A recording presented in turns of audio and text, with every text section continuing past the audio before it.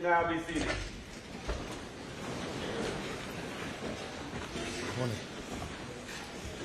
Good morning. Mr. Tinsley.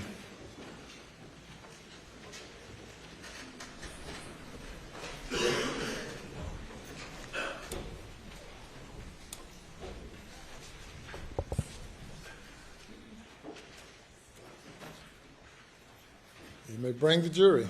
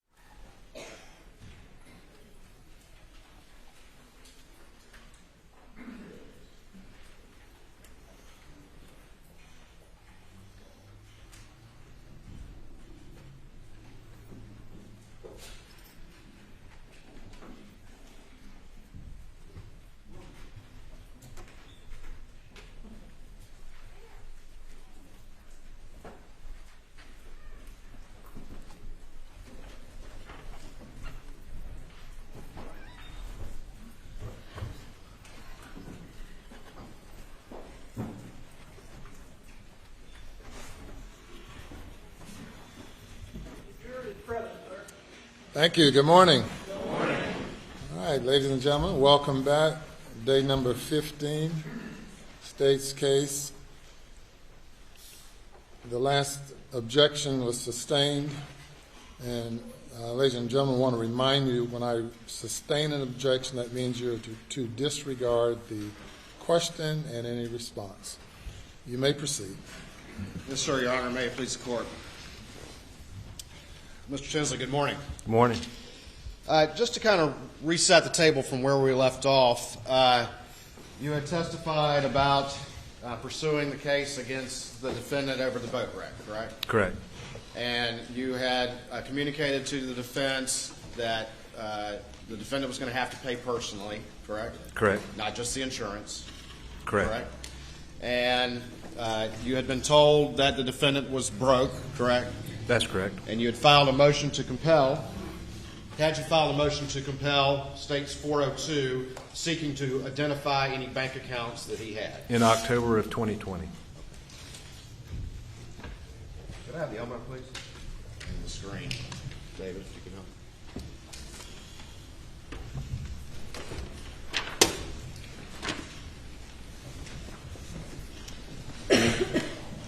help. All right.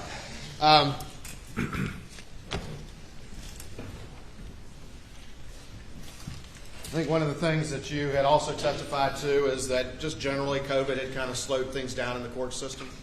Ultimately, yes. And then you had had some health issues that you were dealing with as well. Is that correct? At some point, yes.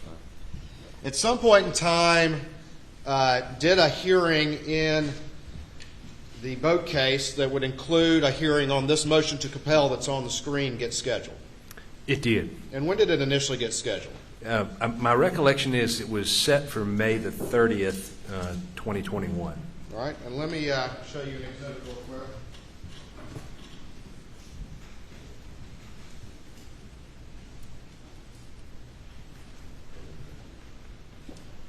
I'm going to show you what's been marked as States 404 and see if you recognize this document.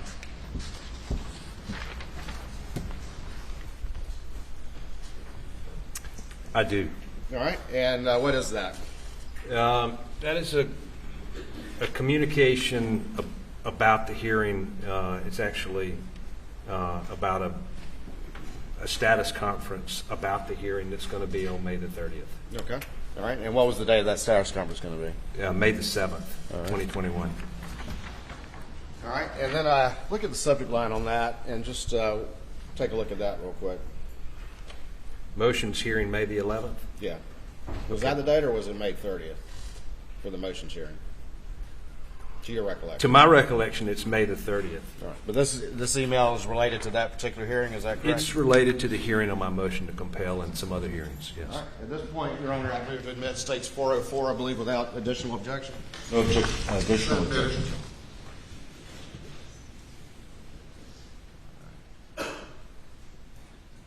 And was that the particular email we were just discussing? It is.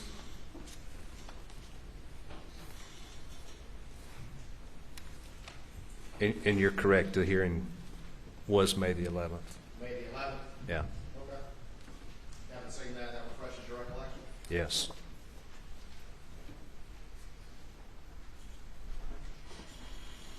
We'll show you now what's been marked as States 405. And have a take a look at that and see if you recognize this.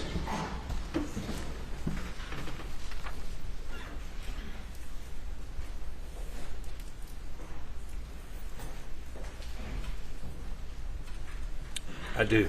All right. And tell me what this is, please. It's an email from Judge Hall, who had been assigned the case about the hearing. John Tiller, who was Alec's lawyer in the boat crash case, was diagnosed with pancreatic cancer about the same time, just before I found out I had cancer. And so he had a chemotherapy treatment that was going to run long the day of the hearing. He didn't always know when his treatments would be, but about a week before he would know. And so the hearing needed to be rescheduled to accommodate John's treatment. All right. And just initially, when that request was made, what was the judge in that case's response? The hearing would go forward as scheduled, and one of Alec's other lawyers could attend. All right. So initially, the judge denied that continuous request. Is that correct? That's correct. And what happened after that that ultimately resulted in it being continued? I sent an email. John Tiller was my friend, and I didn't object to continuing it. And then the judge had a status conference, and at that point, we continued the hearing until June the 10th. In the course of this litigation, given that we were coming out of COVID, had the judge in that particular case been relatively aggressive in wanting to move this case forward, to your assessment? The judge knew that I was in Florida receiving treatment and was accommodating that.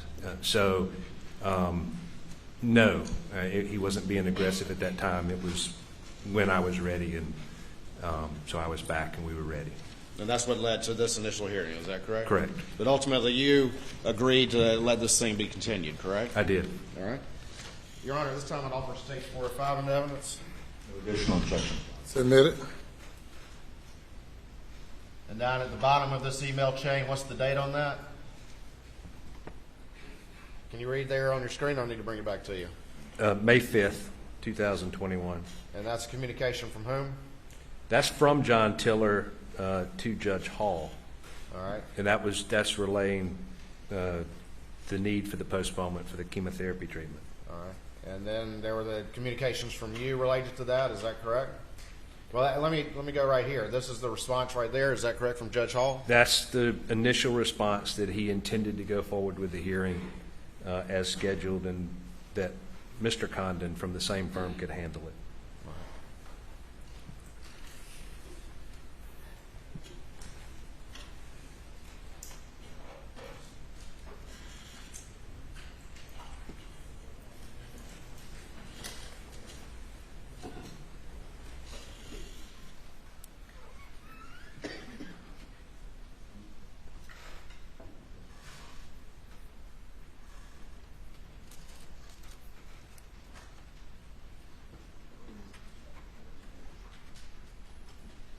Show you now what's been marked as Stage 406 and see if you recognize this particular document.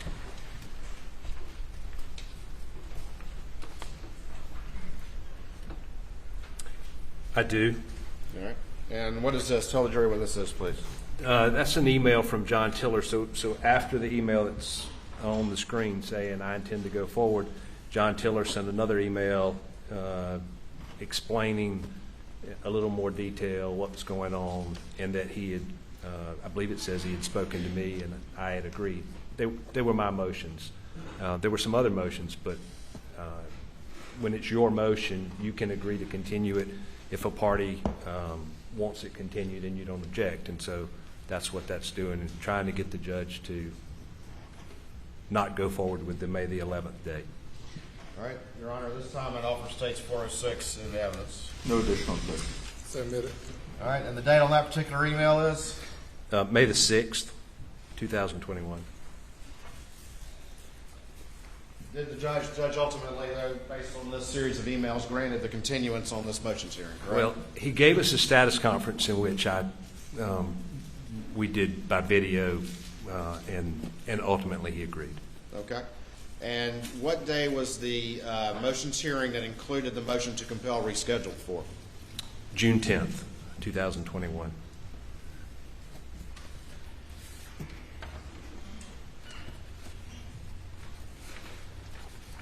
Going back to State's 402, one of the matters that was on the table to be heard would have been your attempt to get compelled responses to this interrogatory from the defendant, correct? That's correct. Seeking identification of his bank accounts. That's correct.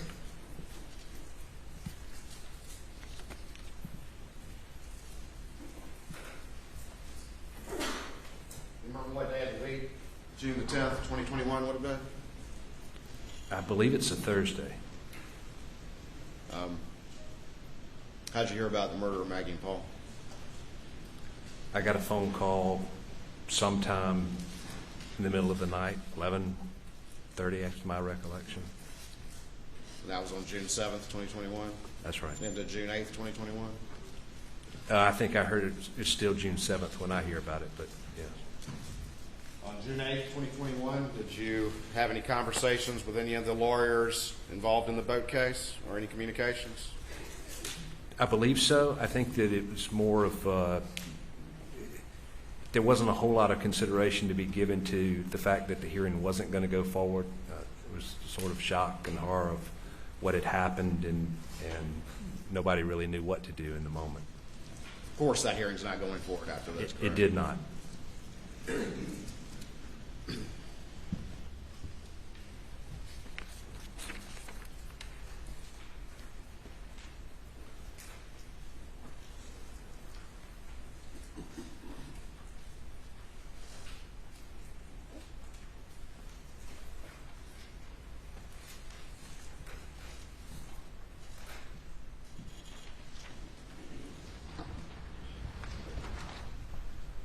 We'll show you what's been marked as State's 407 and see if you recognize that particular document. I do. This is an email from Judge Hall's law clerk. Judge Hall's over the boat crash case to me and the lawyer for Parker's, as well as about the fact that the hearing's not going forward. All right, this time I'd offer State's 407. Additional objection. So admitted.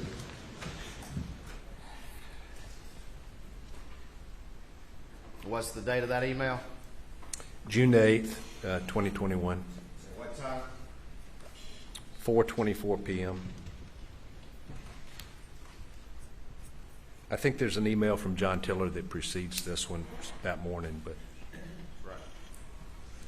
But ultimately, there were communications the following day that obviously we're not going forward with this hearing on the motion to compel, correct? yeah, pretty much immediately.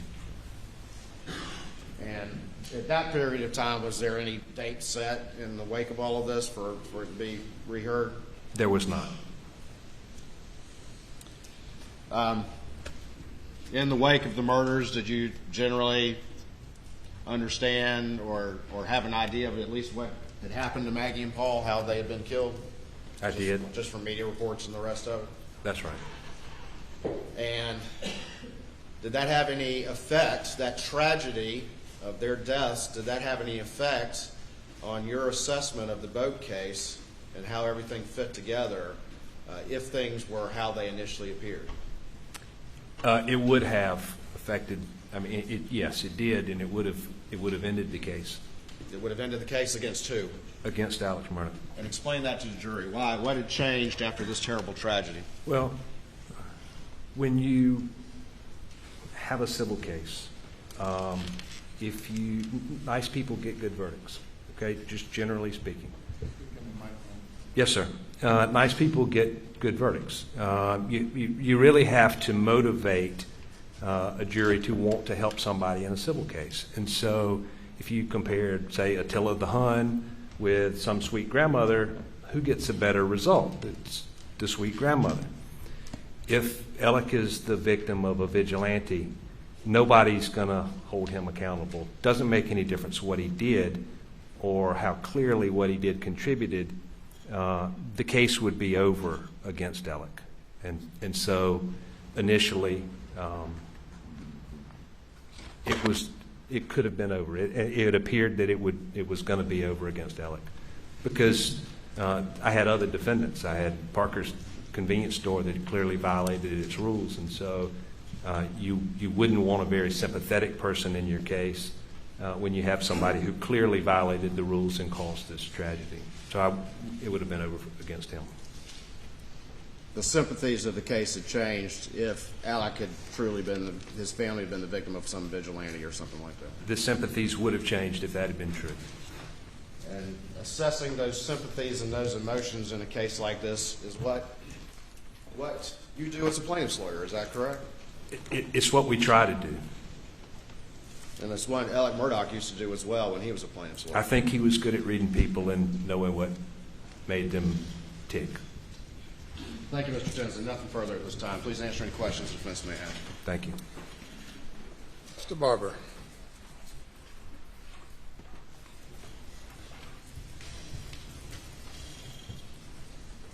Good morning, Mr. Tinsley. Good morning.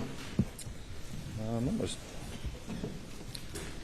maybe just start asking a couple of questions that I think are just some things that we could agree on before maybe getting to some other things. Was there any life insurance for Maggie or Paul? I don't believe there was any life insurance on anybody, including Alec. And if this motions hearing, which was not just the motion to compel, it was other motions, correct, on June the 10th? Yeah, there were some other motions. And if that hearing had gone forward, at least for the motion to compel, this would have been another step in a process? Right. In other words, I believe it was your previous testimony. I think it's fair to say that there wouldn't have been an explosion on June the 10th, that this would have been another step, but it wasn't the end point. So what happens? Is that correct, sir? Yes or no? Am I misstating your testimony?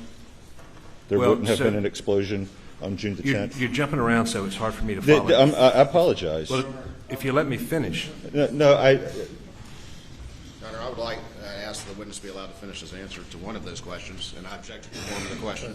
Pose one question. Yes, Your Honor. Did you previously testify, I think that it's fair to say there wouldn't have been an explosion on June the 10th? I'm sorry, Yes you or were no? looking down. I couldn't hear what you said. I'm sorry, I was reading it. I think it's fair to say that there wouldn't have been an explosion on June the 10th. Quote. Did you testify, did those words come from that stand when you previously testified, yes or no? I'm not trying to give you a hard time. You looked down again, and I could not understand what you said. I Was there an explosion? apologize for that. I'll hold it up. I'm just trying to read it accurately. I think it's fair to say that there wouldn't have been an explosion on June the 10th. Yes or no, is that your testimony previously?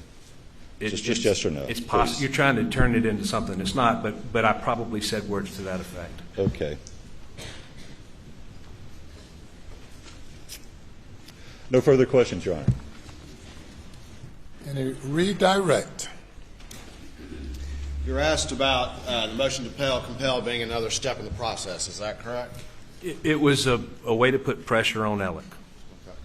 But if after that hearing happens and an order granting a motion to compel had been issued, that starts a process that's going to run its course. Is that correct? Objection, pleading. If a order is, I'm sorry, I'll rephrase that. If a order to compel is granted, tell us about the process that happens after that as it relates to your specific interrogatory we've talked about here today. Sure. The process starts on Alec's side way before. If you look at those exhibits that they marked the email, you'll see Danny Henderson. Again, Danny Henderson was his personal lawyer. Danny Henderson is also a shareholder in the firm. Danny Henderson is reviewing every single document. That's how meticulous Danny Henderson is. He reviews all of the account information before I get it. And nobody knows better what Alec's making than Danny Henderson. I mean, you'll see all these checks going out and all these payments being made, and Danny Henderson would have known. So the explosion. Object. Your Honor, objection. Basis for the objection. Foundation.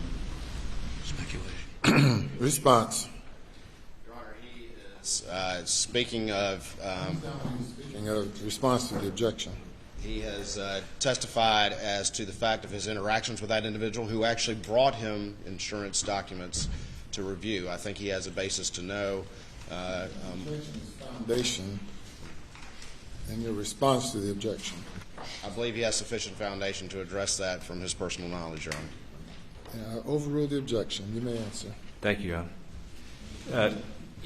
For instance, I had subpoenaed the phone records, not only Alex, his father's, but we also had John Marvin, Alex's brother's phone records. Danny reviewed those records for a long time before I could get my hands on them. Danny was involved in everything. He was at every hearing. He was at every deposition. He was intimately involved in every aspect of the case.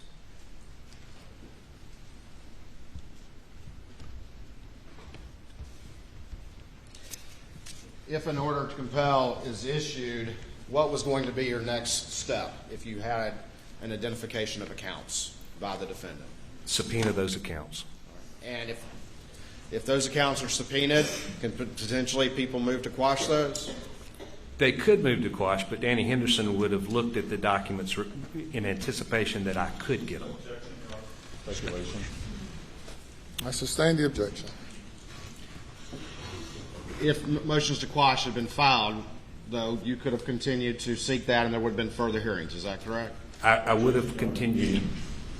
Objection to sustain. That's the leading. What would have happened if motions to quash were filed as to any subpoenas you issued for the specific information about the defendant's accounts? I would have continued to push. We would have continued to argue about it. Would have a process been put in motion, though, that was going to conclusion if an order had been issued on June 10th, 2021? Absolutely. Thank you. Nothing further. Anything further? No, Your Honor. Let's step down. Thank you. The next witness.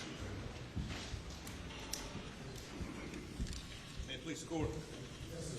Your Honor, this time the state of South Carolina calls Ms. Blanca Simpson.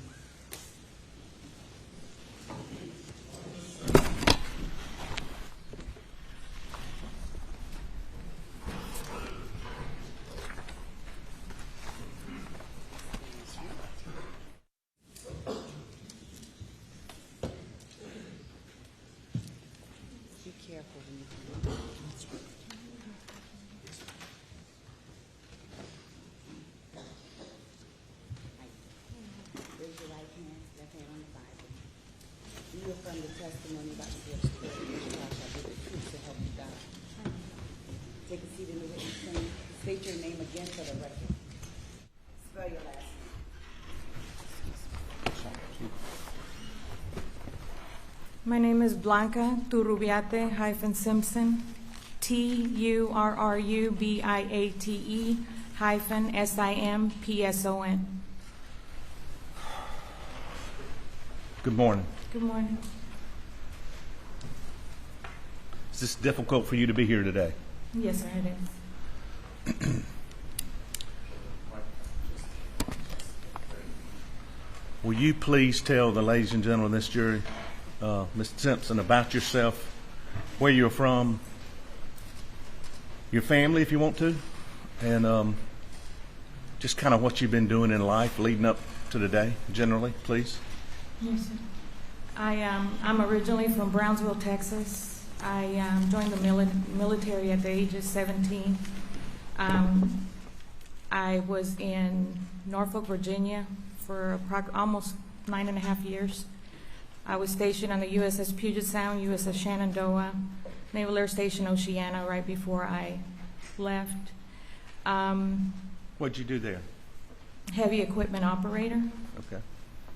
And my husband was also a heavy equipment operator. We were both in the same field. We decided that the military was just not going to be a good environment for raising children, so we made a decision. Instead of moving to Texas, we moved to South Carolina, where he was from. And We have 5 children, 34, 31, 23, 21, and a 17-year-old. They're all been raised down here in South Carolina. Any of them still at home? Yes, sir, 17-year-old. Where was your husband from? You said he moved back home. Where was he from? My husband's originally from Gifford, South Carolina. Say it again. Gifford, South Gifford. Carolina. Okay. And what does he do? He's a police officer for Hampton. When you came to South Carolina, you'd never been here before, correct? No, sir. Okay. What did you do when you got here besides the hardest job in the world, being a mom and raising kids? What else did you do? When we moved here, we had enough leave built that we didn't have to work for almost 2 months. So I went to, after about a week, I kind of got bored because I'm used to having hands-on doing something. So I went to the local Piggly Wiggly store in town, and I asked I didn't know he was the owner at the time. I realized he was the owner after, if I could get a job because I was bored. And how many kids do you have? I have 5. Okay. But I only had the 2 oldest ones Okay. at that time. And so he said the only job he had was a stalker, and I actually had no idea what that meant because I had just graduated high school and went in the military, so I didn't know. But I told him I would take it as long as it would get me out of the house for a little bit. So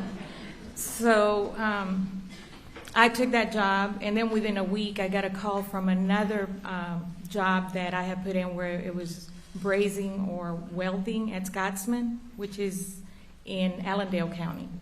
And I figured, well, it offers benefits, and it would be better transition for the kids, dental, that sort of thing. So I went there. After about 2 weeks, another job called me and had better dental medical benefits for my kids.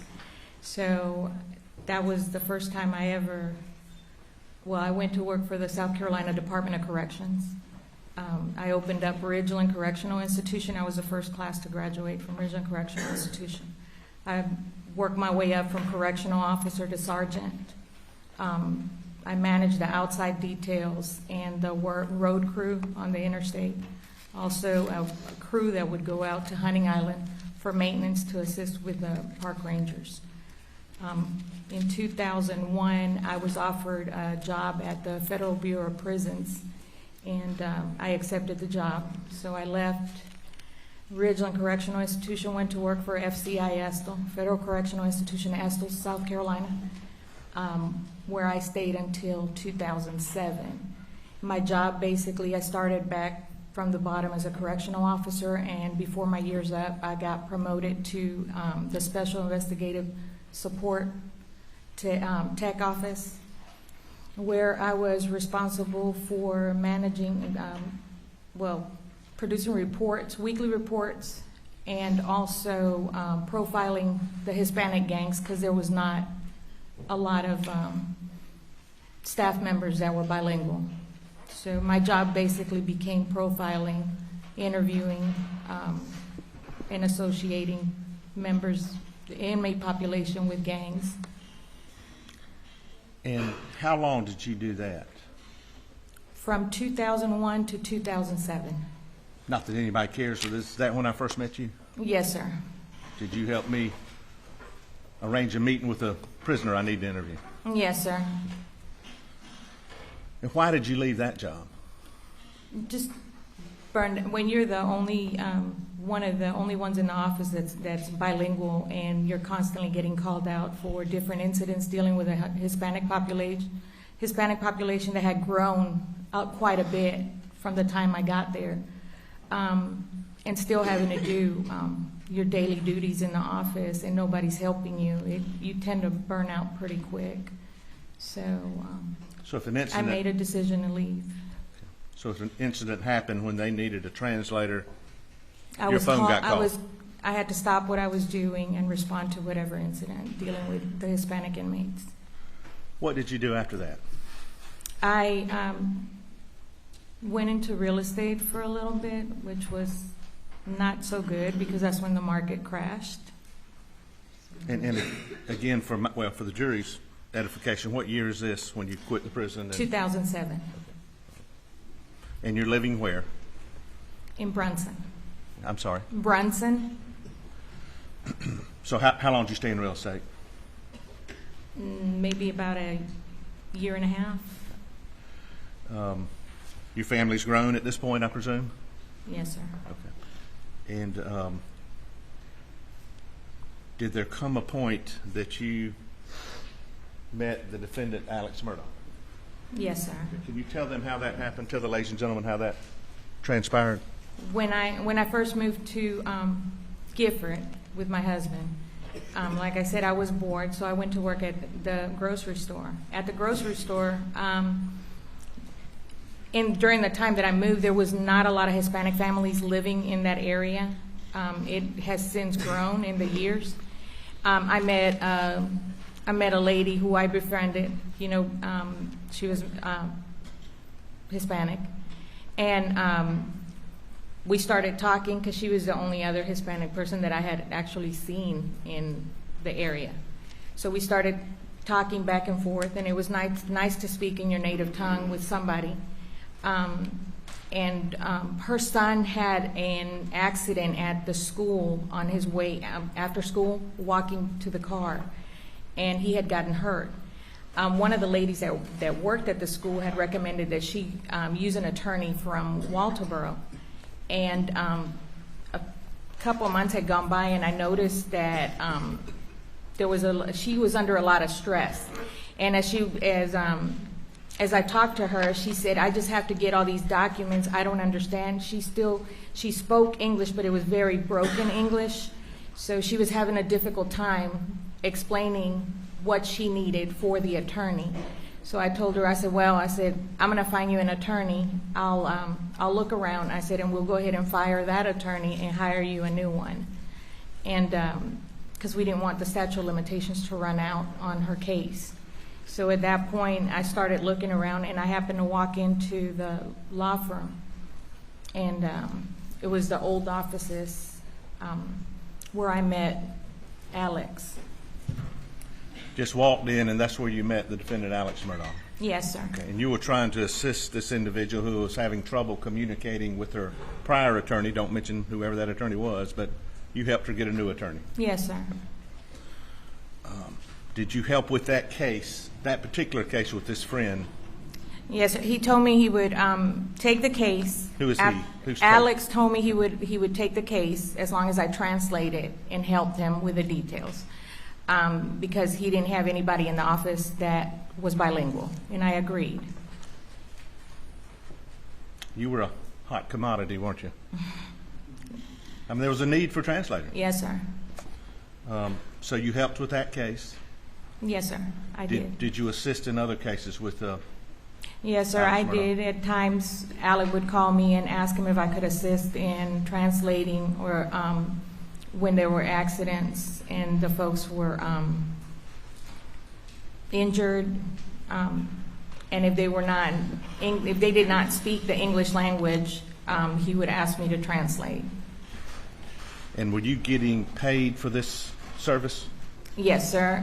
He would. It wasn't a set fee. It was just depending on the case, whatever I did, whether it was to get him signed up with a law firm, basically, or if I had any type of, in the Hispanic community, when you are in trouble or you're in need of something, and a lot of times those accidents, when they happen in the area, they are not from here. The language barrier is a big thing for them. So my instinct was more to make sure that they were well accommodated and whatever they needed. So sometimes he would reimburse me for my out-of-pocket whenever I helped the individuals, who were in the accident. And that went on for a period of time when you were assisting either Alex Murdaugh or the law firm. Is that correct? Yes, sir. Okay. Did that change into caregiver, if you will, or respectfully, I don't mean housekeeper or whatever term you'd like to call it, for Maggie Murdaugh. Yes, sir. Alex had called me and said Maggie was looking for a person to help her in the home. And at that point, real estate wasn't really doing much for me, and so I couldn't find anybody. I had asked around, and at that point, I told him, I said, well, I'll help her.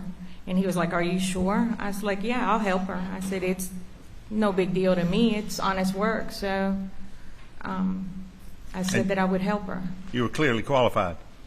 Yes, sir. So what did you start doing for either the Murdaughs or Maggie Murdaugh? I started helping the other ladies in the house with the cleaning, with running errands, running to the bank for her, whatever she needed me to do. And when did that start, Ms. Blanca? In 2007. And were the two young children, or the two children, Paul and Buster Murdaugh, were they younger? Obviously, they were younger. Yes, sir, they were young. And would you have interaction with them and/or Alex Murdaugh during this time period? Yes, sir. How often were you working for the Murdaughs? At that point, it was maybe every other day, depending on how often she needed me. And where was that? Where specifically were you working? Where was their house? At the house on Holly Street in Hampton. How long did that go on before you stopped? And tell them why you stopped. I worked there with them on and off, like I said, not on and off, I shouldn't say that, every 2 to 3 days, or it wasn't a daily thing at that point. Then I did go probably about maybe, I can't recall whether it was a few months later or a couple weeks later. There was an incident at the house, and somebody had tried to burn the house. So that's when I actually went and started helping her more full time, because she had to go through a lot of the damages and all that. I helped her document a lot of whatever damages were done from the diesel and stuff that was spilled all throughout the house by the individual. And maybe I wasn't clear in my question. Did there come a point where you had some health issues? Yes, sir. At one point, I suffered a stroke, and I had to stop working and go through rehab for a while. And what year was that?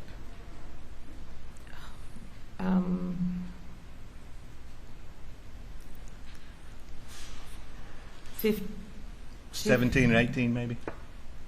Yes, sir. Okay. Yes, sir. So prior to your stroke, and you had to go to rehab, how long did you work for the Murdaughs? That was a few years by then.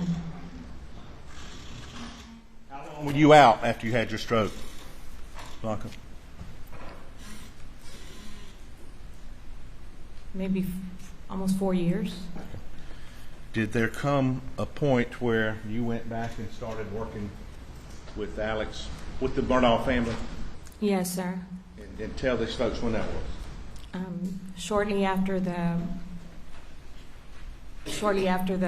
boating accident, I reached out to Alex and Maggie, and I told them if they needed anything that they could call on me. And at that point, Maggie said that she would like for me to come back if I was able to. So I told her I would. At that point, I was feeling better, so I told her that I would go back. And once I went back, it was like I actually never left. I was just informed the stroke was in 2015, not 2017. I apologize. Sir. Yes, sir.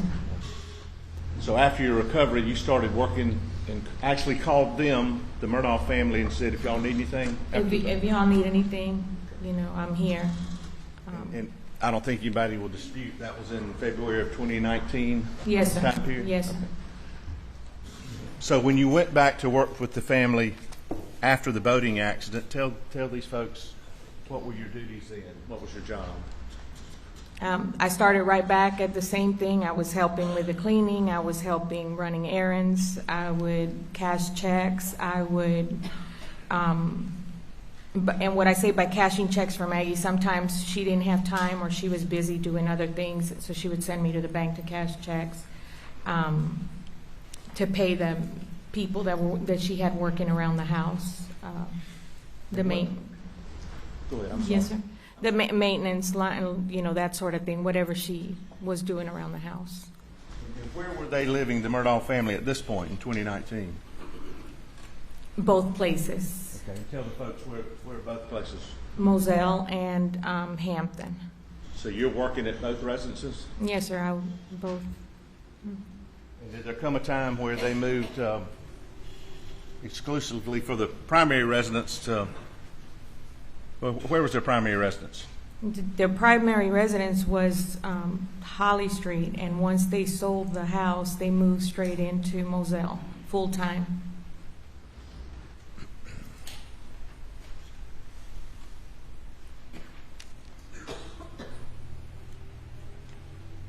We hadn't heard much about Maggie, and I'm limited what I can say in a murder case, but did y'all get fairly close?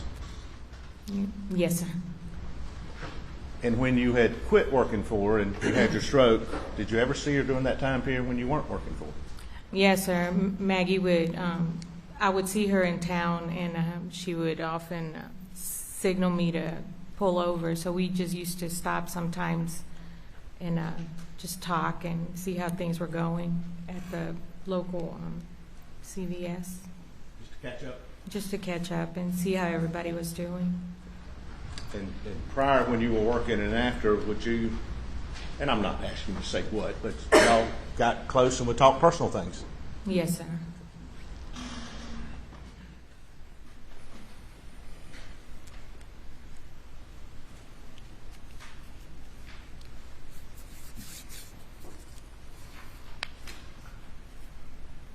I'd like for you to go back in your mind now and take this jury back to June 7th, 2021. Yes, sir. You were working there for the Murdaughs then? Yes, sir. That's a Monday. Do we all know that, June 7th? Yes, sir. When had you worked prior to that? At At- the Moselle property for them? Friday. And at that point, had you seen, what family members did you see at Moselle on Friday, which would have been the June 4th of 2021? Do you remember? Paul. And what was your interaction with Paul that day? Paul walked through the door, his usual self. I was walking out of the laundry room, coming into the kitchen, and Paul came in the front door, and he was holding a laundry basket full of clothes. And as he was approaching me, he saw me, and he said, "What's up, Miss B?" And I just looked at him. I said, "Boy," I said, "if you got all them dirty clothes and you want me to take care of that," I said, "I'm getting ready to leave." He's like, "Oh, come on, Miss B. You can help me out." He said, "I need them for the weekend." I said, "Well, just pull a couple of them out, what you need, and I'll take care of it." And I ended up staying late to make sure that he had his clothing ready for the weekend. So did you wash the clothes for the entire family? Was that part of your? Yes, sir, I did. And did Paul leave that Friday? Yeah, I saw him leave. I don't know whether he was actually gone for the weekend or if he was still. And did you ever see him again? No, sir.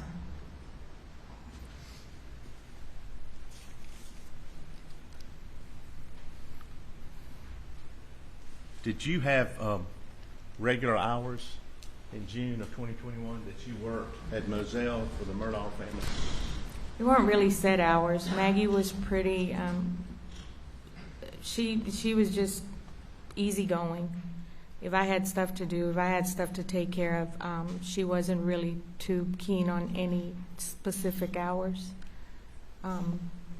So, you know, if I had a doctor's appointment or if I had anything, she'd be like, okay, no, her main comment to me always was no worries. No worries. No worries.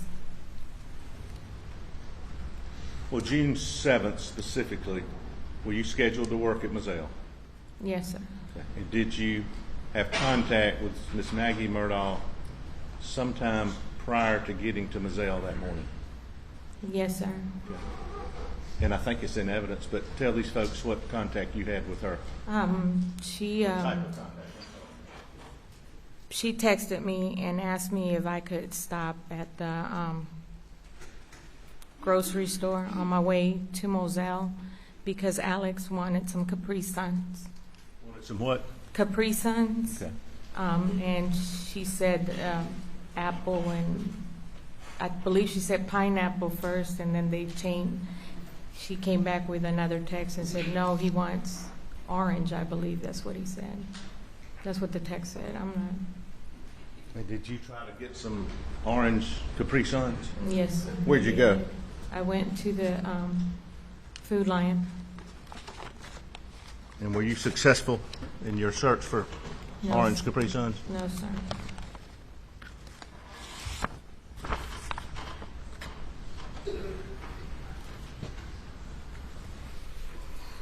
I'll show you what's marked States 54, Sparker. Excuse me, Defendants 54 for the record.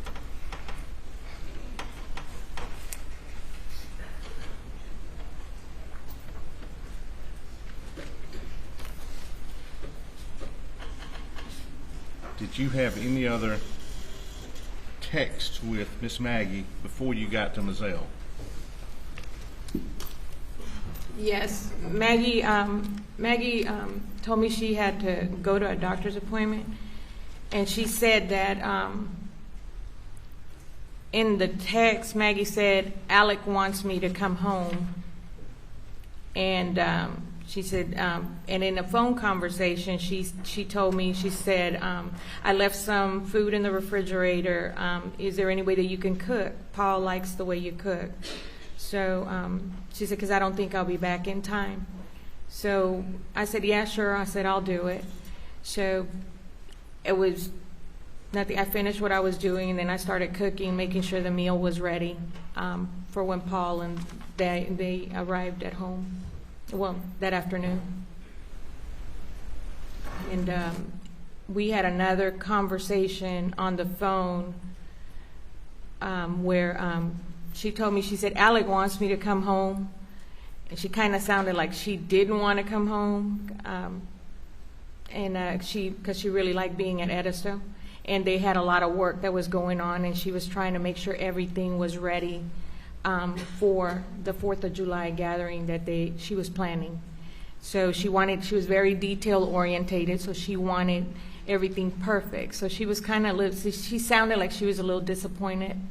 And then she said, well, Alec asked Paul to come home too because he's got to fix the mess up out there that that CB had done. That CB Road? Yes, sir. And he said Alec had told Paul to come and fix it because they were planning on having a hunt that weekend, so he wanted everything ready and good to go. So he'd asked Maggie to come, and then he had asked Alex to come. That's what Paul to come. Paul. That's what Maggie told me over the phone. And looking at Defendants 54, can you read that?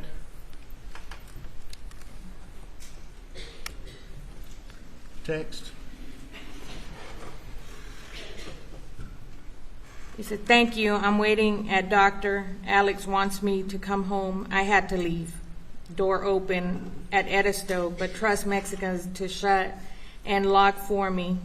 His dad is back in the hospital. The last doctor claims not cancer, it's pneumonia. And then she's got some emojis. She said, Alec is about to die. Hope he doesn't go down there to sleep. Needs to take care of himself as well. And when she said, I trust the Mexicans to leave the door open, that didn't bother you? No, sir. Okay. When she said, I guess my question is, you said you didn't think she wanted to. Mr. Meadows, you're standing in front of the jurors.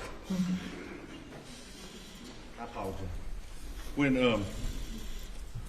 you had just testified you didn't think she wanted to come home, was work being done at Edisto? Yes, sir. Okay. And did she like being at Edisto? Yes, sir, she did. And when would she stay at Edisto? Any chance she had. Okay. Where was a time of year that she liked being there more than other times? Yes, sir. Come around spring, summer, she preferred to be in Edisto. And I guess, was she at Edisto the night, Sunday night, do you know? Where was she Sunday night? I'm not sure. All speculation, unless she knows. She can answer if she knows. I'm not sure.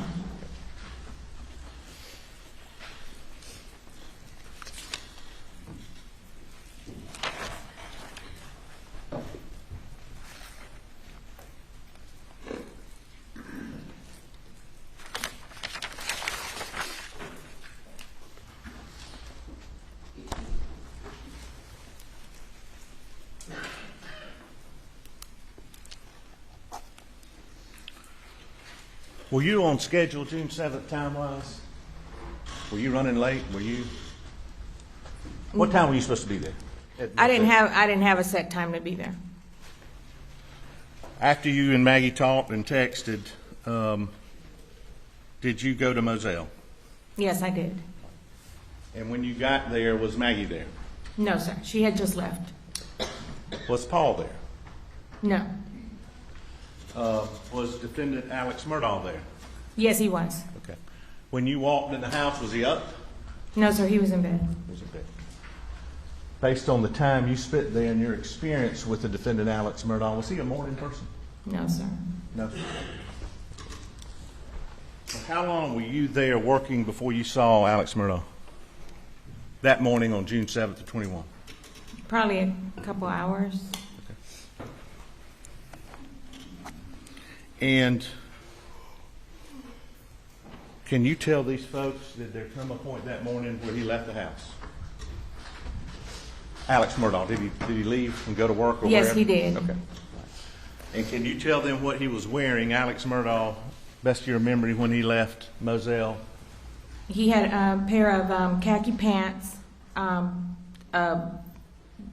greenish, I call it seafoam color, polo shirt, and he put a sports coat, a blue sports coat over it.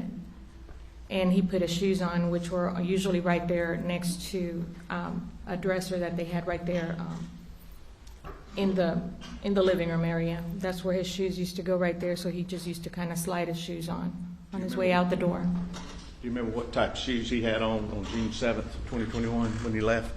His regular work shoes, the brown, there was a pair of brown leather shoes. Was it a long sleeve shirt or a short sleeve shirt he left on? The polo's a short sleeve shirt. And staying out of everybody's view, do you remember anything specifically about that shirt? As he put his coat on, he was putting his shoes on, and he was putting his coat on, and he was getting ready to walk out. He turned around, and I said, Alec, I said, hold on a minute. I said, your collar's sticking up. So he turned around, and I fixed his collar inside his jacket because one collar was sticking up on his shirt. So you actually helped, I'm sorry, but you helped move his shirt? Yeah, yes, I did.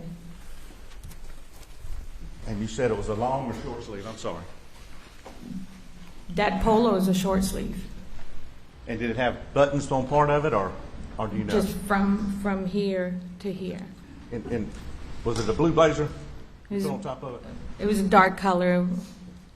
Did he put a tie on? He didn't have a tie with that on. No, sir. I just. There's ties anymore.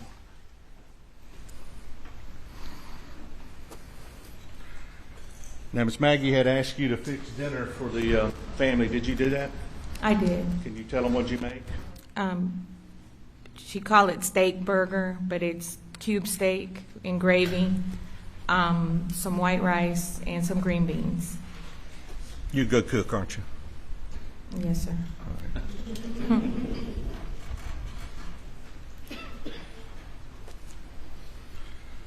Did you see or talk to Maggie ever again after those texts or those phone calls? Before I left Moselle, I texted her and I said the dinner was on the, I believe I texted to the effect that I left dinner on the stove for them. And that I can't really remember the text, but I did text her and let her know that the dinner was ready and that I was leaving. And you said one of her phrases she used is "no worries." Had she said that to you that day? Yes. When was that?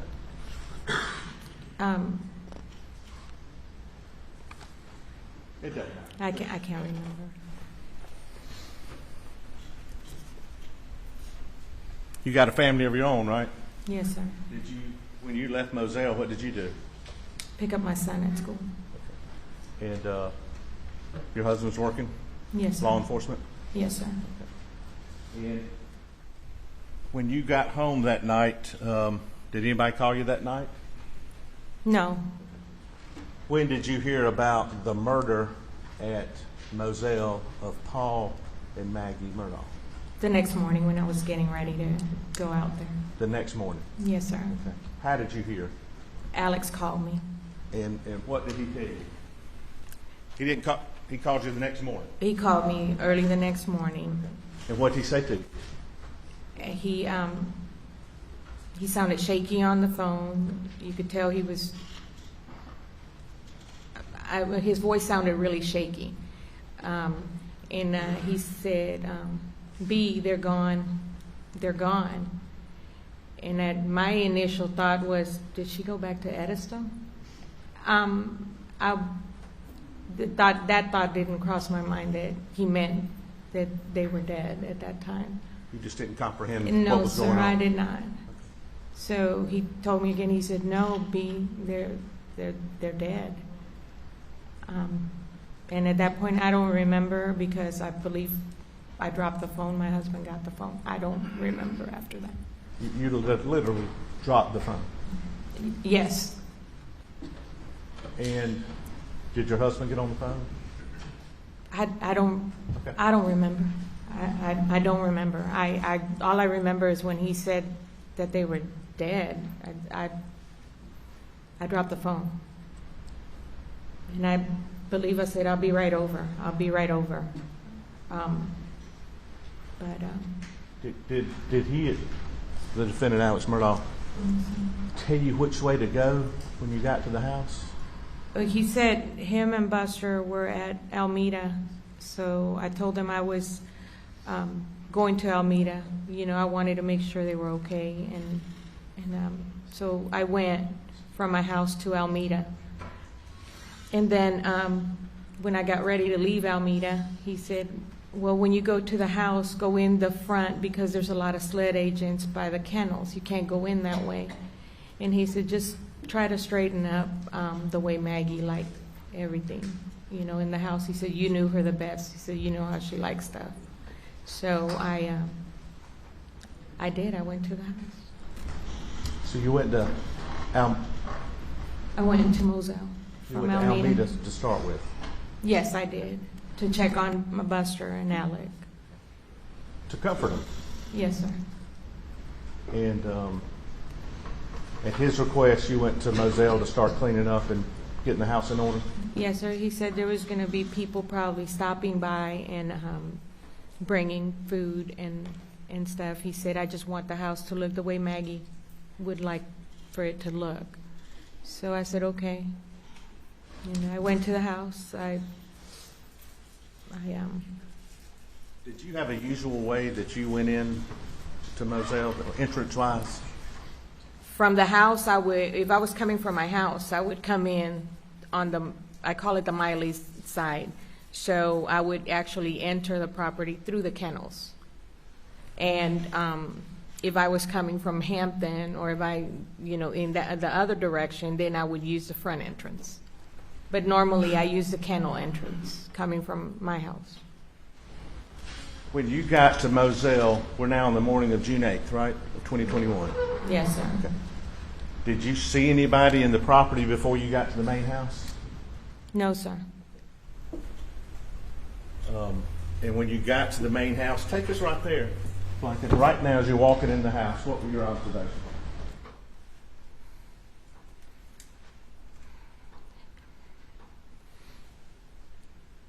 It was hard because I know she wasn't going to be coming back. And I didn't want to move. I didn't want to move her stuff.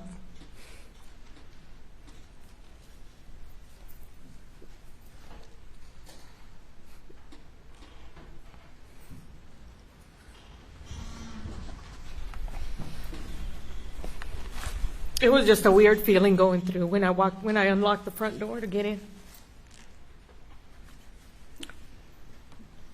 It felt cold. You really cared for her, didn't you? I did.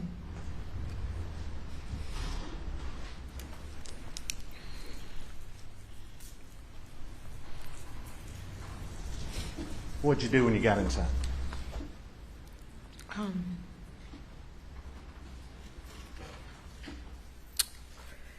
When I got inside, I didn't turn on any lights. I didn't do anything. I walked through the front door and I went in the kitchen.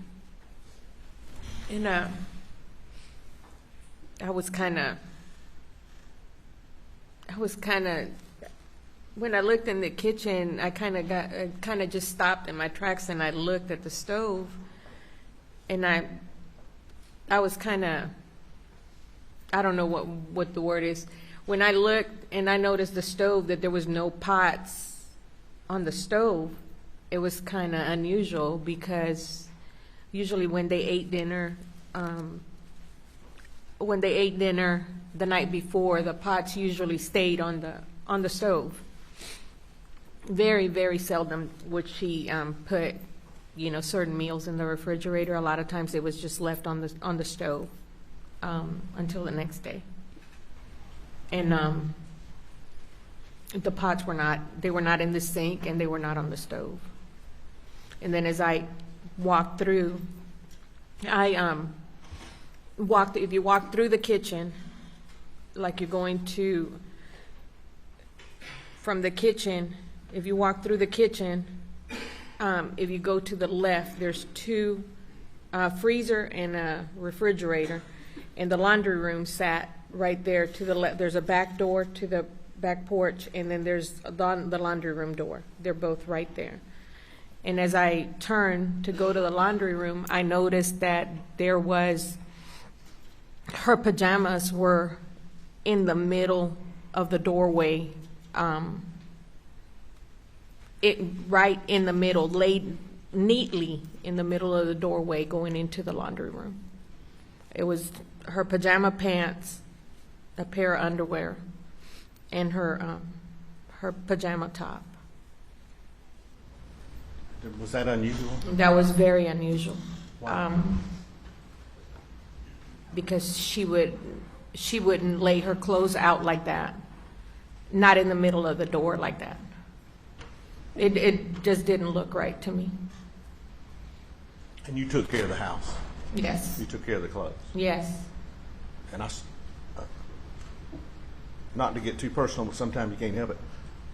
Were the underwear there with the pajamas unusual? Yes. Why?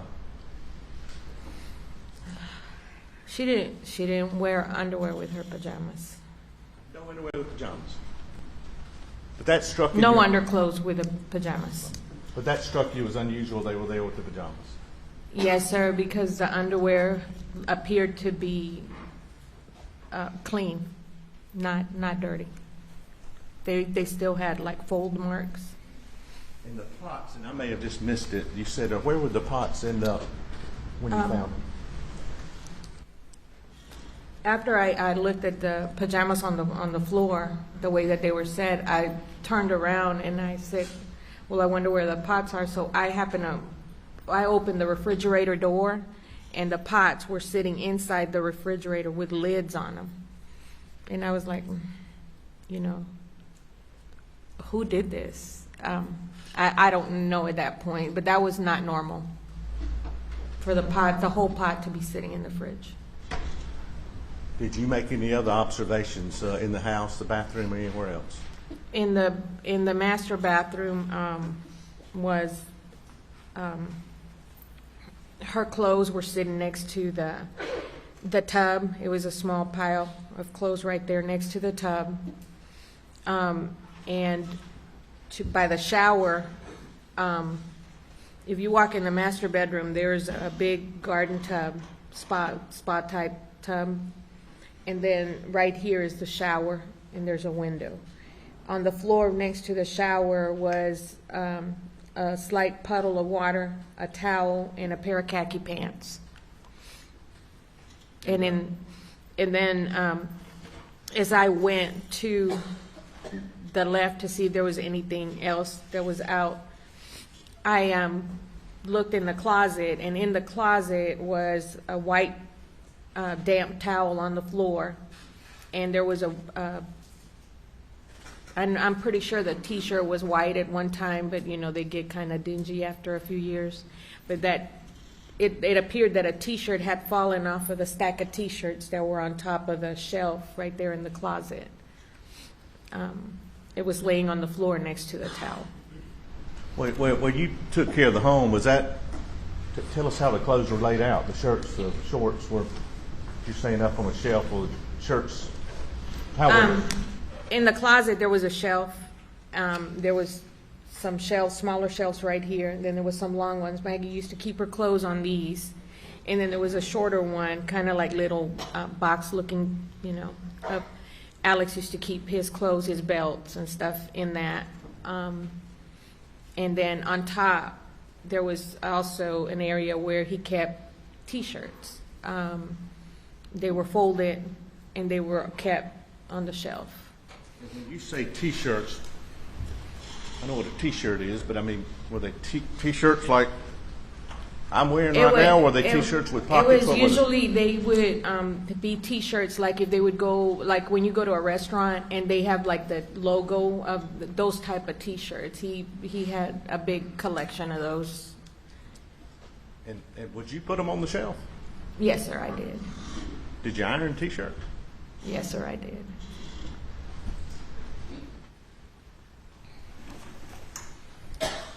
And you washed all the clothes? Yes, I did. Did he have a certain place that he kept shorts versus long pants? Yes, sir. When you walk in the master bedroom, when you enter the master bedroom, the bed was right here. At the foot of the bed, you had a dresser here and a dresser here. The right dresser on the top drawers were usually his underwear, his socks. The next drawer was his T-shirts.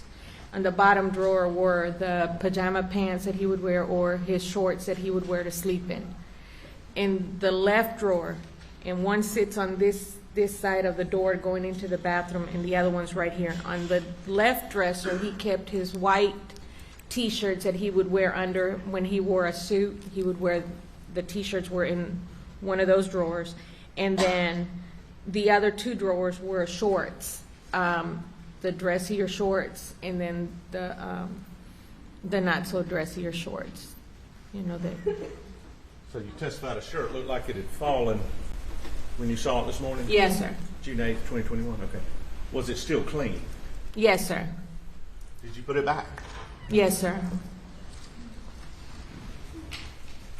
My boss, Don Zelenka, just reminded me that the food that you cooked, did you look and see how much was eaten in the pots? No, sir, I did not.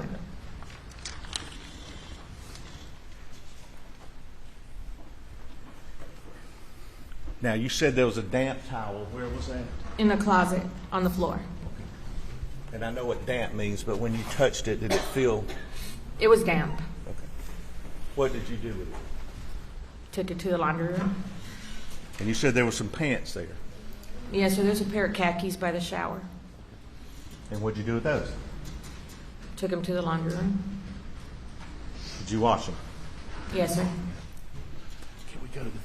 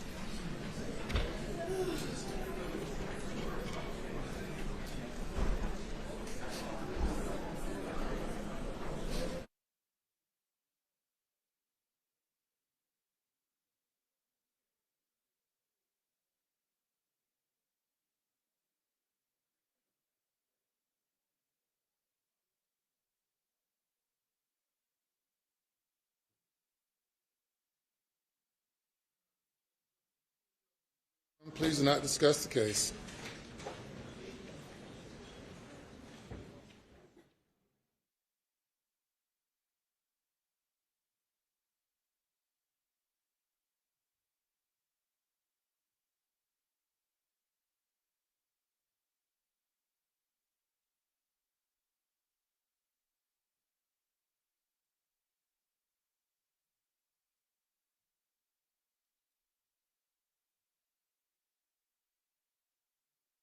Please do not discuss your testimony. We'll take about 10 minutes.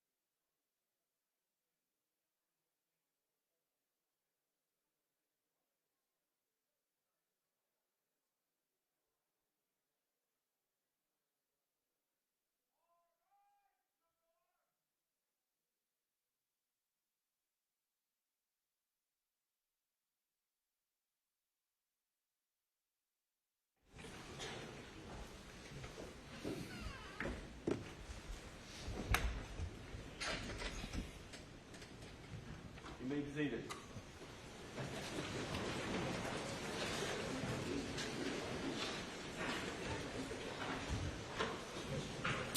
You may bring the jury.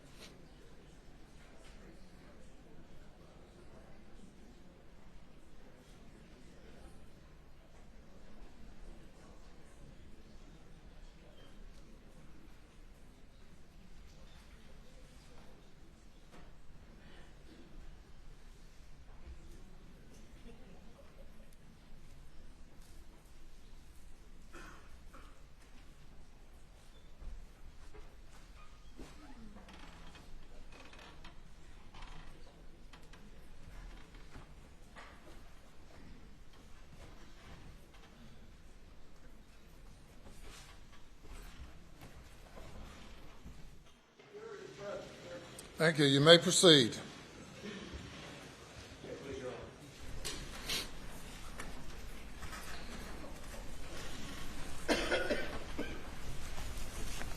Mr. Harpootlian and Mr. Waters, if you all would be seated.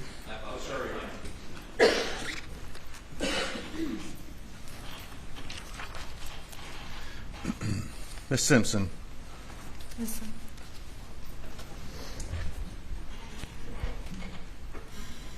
I think where we left off, let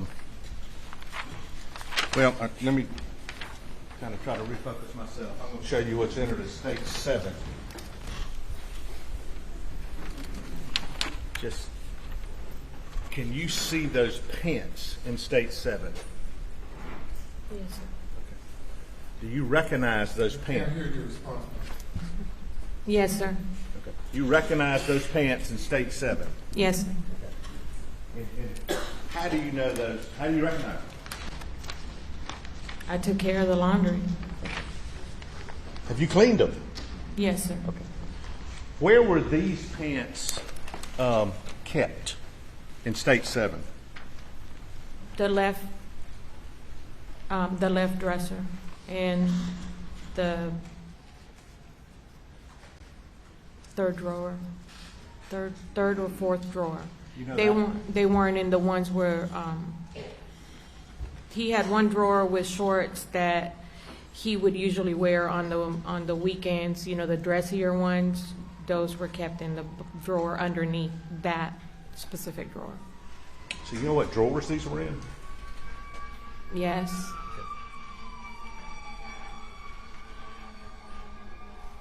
If you know from being there and taking care of the clothes and taking care of the family, were these shorts he liked to wear a lot or not? Did you see him in these shorts much? No. And were these shorts clean the last time you saw them? Yes. Now this shirt that's also in States 7. Had you seen that shirt before? Yes, sir. Okay. Where was this shirt kept in the closet at Moselle? The top shelf, above where his clothes hang, the top shelf. There was a shelf up there. And you've testified it looked like a shirt had fallen from that shelf when you got there on the morning of June 8th, correct? Yes, sir. Okay. Was this shirt kept in that same place as the shirt that had fallen? Yes, sir. And the shirt that had fallen, what did you do with it after you picked it up? I folded it back up and I placed it back on the shelf. Was it clean? Ma'am, Yes, sir. I understand that you all are parents having a personal conversation, but you need to speak into the mic. Yes, sir. All right, look at me this way. I'm sorry.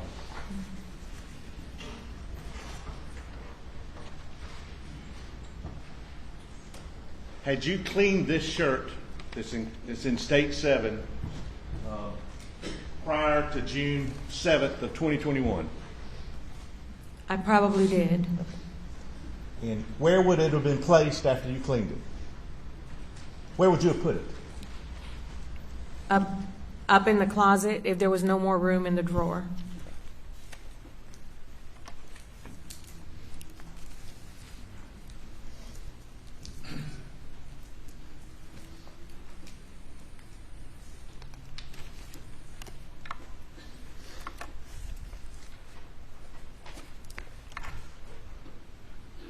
Now, could we please play States 306, please?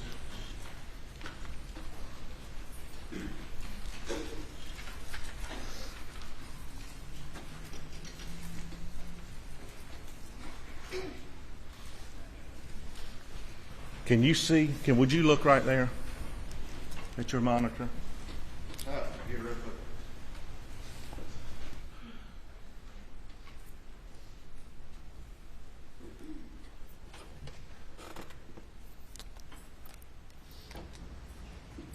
As they're fixing that, when Mr. Monk.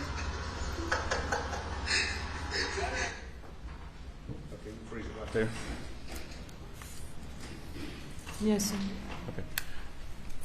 Now, this, who's in the picture? Alex. Okay. And can you tell what kind of pants he's got on? Khaki pants. Okay. Can you tell what kind of shoes he's got on from that, Miss Simpson? It appears to be a pair of loafers. Loafers? Mm-hmm.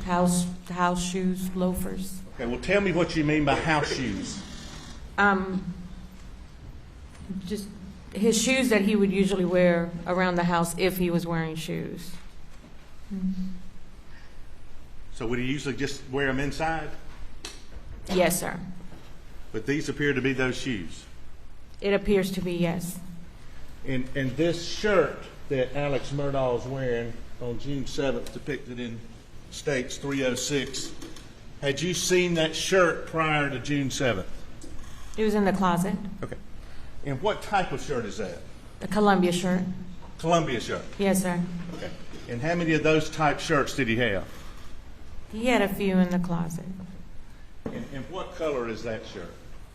Just like a greenish aqua seafoam color. Why do you keep using the term seafoam? I'm not fussing, I'm just asking. The term seafoam, when Maggie was looking at different color palettes to paint, that color came up in one of the color palettes. So we would refer to it as a seafoam. But that's the term that was used for that color in one of the color palettes that she had. After June 7th of 2021, did you ever see that shirt again?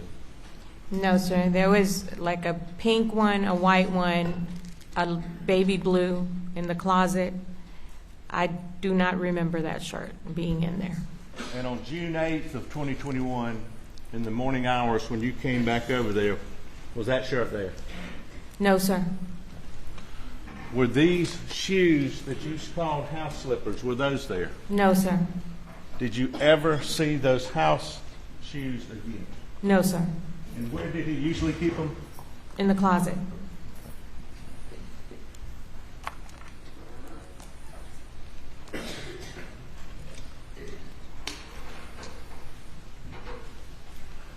Did he have any other type shoes canvas or any kind of boat shoes? He had a lot of shoes in the closet. Do you remember any shoes that were canvas type shoes? The boat shoes, like the Sperry. Spirit shoes? Yes, sir. And do you remember those? Yes, sir. They used to sit in the closet. They used to sit in the closet. Okay. After June 7th of 2021, did you ever see the Sperry boat shoes again? No, sir. I do not recall seeing them in the closet. Never ever. No, sir.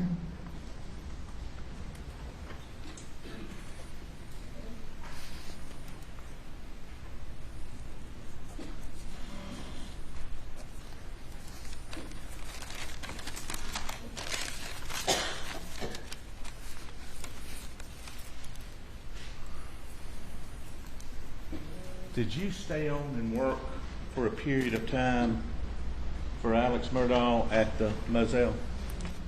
Yes, sir. I did. And did your day-to-day functions change after June 7th as far as Moselle itself? Yes, sir. They did. Well, tell them how that happened and what the change was. After Maggie and Paul were killed, Alec did not stay on the property. On the 10th, when I believe his father passed away, Solicitor Murdaugh. Yes, I believe after the service that we had for him at the cemetery, Alec called and asked if my husband and I would stay on the property because him and Buster were not going to be able to stay there.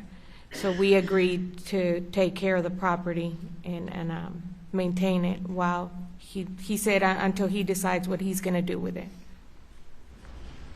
And did, in fact, you and your husband start residing there for a period of time? We did. And what were you paid for that? Yes, sir. Okay. Well, do you mind telling them how much? He would give me $1,500 a week to make sure that anything needed for the farm was taken care of, and my husband and I would maintain cutting the grass on that property, which is a lot of grass out there, and it would take in excess of 2 days to cut. Would you cut it? Yes, sir. I would help my husband. Were you also taking care of the dogs? Yes, sir. Tell these folks what were the dogs' names. Grady and Bubba. Grady and Bubba. Mm-hmm. Yes, sir. You fed them? Yes, sir. Took care of them? Yes, sir. Where is Bubba? What's today? Whatever today is, where's Bubba today? He's with me. So you have Bubba in your home? Yes, sir, I do. Did Bubba have his own pen? Yes, he did. And I don't know if you've seen, but could at some point, and I'll keep going to the video of, well, could we play that now, please, when we get it to the video, the kennel video, please? What is it? And before we get there, when, and I'm sorry, I'm going back to this real quick. Is that the shirt he left for the office in that day? No, sir. Okay. Go ahead.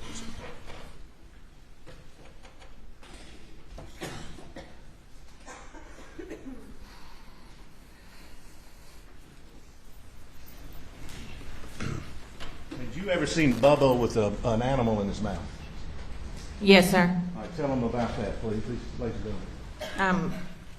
When Bubba was running around, if I or anybody, if the chickens were running out of the coop, he would chase the chickens and he would just go after the chickens or the guineas, whatever was out there.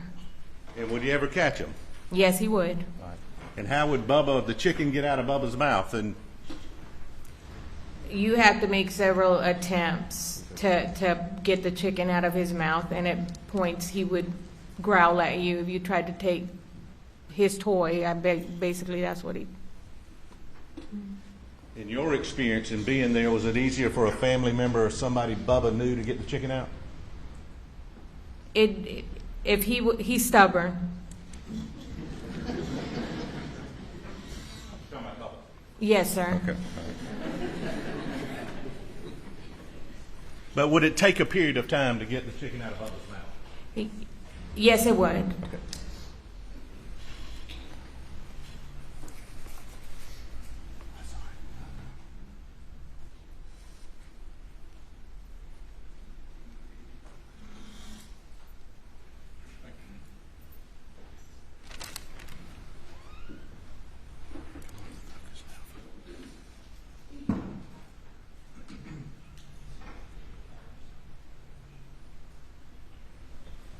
August of 2021. Ms. Blanca, Yes, sir. did you have a conversation with Alex Murdaugh about a shirt? Yes, I did. And let's go back. Where did this take place? At the little house. All right. What do you mean, the little house? After Paul and Maggie were killed, Alec was not staying at Moselle. My husband and I were, and he would often stay in different places. But all his clothes and toiletries and everything were placed in the house that sits between Mr. Johnny Parker and his brother Randy. There's a small 2-bedroom house right there, and that's where all his belongings at the time went. And where is that located? In Hampton. Okay, in Hampton. And who furnished this little house with clothes and toiletries and made sure stuff was there? I did. And who was Alex Murdaugh staying there with when he stayed there, if anybody? He never stayed there. He would just go and get his clothing and eat whatever, if he would have a snack or something. He wasn't really eating. Well, during the month of August, do you remember him having a conversation with you about a shirt? Yes, sir. Did you find that to be unusual? Yes, sir. Okay. Tell them what the conversation was and why you found it unusual. Please. He walked in to the little house, and I was getting ready to leave, and he said, "B, I need to talk to you." And he said, "Come here, sit down." So I went in the living room. I sat down, and he was pacing back and forth in the living room. And he said, "I got a bad feeling." He said, "I got a bad feeling." He said, "Something's not right." And then he said, "Well, there's a video. There was a video that was out. I hadn't seen a video." And he said, "You remember the shirt I was wearing, that Vinnie Vines shirt?" That's what he said to me. And in my mind, I was saying, I don't remember a Vinnie Vines shirt. It was the polo shirt. But I didn't mention. He said, "Well, you know what? I was wearing that shirt." He said, in the that day. And still, I was just, I didn't say anything, but I was kind of thrown back because I don't remember that. I don't remember him wearing that shirt that day when he left. I know what shirt he was wearing because I fixed the collar, and the collar's a different material. And I don't know what a Vinnie Vine shirt is. But when he left that day, was he wearing a Vinnie Vine shirt? Or was he wearing the collar you've described? It was a polo shirt. Polo shirt. Just using your common sense, did it appear to you he was trying to tell you to say, "I was wearing the shirt"? Objection is sustained. That's the form of the question. How did you take that conversation? I felt confused at first, and then I know what he was wearing the day he left the house, and I was basically confused. I didn't really know whether he was trying to get me to say that shirt, if I was to be asked that if that was a shirt he was wearing the day. Now, Ms. Blanca,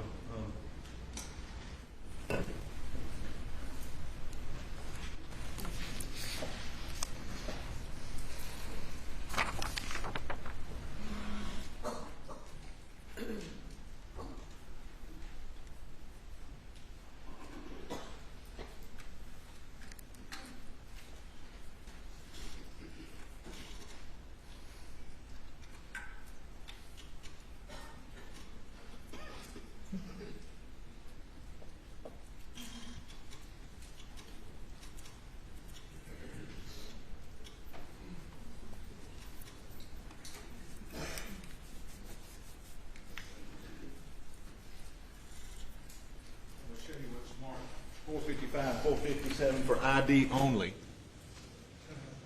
Do you recognize these, and do they relate to your testimony without saying what they are? Yes. Okay. On September 4th of 2021, did you have a conversation with defendant Alex Murdaugh? I did. Okay. And what did he ask you to do? He asked me to send him a photo of the insurance cards. And do you know what day of the week that was? And I'll go back here so you can talk. I'm sorry. I don't remember the day. All I know was it's on my phone. He asked you to send him a copy of his medical card? Oh, it was on a Saturday morning because the next day was my daughter's birthday. Early that morning when he called me, he asked me when I sent him the picture of the plastic insurance card. He said, "No, I need the cardboard one." Well, the cardboard one was in Maggie's purse.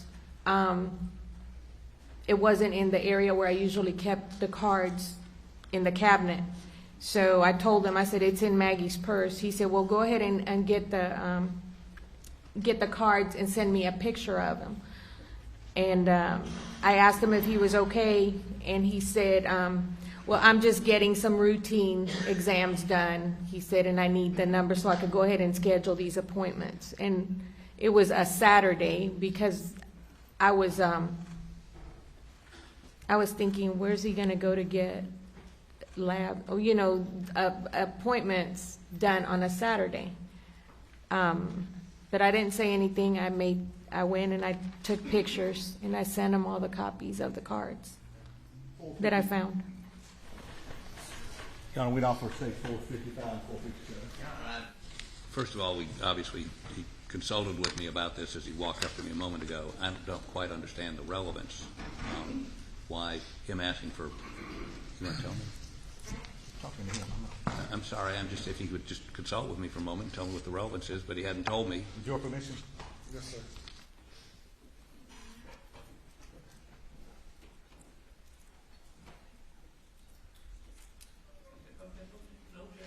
Sorry, Your Honor, we sort of just talked. Surprise.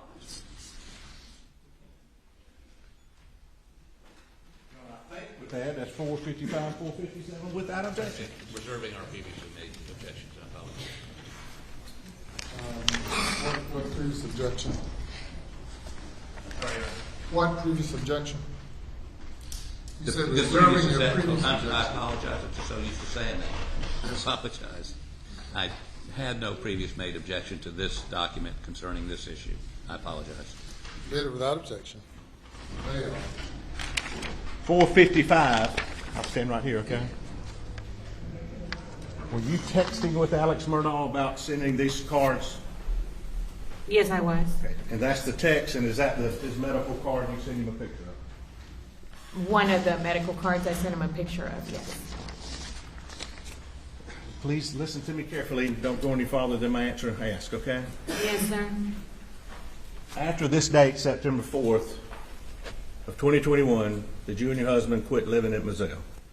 We did.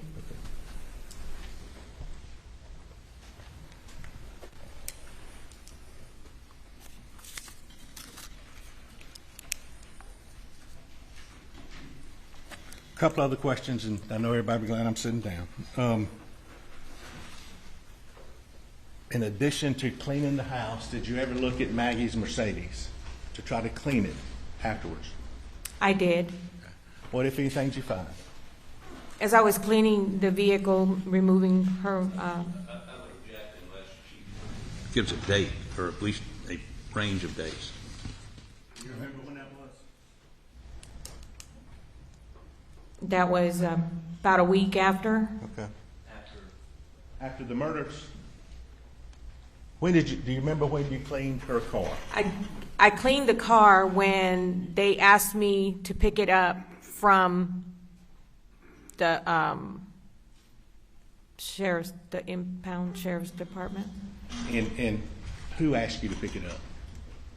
Randy and his wife had dropped off Paul's truck, and they were getting ready to leave to go out of town. So he asked if my husband and I could go pick up the Mercedes from the impound and bring it back to the house.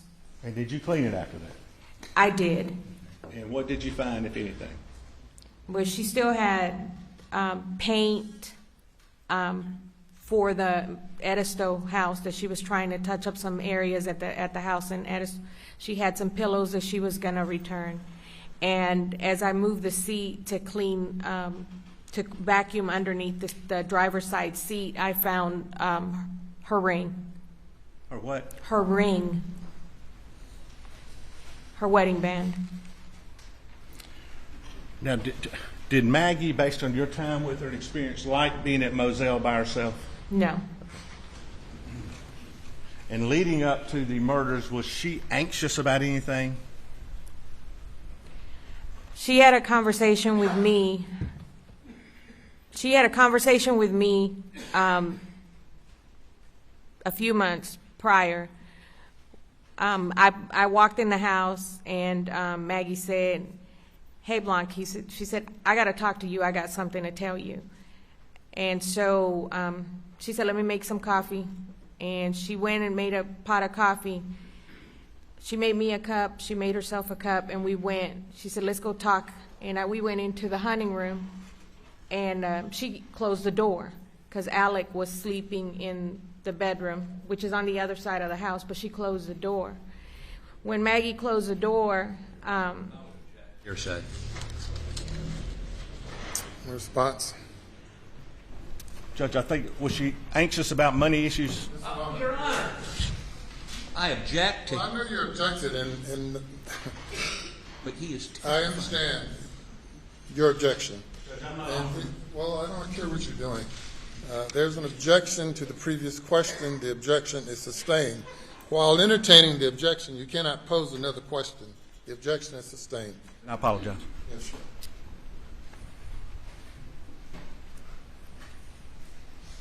May proceed.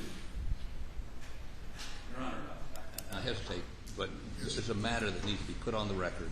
All right, ladies and gentlemen, we'll have you go to the jury room. Please not discuss the case.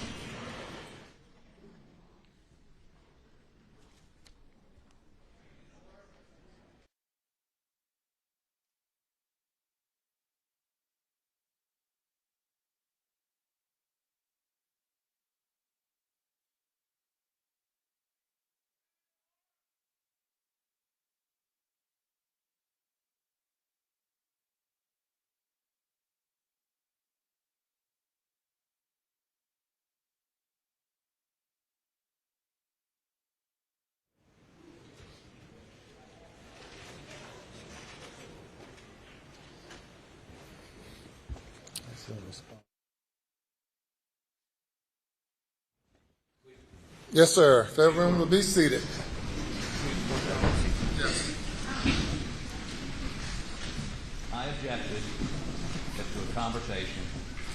We're aware of that conversation, but I objected knowing where he was going, which was, and in that same interview, by the way, that she gave about a statement where Maggie said that she was concerned about money, she also indicated Maggie was never concerned about money.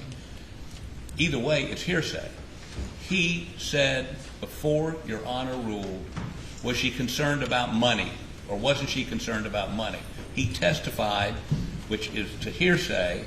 I would move for mistrial. I think that's unduly prejudicial based on the last 3 weeks we've heard of financial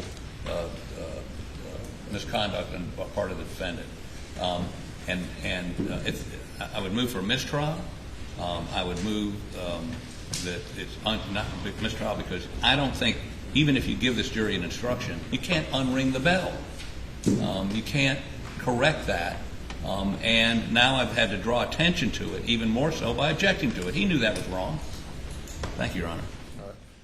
Mr. Meadors. Your Honor, and for the record, I apologize for that question. I don't have to say it. I'm Well, sorry. we're not here about apologies. Go ahead. And I can't help it. Yes, sir. Judge, under 803, and what I should have brought to the court's attention first, 803.3, we think this would be admissible. Hearsay exception, then existing mental, emotional, or physical condition. The statement of the declarant's then existing state of mind, emotion, sensation, or physical condition. We think it fits under that rule. How she was And that's all I was going to elicit. That's it. I wasn't going, and hearsay was coming out a little bit there. A lot of hearsay's come out in this trial. There wasn't objection. It just was rolling. I wasn't trying to plan that far ahead. But I do think respectfully it comes under 80. We'd like you to consider under 8033, Judge. And that's what I should have said before I asked the question. Again, for the record, say I'm sorry. 8033, the following are not excluded by the hearsay rule, even though the declarant is available as a witness. A statement of the declarant's then existing state of mind, emotion, sensation, or physical condition, such as intent, plan, motive, design, mental feelings, pain, and bodily health, but not including a statement of memory or belief to prove the fact remembered or believed, unless it relates to the execution, revocation, identification, or terms of declarant's will. All right, Mr. Harpootlian? Obviously, Your Honor, I don't think that's covered by 803. Why not? Well, because it's the declarant's. And maybe we need to ask her exactly what she said before you rule on that. The only testimony we've heard on that point is his. We heard a question, then an objection, and then another question while the court was listening to your objection. Yes, sir. So we'll have a proffer of this testimony and see where it's going. Was Maggie Murdaugh anxious of anything in the days leading up to the murder that she expressed to you? Yes, sir. Please tell the judge what it was. She was worried because a lawsuit had been presented stating that they wanted $30 million. Maggie was crying. Maggie said, we don't have that kind of money, Blanc. And that's what she used to call me. She said, we don't have that. She said, if I could give them everything that I got and make this go away, she said, I would do it in a heartbeat. She said, I'll start over. We'll start over. She said, I just want it gone. This moment, we're listening to a proffer. Go ahead. Would that be instead of that long, would that be like money issues that she was worried about? The money issues dealing with the lawsuit. And, Your Honor, that's all I was going to offer. I asked for money issues. I wasn't looking to even go in detail on what she said there, that long colloquy. Yes, sir. I don't quite understand how this fits into, first, the what you allowed in under 403, 404B, and res gesta. Right. It is her perception that the lawsuit, for $30 million, putting financial stress on her. There's not any. She's not relating that Alex has any stress on him. He's the one on trial. Her perception that the $30 million was concerning her. I mean, she's not accused. That is, Maggie Murdaugh is not the defendant here. There's no connecting it to the defendant. I don't understand what. I mean, not only is it hearsay, it's not relevant to the issues being litigated here. Her state of mind on financial issues. I don't know how that relates. Anything further? No, sir. We've had testimony elicited by the defense throughout the trial from witnesses portraying the family as a loving and happy marriage. Question posed to Mr. Gibson, I believe it was, and to the other friend of Paul's and Buster's, as to whether the family was anxious or seemed to have any concerns or issues going on at the time. And I find that this testimony properly responds to that testimony, and the objection is overruled. Anything else? All right, let's take a 1-minute stretch before the jury comes back.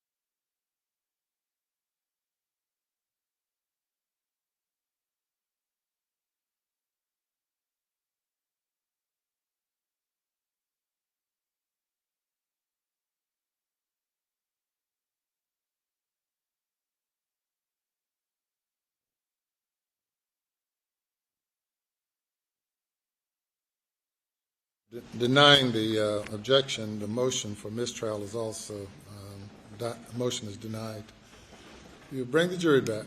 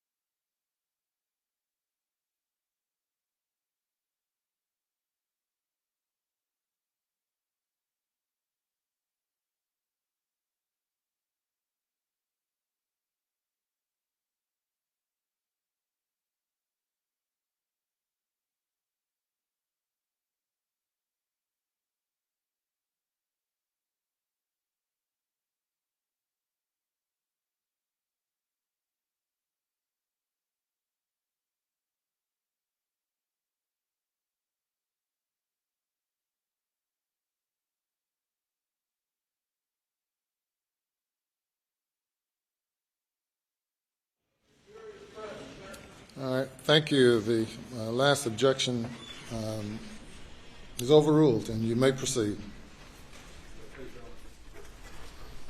Ms. Simpson, in the days leading up to the murders of Paul and Maggie Murdaugh,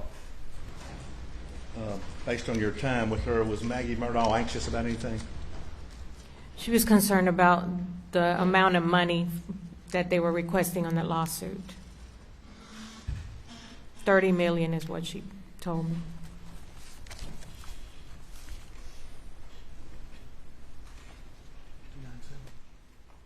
We're going to show you what's marked 297. You pose a question. There's an objection. The court overruled the objection. And do you want the witness to answer the question that you posed? Yes, sir. Well, you posed a separate question. Yes, sir. And I thought she had answered. You said she was worried about $30 million. Can you explain that more? That wasn't your question. That there was an objection to. Do you withdraw the question that you posed prior to the court's ruling on the objection? No, sir. Or you forgot the question? To the world, yes, sir. I'm sorry. All right. Proceed. What was she anxious about? She said she knew the amount of money that they were asking, but she felt that Alec was not being truthful to her with regard to what exactly was going on with that lawsuit. She said, he doesn't tell me everything.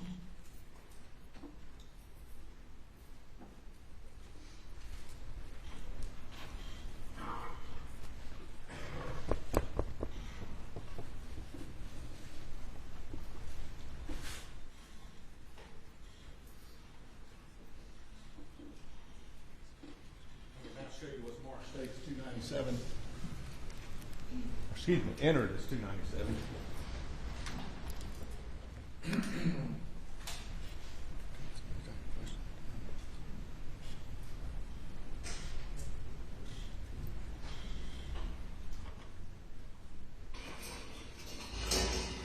Get up.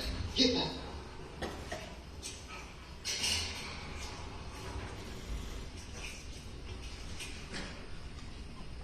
Quick, Cash.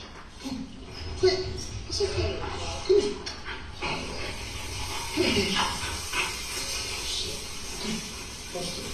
Get up. Hey, he got burns now. Bubba. Hey, Bubba.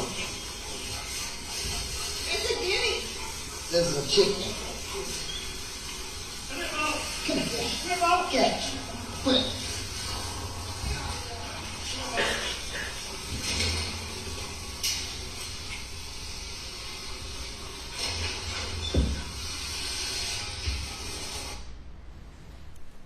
Ms. Blanca, had you seen that before?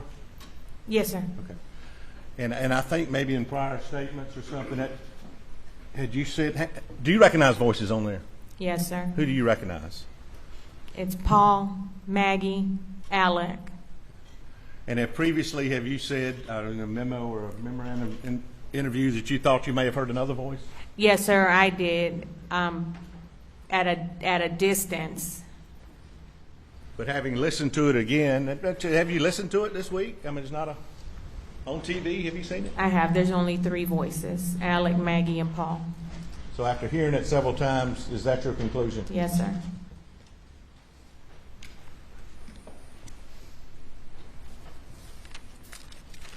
Just a few more questions. Yes, sir.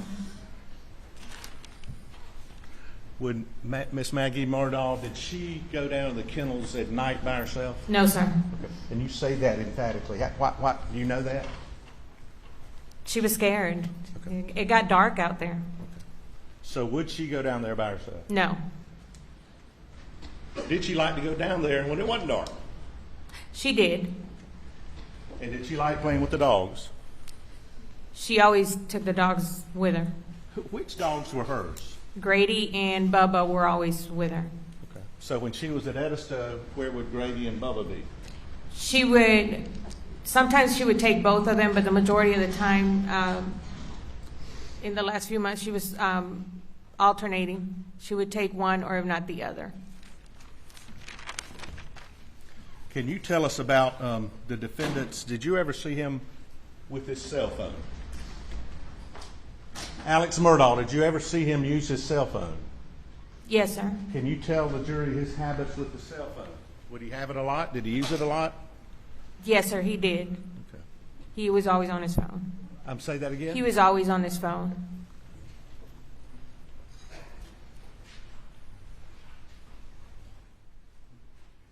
And Paul, were you familiar with his habits as regarding cell phones? Not the times that he was there at the house, he was always on his phone. If he'd go in the shower or whatever, he'd play his country music on the phone. But that's the extent that I know from what I observed being there in the house. And when you were on June 8th, and you've talked about it, and I'm not trying to rehash that, but on June 8th of 2021, when you went to clean up the house, is that pretty much what you saw in the bathroom, the pants and the damp towel?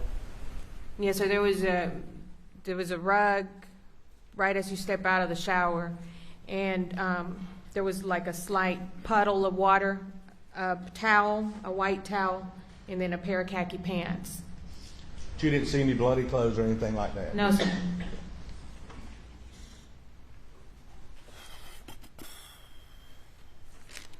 Beg the court's indulgence, just a few seconds, Judge.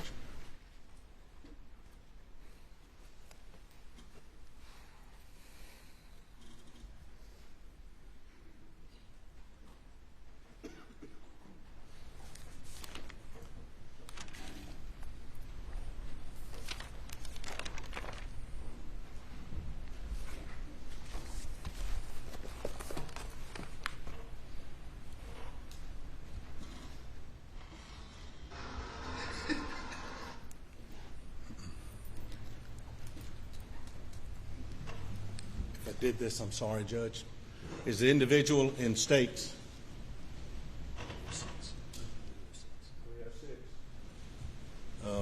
Is that individual in the courtroom? Yes, sir. Okay. And would you please, is it Alex Murdaugh sitting between Mr. Harper Sitting and right Mr. there. Yes, sir. And the record is reflecting. Thank you, Judge. Have you ever seen that shirt again? No, sir, not to my knowledge. Have you ever seen these shoes again that he's wearing here? No, sir.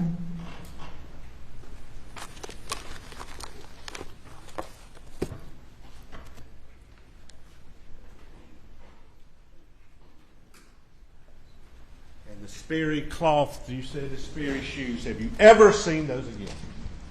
No, sir. That's all. Thank you. Nomination. Your Honor.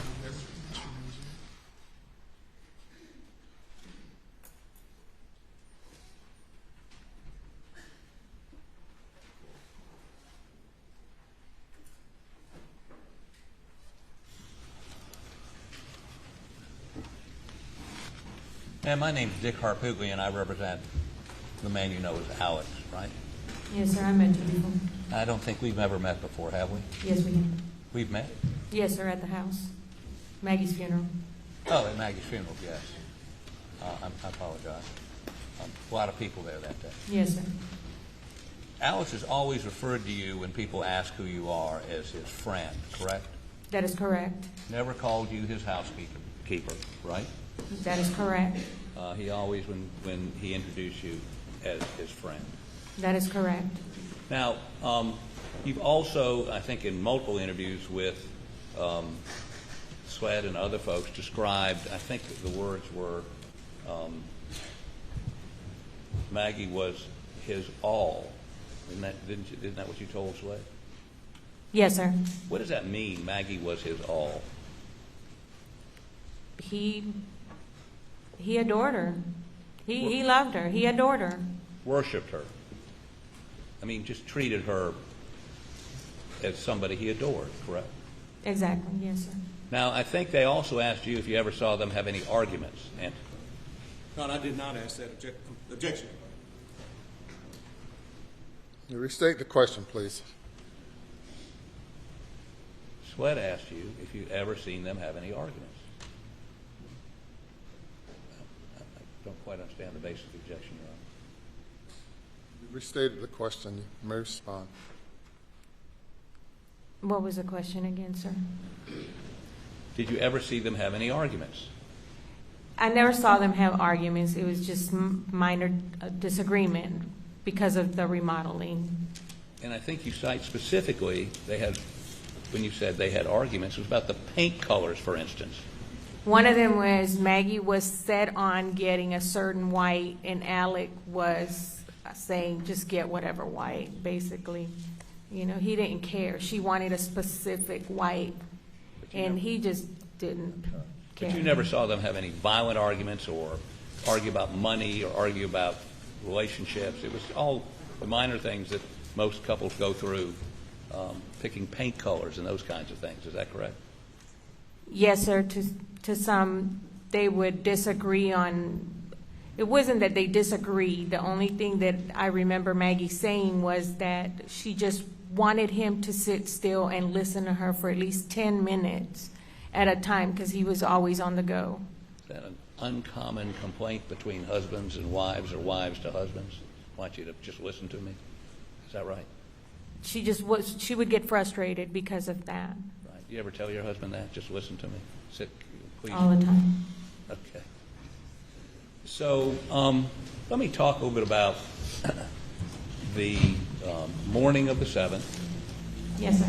And then the morning of the 8th, because I understand you left before Paul, Maggie, or Alec was on the Moselle property on the 7th, correct? Yes, sir. Okay. And we're going to talk about those texts in just a minute between you and Maggie, but you fixed some dinner for them. I did. And did you set a table, or did they have to go get their own plates and put them out? No, I left the food on the stove. Right. And normally the next day, the pots would still be on the stove, right? Yes, sir. Would they clean up their plates or leave those in the sink, or how would that go? Sometimes the plates would be in the living room. There was no plates in the living room. They were in the sink.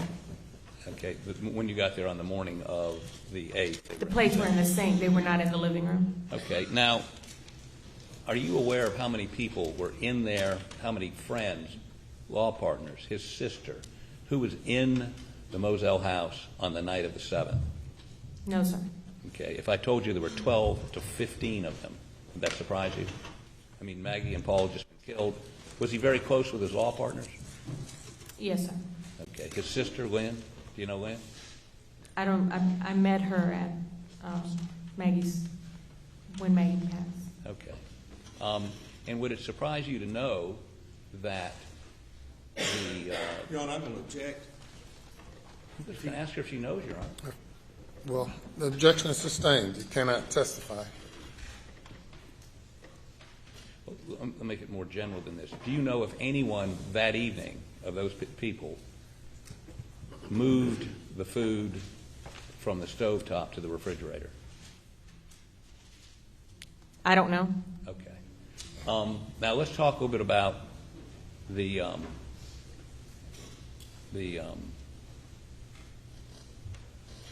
room, the bedroom, and well, let me ask you this. Let's back off just a little bit. You drove over from his mother and father's house, correct? That is correct. That morning, the 8th, to Moselle, right? Yes, sir. And instead of coming your normal way, which would have been the entrance by the kennels, where there, did you see all the police down there? No, sir, I did not. Okay. You drove up to the main entrance that would go straight up to the house, or if you took a right on that road, you'd end up back down at the kennels, right? Yes, sir. And you came up that, were there police around the house up there? Not around the house. Okay. Did anyone question whether you should go into the house or not? No, sir. Was there anybody in the house other than you? No, sir, it was me. So did you find it strange that this was a crime scene? Objection. Need to hear the question. I'm sorry. The question would be, did you find it strange there was no law enforcement present at the house that morning? Answer the question. Go ahead.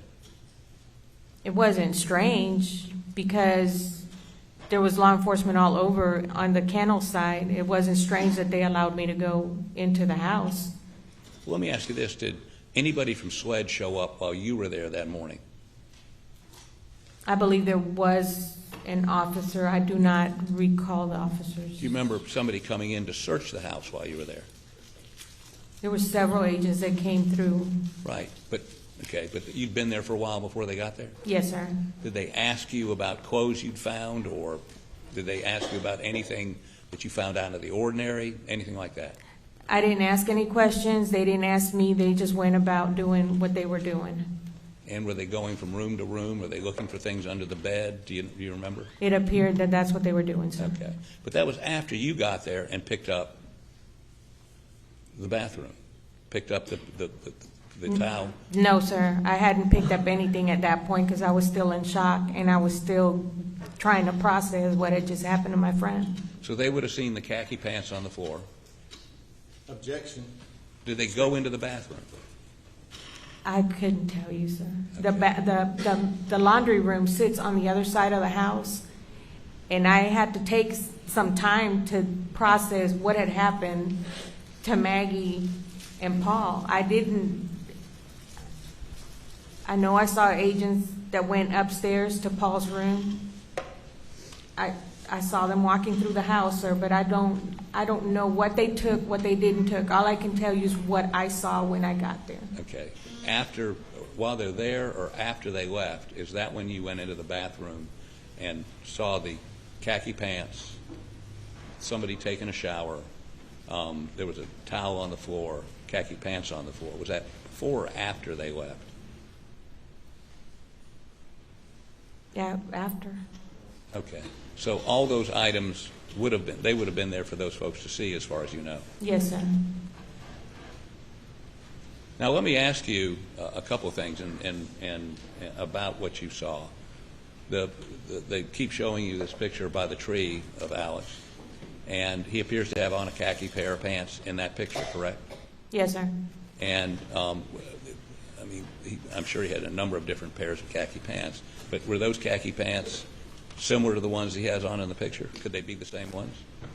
They could be, but he had several. Right. And in terms of somebody had taken a shower, it looked like there was water on the floor. Yes, sir. Now, did Alex take a number of showers every day? Was he a prolific shower taker? Not that I'm aware. He would get up in the morning, take a shower, and go to work. But did he take showers other times during the day? I wasn't there in the evening hours, so I don't know. Okay. So, but it wasn't unusual for when you got there to find a towel on the floor and water on the floor from him having taken a shower? That wasn't unusual, no. Okay. And I think that when you were asked about a shirt, and we can pull this if you want to go back to, whether there was a shirt there also, you said you couldn't remember. Is that correct? With regard to? Whether there was a shirt with the khakis on the floor. You said, I couldn't remember. I could not remember whether there was a shirt with a khaki pants. All I remember is a white damp towel sitting there. Okay, and the khaki pants. Yes, sir. But you don't remember whether, and I think you told the grand jury, I don't remember whether it was a shirt or wasn't a shirt, correct? That is correct. And that's today. You can't tell this jury there wasn't a shirt on the floor. You just can't, you can tell them you don't remember, correct? What was your question? You can't tell this jury there wasn't a shirt on the floor because you can't remember whether there was a shirt on the floor or not. Isn't that what you told the grand jury? Yes, sir. Okay. So we know there's a pair of khaki pants. There may have been a shirt. And those shoes, well, let me ask you this. Do you know on the night of the 7th, Yes, sir. Alec had left, correct? He wasn't there when you got there the next morning. No, sir, he wasn't there. Okay. As a matter of fact, he never spent another night at Moselle that No, you sir, knew. he did not. She knows, Your Honor. You can answer if you know whether or not he's ever spent another night there. After the murders, did he ever spend another night at Moselle, to your knowledge? He did not. So when he left that night, on the night of the 7th, and went to his mother and father's house, you don't know what clothes he took with him, what shoes he was wearing? You have no idea, correct? That is correct. And were you aware that SWED had confiscated the clothes that he had on? At that moment, I didn't. Okay. Well, you are now. Yes, sir, I do know that. Okay. A white T-shirt, pair of shorts that he showed you, and whatever shoes he had on, some sneakers, right? I didn't see the sneakers, but I saw the clothing items. Okay. And so he had to put on, if they did that, other clothes to go over his mother's house, correct? Objection. Would it stand to reason he'd have to put on other clothes or go in his underwear? I would assume so, yes. Okay. Do you know what he wore over at his mother's house? No, sir. Do you know whether he wore those shoes? No, sir. You don't know. So Your Honor, objection to. Objection. Basis for the objection. I don't To know. which question? To that last one, shoes. I don't know what specificity he says to those shoes. I don't know what he's. I'm sorry, the shoes that you say you saw in the Snapchat photo, you say you never saw again, right? That is correct. Okay, you don't know whether he wore those shoes the night of the 7th over to his mama's house, do you? I don't know that. I wasn't Okay. there. You don't know what he wore over there, correct? That's correct. I wasn't there. He may have even worn that shirt that you said you never saw again, correct? Objection. Objection's overruled. Right? Correct. Okay. Now,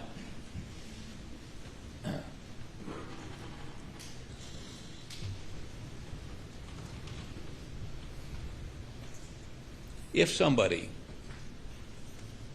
alleged that those khaki pants was what Alex was wearing the night of the... I'm going to object. I need to hear the question. I can't finish the question. I'm sorry, Your Honor. Let me state this. If somebody were to say that Alec Murdaugh, as ridiculous as it sounds, was wearing those khaki pants when he... Objection. Objection sustained. Okay. Let me put it this way. Did you see any blood on those khaki pants?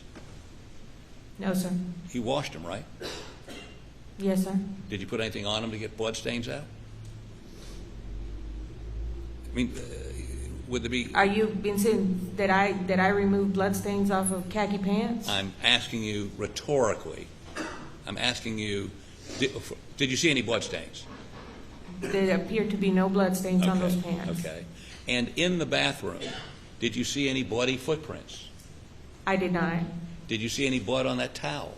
No, sir. Did you see anything indicating to you there'd been anybody wearing bloody shoes or washing blood off, or anything that would indicate that somebody, after a murder, had gone back to that room, changed clothes, covered in blood, took a shower and changed clothes? Did you see anything that would indicate that? Objection's overruled. Go ahead.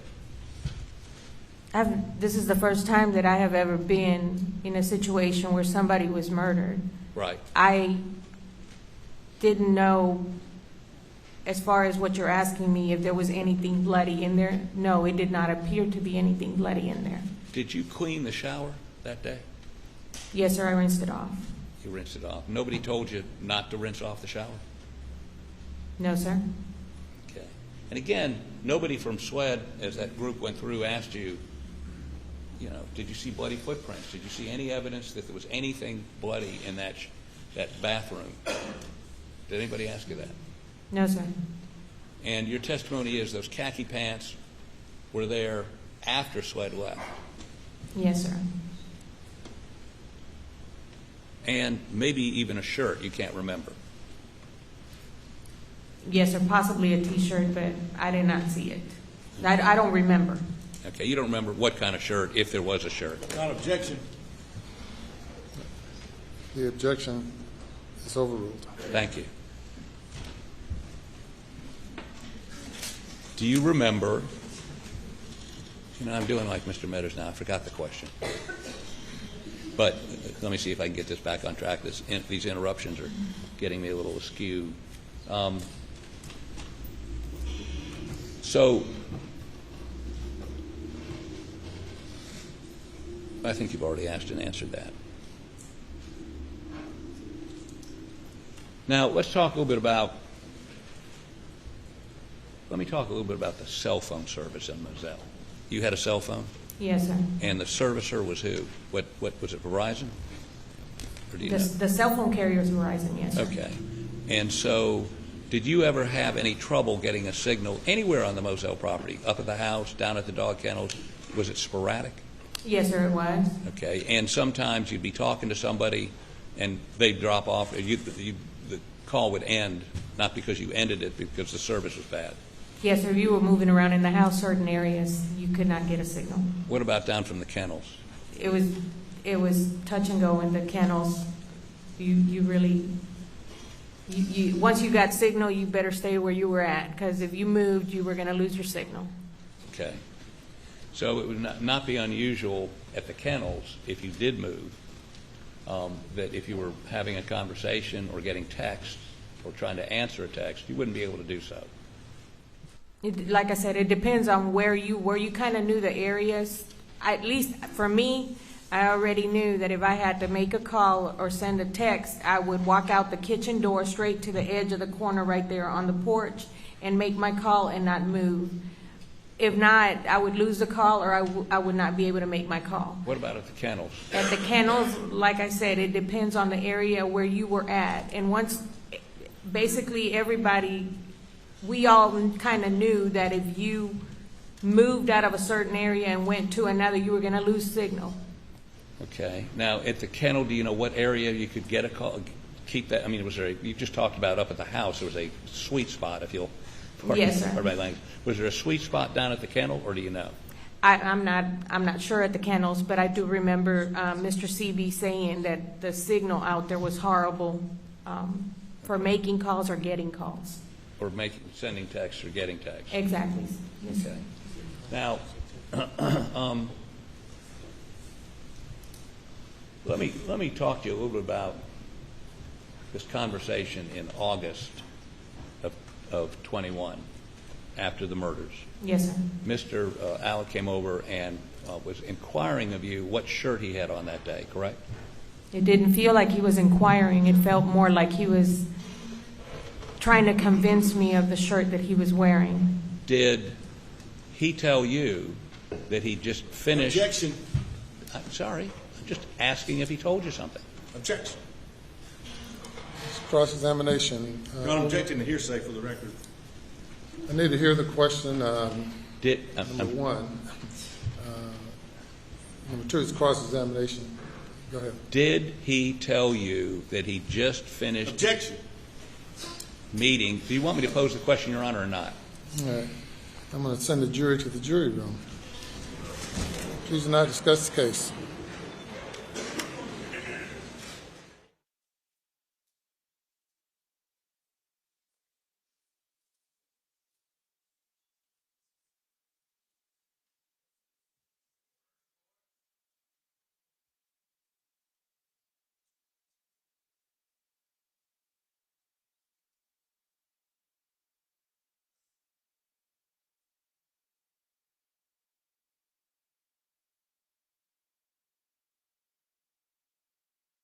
Be seated. Okay, what is the question? Just wait 1 second, Your Honor. Let me see if I can get back on track. When you were talking with him in the little house in August, as we were talking about a moment ago, and he was talking about the shirt, did he tell you that he had just been interviewed by Swed, who'd shown him the Snapchat photo, and he was attempting to figure out what he was wearing that day. I mean, it's in a photo. Did he tell you that? So, what's the specific question? Did he, when he asked you the question about the shirt, did he tell you he just come from being interviewed by Sweat? No, sir, he didn't tell me that. And what is the objection? Your Honor, respectfully, it's hearsay. Statement is hearsay, that if he wants to do that, he can take the stand and do it. He's trying to offer the defendant's statement without him taking the stand. It's offered for the truth of the matter asserted. That's my objection. All right, and the response. My response is, if you can't ask witnesses about what the defendant said to them, they're going to have a rough road to hoe going forward, because it's a statement by the party opponent, if you will. I think they argued earlier on when we objected to one. It's not hearsay. There's an exception to hearsay by a statement by one of the parties. It's Alex. Statement by the party opponent, being a statement by the party opponent, the defendant. Mr. Murdaugh's statement to this woman.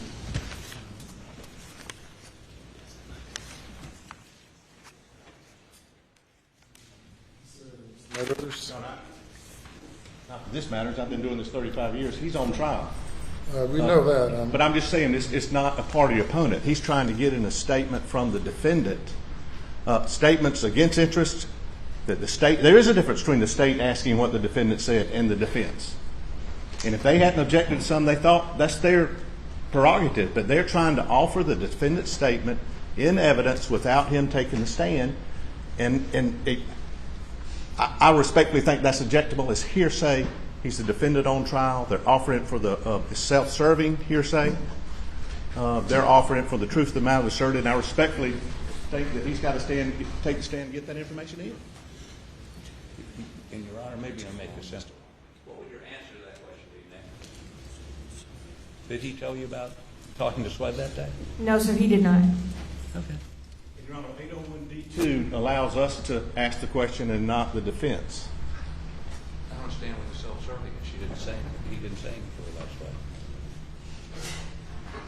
Your Honor, he could get his whole case through witnesses and he wouldn't have to take the stand. Absolutely. And that's not You've got appropriate. a Fifth Amendment right to not take the stand. That's right, but you can't. I think Britain lets you all debate the issue between the two. I apologize, Your Honor. I get that. All right.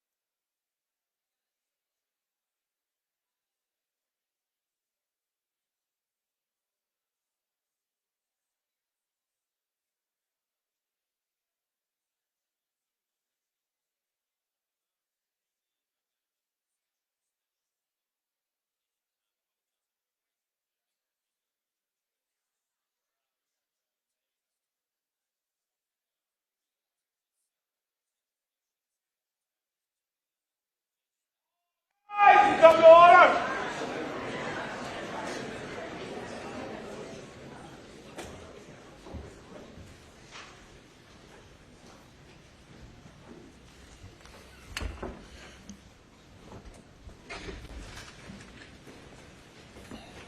You may now be seated.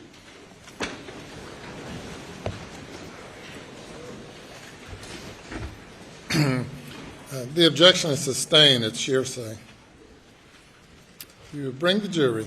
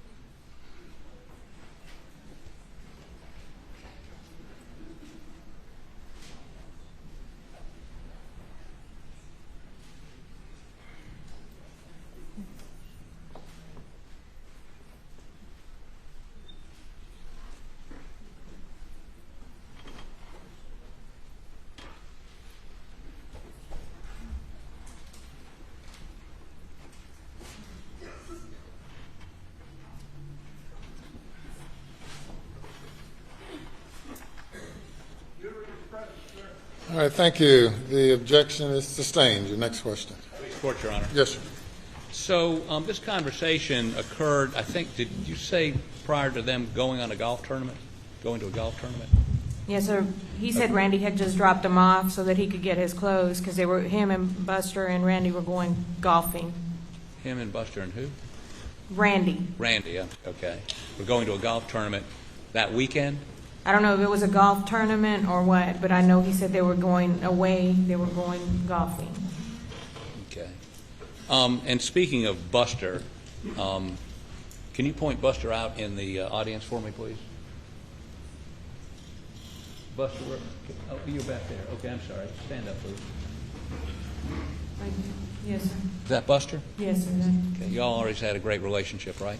Yes, sir. Okay. He's a good kid. I'm sorry? He's a good kid. He's a good kid. Okay, so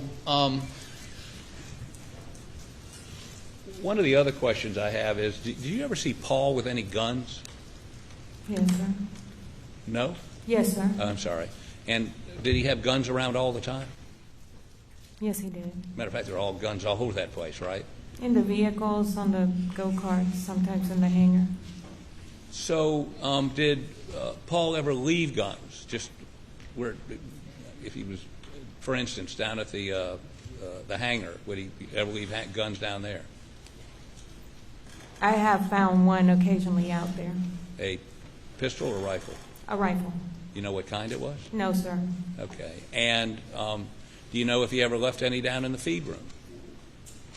Not in the feed room. I'm not sure about the feed room. Okay, you never saw anything in the feed room.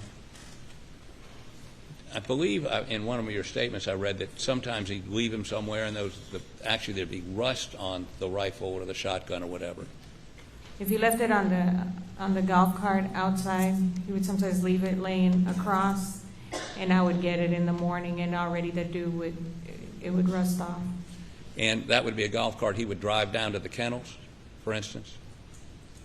Yes, sir. Whichever one he was in, and he preferred the gas. The gas one is usually where I used to find gas. Golf cart. Yes. Okay, and so that would be a way he would get down to the kennel sometimes. Sometimes, the majority of the time, he was either in Dolly or in his own truck. In what? Dolly. What is Dolly? The F-250. I forgot. Y'all named all your trucks, or they named all their trucks, right? Yes, sir. Okay, so most of the time he would be in a truck, but sometimes he would take the golf cart, if you will, down there. Yes, sir.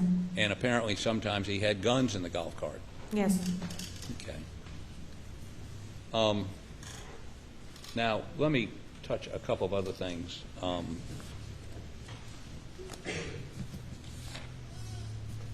Did that day you saw the sled folks in there, You see them taking any pictures? Or do you remember? I believe some of them were taking pictures, but I'm not positive. Okay.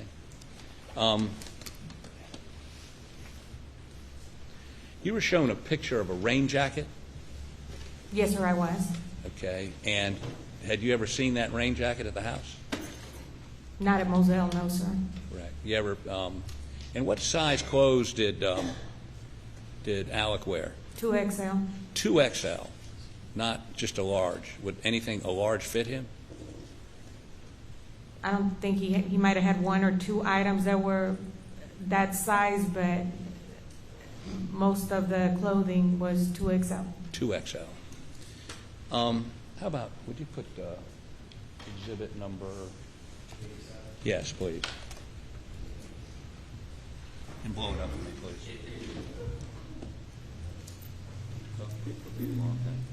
Okay. How about make that bigger for me, please? No, not the rain jacket. I'm sorry. The Snapchat picture. I apologize. Well, wait one second. You see that rain jacket on there? Yes, sir. You've never seen that, according to your statement, never seen that at I've Moselle. never seen that jacket. Okay. And you knew pretty much everything, every piece of clothing that was there, right? For the most part, yes. Yes. Okay. And how many rain jackets did Alex have? You remember? Too many to count. Too many to count. Okay. But none of them looked like that. No, sir. Okay. How about blow that up for me, please? Can you make it any better, closer? Yeah, that's good right there. And that shirt is that the one he was wearing that morning when he No, left? sir, it was not. It's not. No, sir, that was not the shirt he was wearing.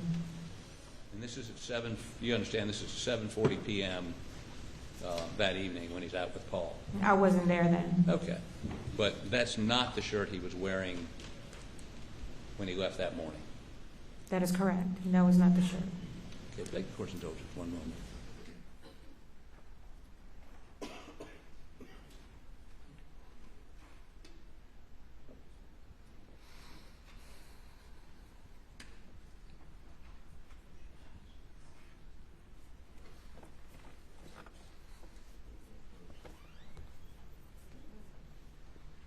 You were aware he had clothes at his office, kept clothes at his office?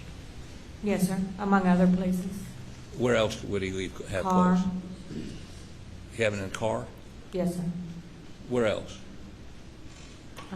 In Edisto. I'm sorry? In Edisto. In Edisto, okay. But if he was in the Moselle area, if he was going to change his shirt from in the morning, would he have changed it at the office or got something out of his car? You don't know? I don't know. Okay. I don't. Okay. Now, let me show you.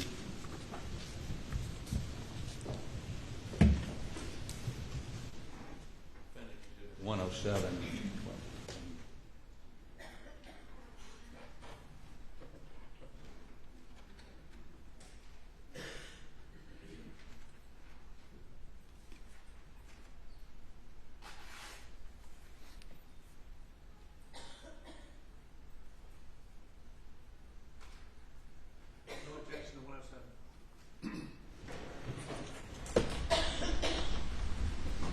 Can you tell the jury what that is, please?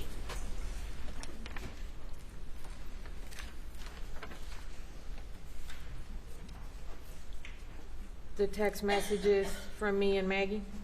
Okay, and this is on June 7th, 2021, right? That is correct.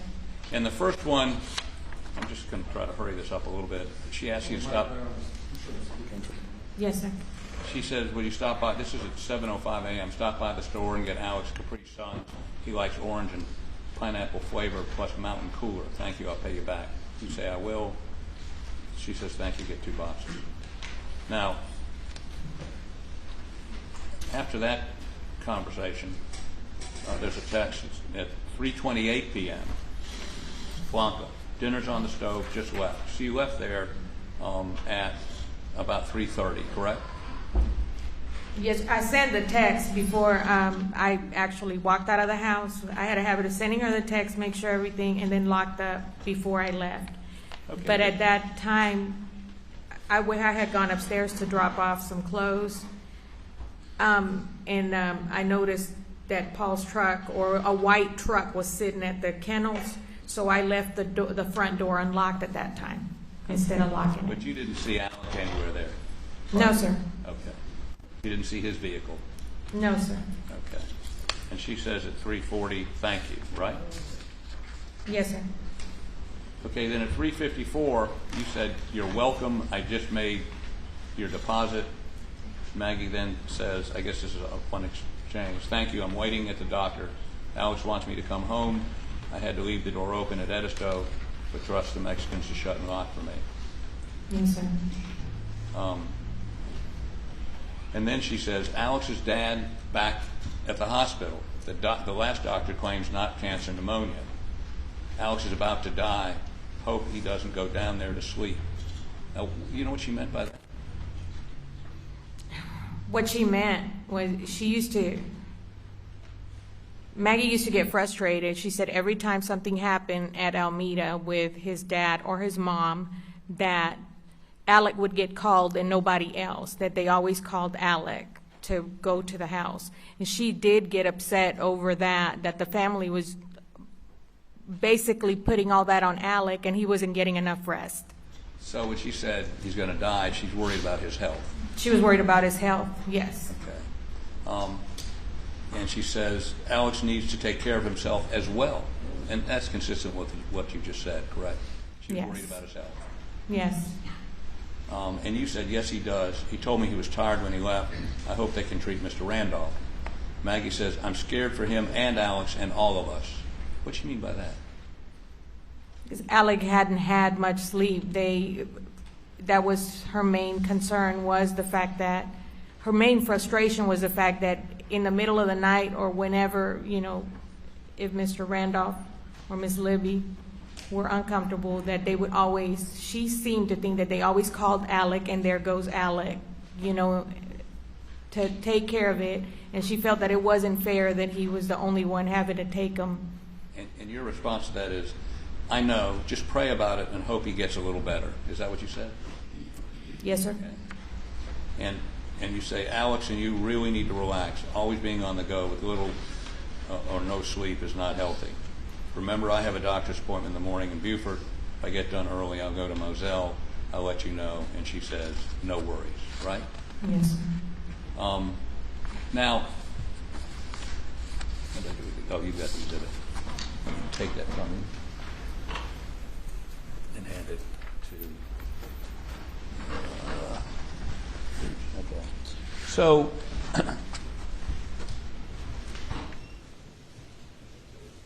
she preferred to be in Edisto, correct? That is correct. But she was going that day, based on all your texts, she was going because Mr. Randolph had been put back in the hospital and she was worried about Alex, right? What do you mean? She was heading to Moselle. She preferred to be in Edisto, but she was heading to Moselle because Mr. Randolph had been put back in the hospital and she was concerned about Alex. Isn't that what this says? The objection is sustained. Okay.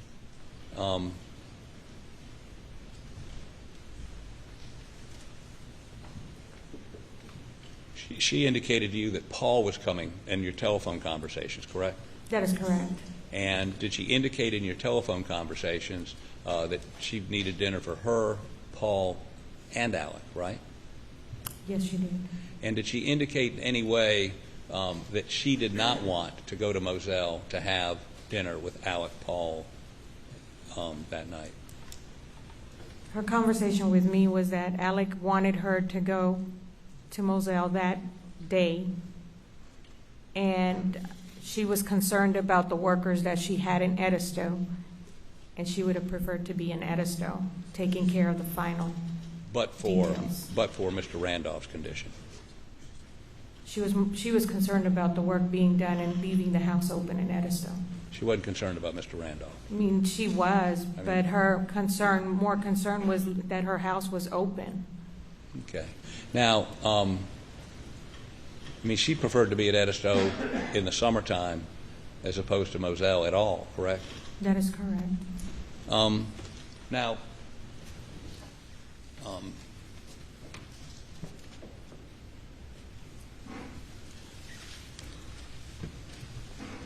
let me ask you,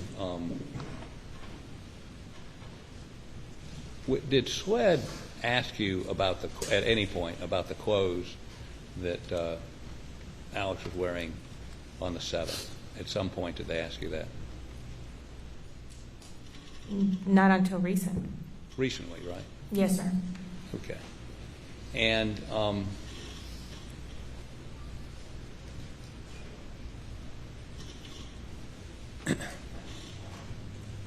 is it clear to you, I mean, you've been asked recently to recollect something that happened in June of 21, which is almost 2 years ago.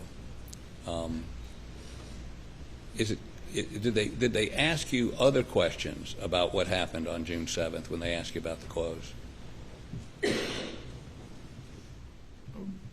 They asked me where I was. They asked me what I was doing. They asked me when I saw Alec leaving that day, my discussions with Maggie. They requested to see my phone, which I gave them so they could see the text messages, phone calls that we had had. Okay. You and Maggie were very close. We were. You and Alex were close also, were you not? Yes, sir. And did you feel like a member of the family? Yes, sir. Had you ever heard from anybody about any, well, strike that.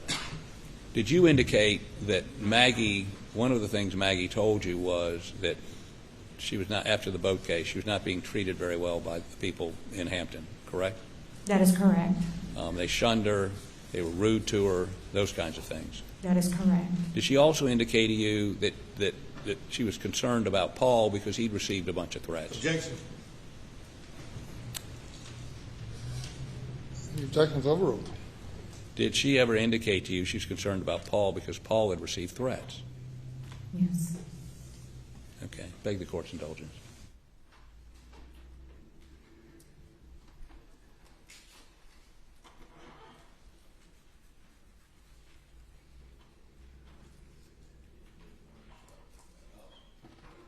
I apologize. I moved 107 into evidence.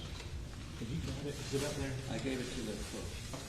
It's yeah. Any objection? Oh, I think I've already said no objection. It's admitted without objection.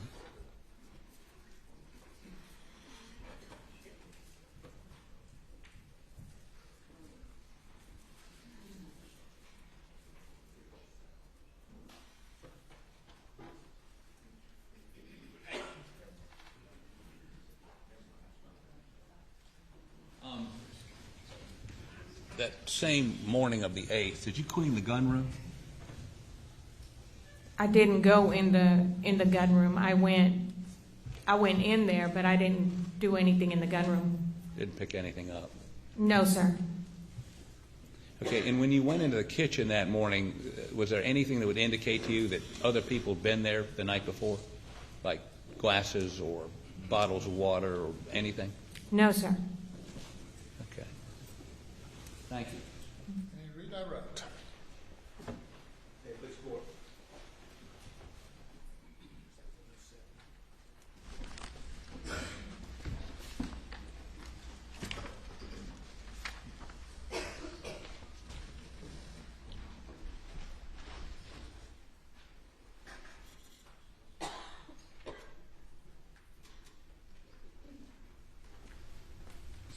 Mr. Harpootlian. Just got a couple of questions. Mr. Harpootlian asked you about the clothes in the closet on June 8th, 2021. You remember? Yes, sir. And he asked you if there could have been another shirt in the room. Yes, sir. And was your response maybe a T-shirt? Yes, sir. Okay. Did you see another dress shirt there? No, sir. And while we're getting to that, did you work at Alameda? No, sir. Did you ever go there? No, I have been there on one occasion previously, and I don't remember what I had to drop off. Well, that blue poncho rain jacket Mr. Harpootlian showed you, that was at Alameda, wasn't it? Or do you know? I don't know where that came from. But you never saw that at Moselle, correct? That is correct. Okay. And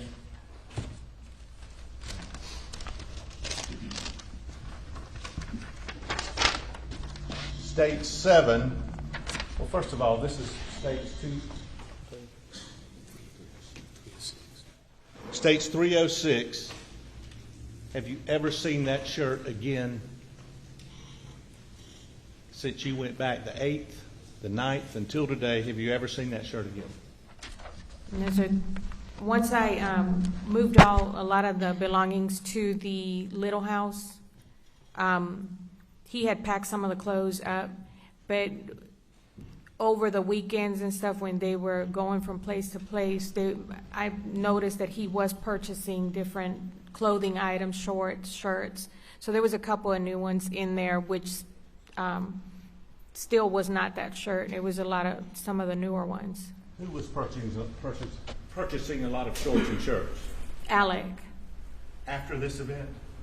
After the murder? Yes, sir. On the weekends when they were gone with the family, if he was going different places, he would come back like that Monday or Tuesday, and there was like new items within the clothes. New shirts? New shirts. New shorts? Yes. Okay. You know what kind? Vineyard Vines. They were buying Vinny Vines? Yes, sir. After the murders? Yes, sir. They were like polo type Vineyard Vines. And what shirt had he suggested to you he was wearing in August on this day? What shirt had he just suggested to you he was wearing? Vineyard Vines. Vinny Vines is what they call them.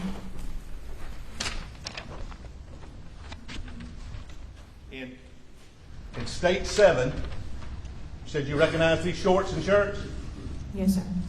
Where was this shirt kept on States 107 in Moselle? In the closet, if there was no room in that drawer. On the shelves? Yes, sir, on the shelf. And looking at 306, is that outfit different from this outfit? Yes, sir, it is.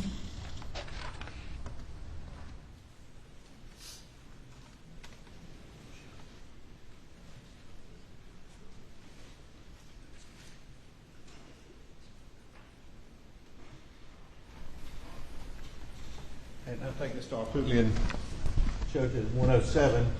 Whose idea was it for Maggie Murdaugh to come to Moselle on the evening of June 7th? Objection, Your Honor. You can testify if you know. Your Honor, hearsay. You can testify if you know. Maggie texted me that Alec wanted her to come to Moselle. And is that on 107 that Mr. Harpootlian just put in? Yes, sir, it is. That's all. Thank you. Yes, sir. Look that up for me, please.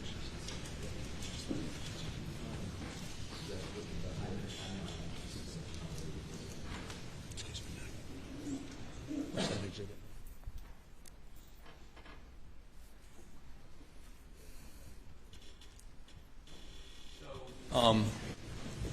Just a couple of questions. After Maggie's death and Paul's death, did you notice he was losing weight? Yes, sir, he was. Dramatic loss of weight, right? Yes, sir. So the clothes we can see him in that picture. He's fat is the wrong word, but overweight kind of guy, big guy, fleshy looking guy, right there. Okay. Now, so he needed to buy new clothes because the other clothes were falling off of him, right? I assume so, yes, sir. So it wouldn't be unusual for him to need to buy new clothes because he's losing weight. I guess. Okay. Now, this is 306. This is the picture. And you say this is a shirt, like a Columbia shirt, right? Yes, sir. Now, a Columbia shirt, don't they have a logo that says Columbia? Yes, sir. Either on the sleeve or You see one on here? I don't see anything on this shirt. The style of shirt is the Columbia style shirt. That's not a. You're not saying it was a brand name Columbia shirt. You're saying it was a Columbia style shirt. Yes, sir. Okay. And your testimony again is this is not the shirt he walked out with that morning. He did not walk out with that shirt that morning. But those could be the khakis he walked out with that morning. Possibly, yes. Okay. And when you say you never saw that shirt again, you did see those khakis again, did you not? Yes, sir. I washed those khakis. They were in the bathroom. I'm assuming it was the same pair because he only had a few that he wore. Right. Okay. And in addition,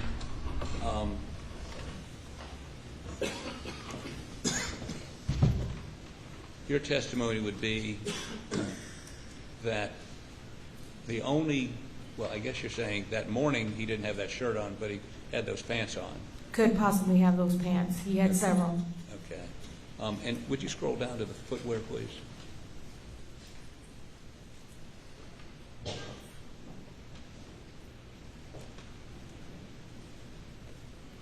Okay. Those are loafers, right?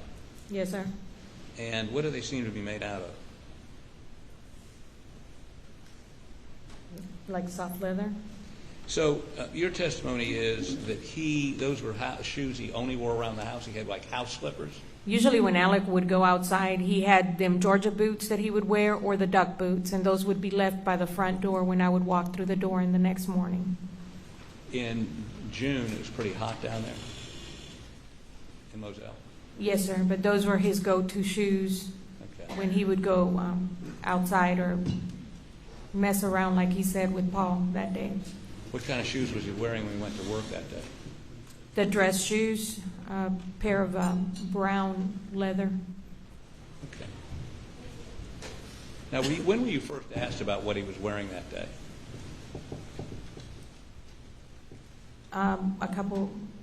Maybe a couple of days when they interviewed me. When they interviewed you the first time? Yes, sir. They asked you what he had on? Yes, sir. Okay.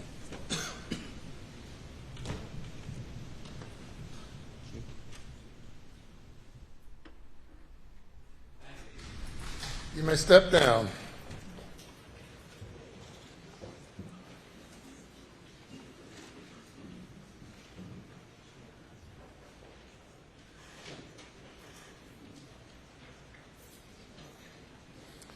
Ladies and gentlemen, we'll break for lunch and resume at 2:15.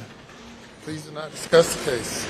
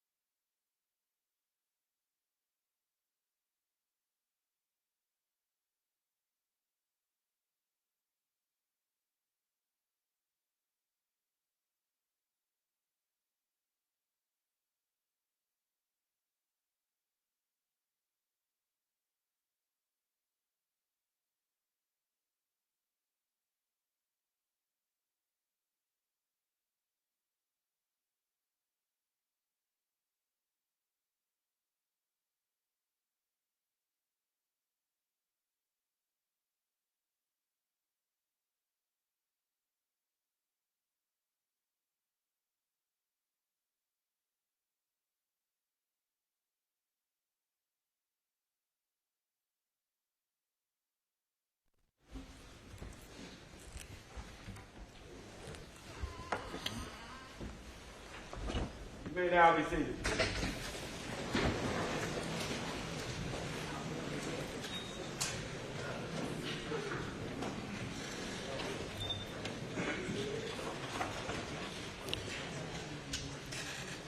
Are you all ready for the jury?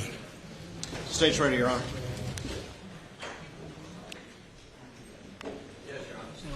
Bring the jury.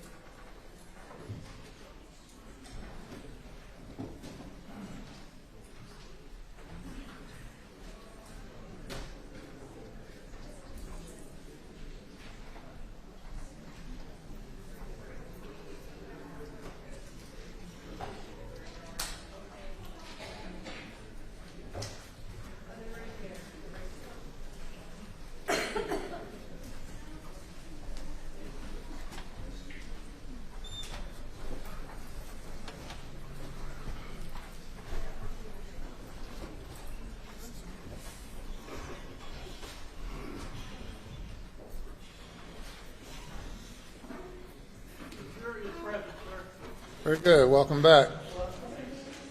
Your next witness. Thank you, Your Honor. May it please the court. State calls Belinda Rass.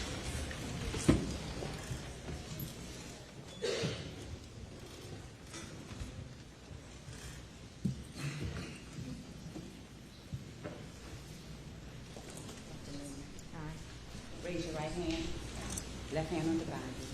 Do you affirm the testimony you're about to give the court in this trial shall be the truth, so help you God? Thank you. Take a seat in the witness stand, please.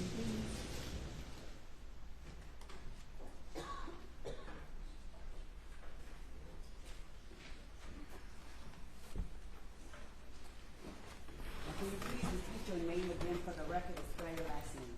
Belinda Rass.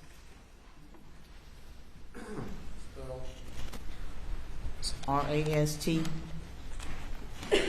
Belinda, good afternoon. Good afternoon. Before we begin, Belinda, are you hard of hearing? I am. Okay. So is it important for you that you can read what I'm saying in order to better understand the question? Correct. Okay. If at any time I say something and I've turned my attention away, just please let us know and I'll re-ask the question, okay? Okay. All right, Belinda, tell the jury a little bit about yourself. Where'd you grow up? Where'd you go to school? And what was your professional training? I grew up in Barnville. I went to school right there in Barnville and Hampton, Wade Hampton High School. And I'm a CNA. I worked in a hospital and home health. All right, CNA is a certified nursing assistant? That's correct. So did you work in nursing before moving into private home health? I did. Okay. And are you now employed as a private home care health provider? I'm a private home caregiver. Okay.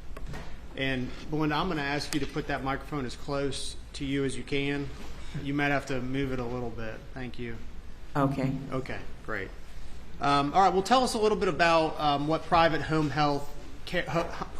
care would be. When you work with one individual or two in a home that's not, like in a hospital or a nursing home, and you take care of that one individual or two at most, and you do their care, whatever it might be. Like when I started at the Murdaughs, Miss Libby was up and about. We just had to watch her, make sure she didn't wander away. She could go to the bathroom. She knew when she had to go, but you had to make sure she cleaned herself and just make sure she eat and stuff. And then with her, it just, her health deteriorated. Her illness got worse. And so she went from that to now she's bedridden, and we have to feed her, turn her, change her, whatever is needed. She doesn't know when she's going to the bathroom or whatever, so we have to monitor her real close. And I know we skipped ahead, but who do you currently provide home health care to? Miss Libby Murdaugh. And how long have you been providing that? A little over 4 years. And I think you just said it began as kind of one job, and has it evolved over time into being a more significant job? That's correct. Belinda, are you nervous being here today? I am. Would you say that you've become fairly close to Miss Libby over these years? I have. She is, to me, she's family. She's like my family away from home. So you care about her? I do.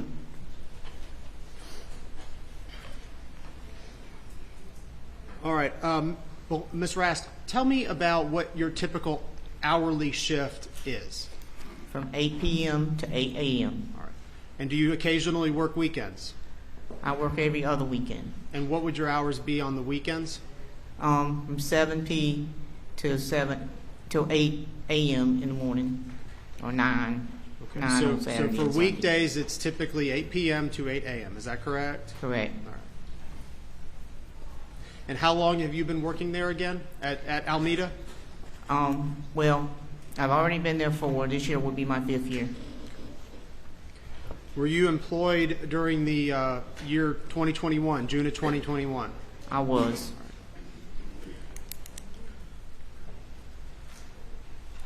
All right. On, do you remember the day, June 7th of 2021? June 7th. June 7th. That's the that date. Yeah. That was the day I was called and told to come to the house that they wanted to tell me something. Were you supposed to work that day? Were you scheduled to work that day? I was. All right. And what happened? Why were you not on duty that day? Well, one of the other employees wanted to be off, and I switched with her, Miss Shelley. She had some plans with her friend, and she wanted to be off, and she asked me would I trade with her, and I told her yeah, I would do that. And of all the nurses that work with Miss Libby, is that fairly common? If someone has a conflict, you can call them to try to arrange some sort of change in schedule? All right, so you were off on June 7th, but you would have been working what hours? If I had been there, I would have been working. At that time, we were working from, that was on a Saturday, I think, or Sunday. We were working from 3 p. until, 3 in the afternoon until 9 the next morning. Did you know Maggie Murdaugh? Briefly, I met her. I had seen her several times at the Murdaugh house, but personally know her, no. Did you get to know Paul Murdaugh? Yes, I did. Okay. And how did you get to know him? Well, he came to see his grandparents, Mr. Randolph and Miss Libby. Did he come more often than perhaps others? Yes, he did. All right, well, tell us a little bit about him. Well, he was always very polite. He always offered to help do things for Randolph and Miss Libby. He would like, Miss Libby liked ice cream, so he would always say, Miss M, Grandma M, because that's what they called her, would you like me to get you some ice cream? And she would usually say yeah, because that was her thing, and he would say, get it for her, and he would tease her about it, but he always give it to her. So he came around a little more than perhaps any of the other of the grandchildren. Yes. Did you get to know Mr. Alex Murdaugh? I do. All right. Is he here today? Is he here today? Yes, he is. Right there. In the blue jacket? The blue jacket and blue shirt. Okay. Thank you.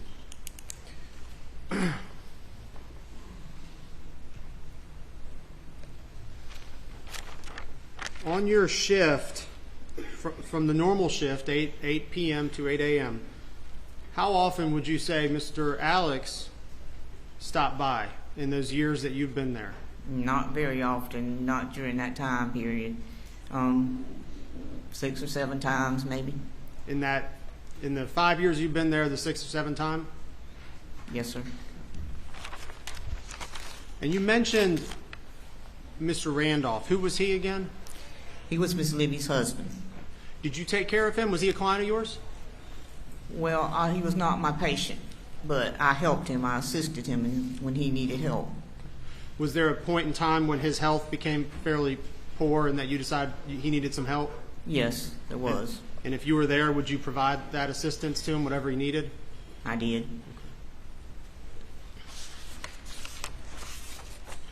All right. So, was there ever a time when Mr. Mr. Randolph, do you know when he passed away? Yeah, June the 10th.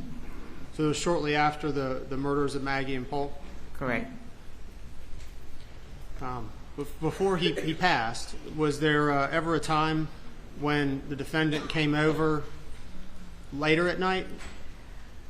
When he was called, not late at night. Well, yes, there was. It was on the 6th, I think it was, the night before Maggie and Paul.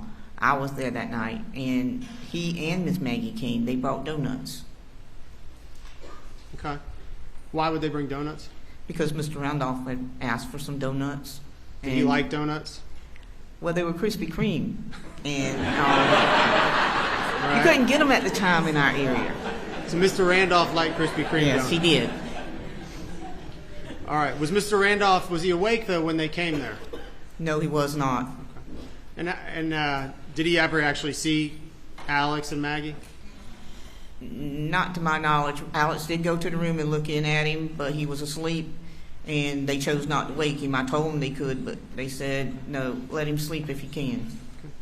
And how did he react when he got up and you told him that they visited? He was, he said, they came tonight, and I said, yes, sir. And he said, that's strange. I said, well, you asked for these donuts, and Miss Maggie brought these donuts to you. And he says, well, is there a raspberry one? And I said, yeah. And I got it for him, and he ate a little bit of it, and then he said, I just can't eat the rest. So he thought it was strange that they came that time of night? Yeah, he was surprised. Was there anything that, I know Mr. Randolph was very sick, but was there anything that was going on with his mental faculties? No, he knew what was going on right up to the last time I spoke to him, which was the day before he died.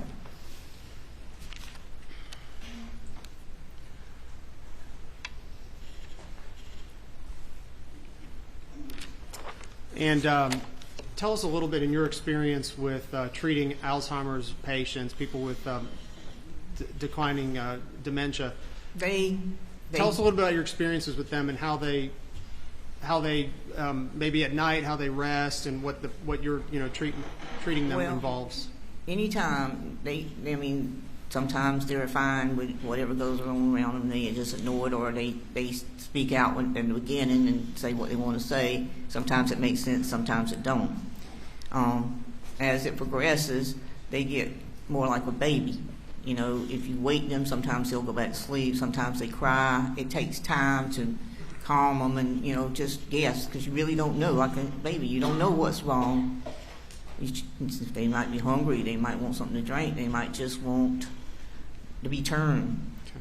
Whatever the situation is, you just have to guess and keep trying until you get it right. And what time do you put Miss Libby in bed? Generally at 8 o'clock. But now she don't get out of bed. She has a total care. She stays in bed.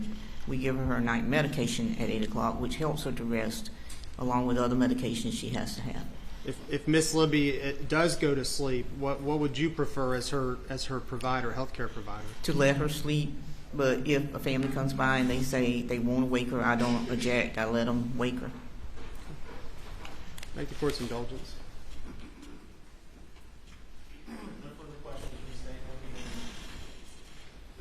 Yes, sir. My name's Dick Harpootlian. Can you read my lips?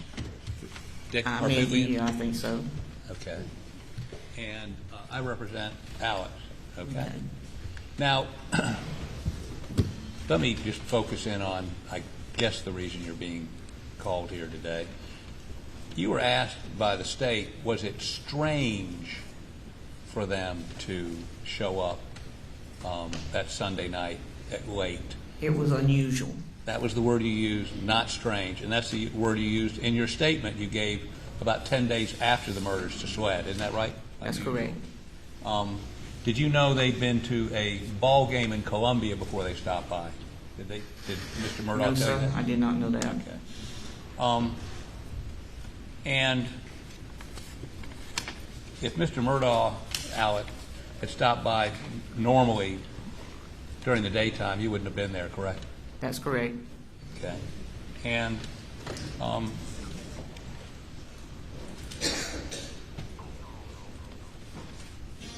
Alex and Maggie that Sunday night stayed about 30 minutes? Approximately 30 minutes, yes. It was late? It was late. And how late do you think it was, like 11 o'clock? I think it was closer to 9. Okay, 9. It hadn't been long, put Miss Libby to bed, and she was starting to doze, and Mr. Randolph was already asleep.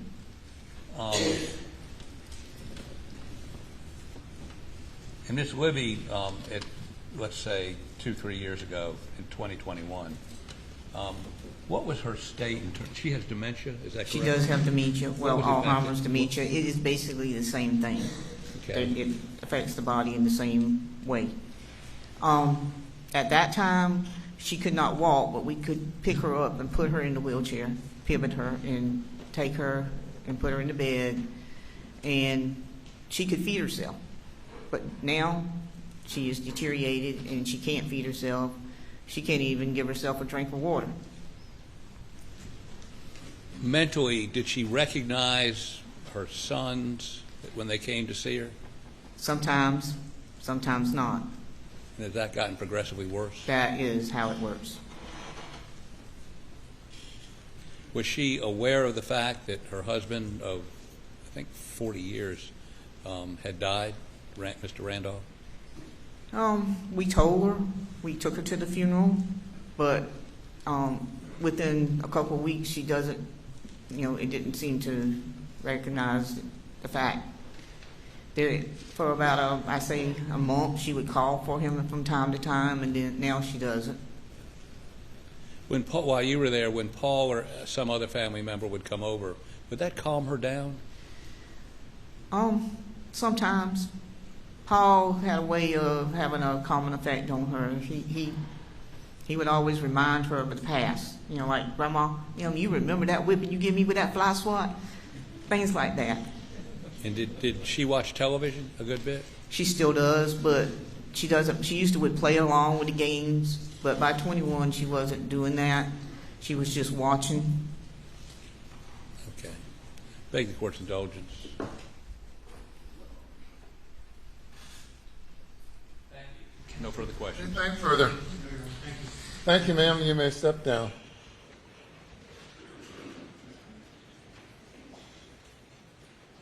Next witness. State Call Supervisory Special Agent Matthew Wild. Raise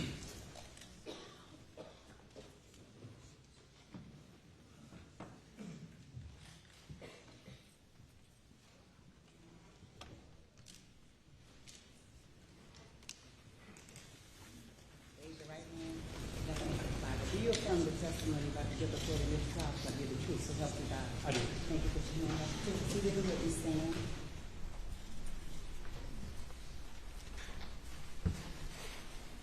State your name again for the record. Spell your last name, please. My name is Matthew, last name Wild, W-I-L-D-E. All right, good afternoon, Agent Wild. Good afternoon. All right, where are you employed, sir? I'm a supervisory special agent with the FBI. I'm assigned to FBI headquarters, but I sit in Rock Hill, South Carolina. All right, and specifically, what are your job duties in Rock Hill, South Carolina? Right now, I supervise 5 full-time agents and about 17 part-time folks in my unit, the Cellular Analysis Survey Team. Okay. And explain to the jury what the Cellular Analysis Survey Team is. So the Cellular Analysis Survey Team, or CAST, is a group of about 80 special agents and task force officers. We're all across the country, and what we specialize in is analyzing historical phone records, specifically the location data associated with those. All right. And is that something that you do personally in your job? It is. Okay. And explain just a little more. I know we'll get more when we get into your report, but what do you mean when you analyze cell phone location data? What are you doing when you do that? So what I'm doing is I'm looking at the call detail records. These records are very much like the old paper phone bill we all got in the mail maybe 10, 15 years ago. They have the date, they have the time that the calls occurred, they tell me who called who, so if I made a phone call or somebody called me, those numbers are listed on there. They have the duration of the call. The major difference between the old paper phone bill we all got in the mail and the records I look at is the records I look at have a cell tower, so they tell me which cell phone tower was used to handle that call, and then they tell me which side of that tower was used to handle the call. So what I do is I take that cell tower information, I can compare it to a list of all the cell phone towers for that carrier, whether it be Verizon or T-Mobile or AT&T. And then I can take that date, time, and general location from the cell phone records, and I can compare it to a known date, time, and location.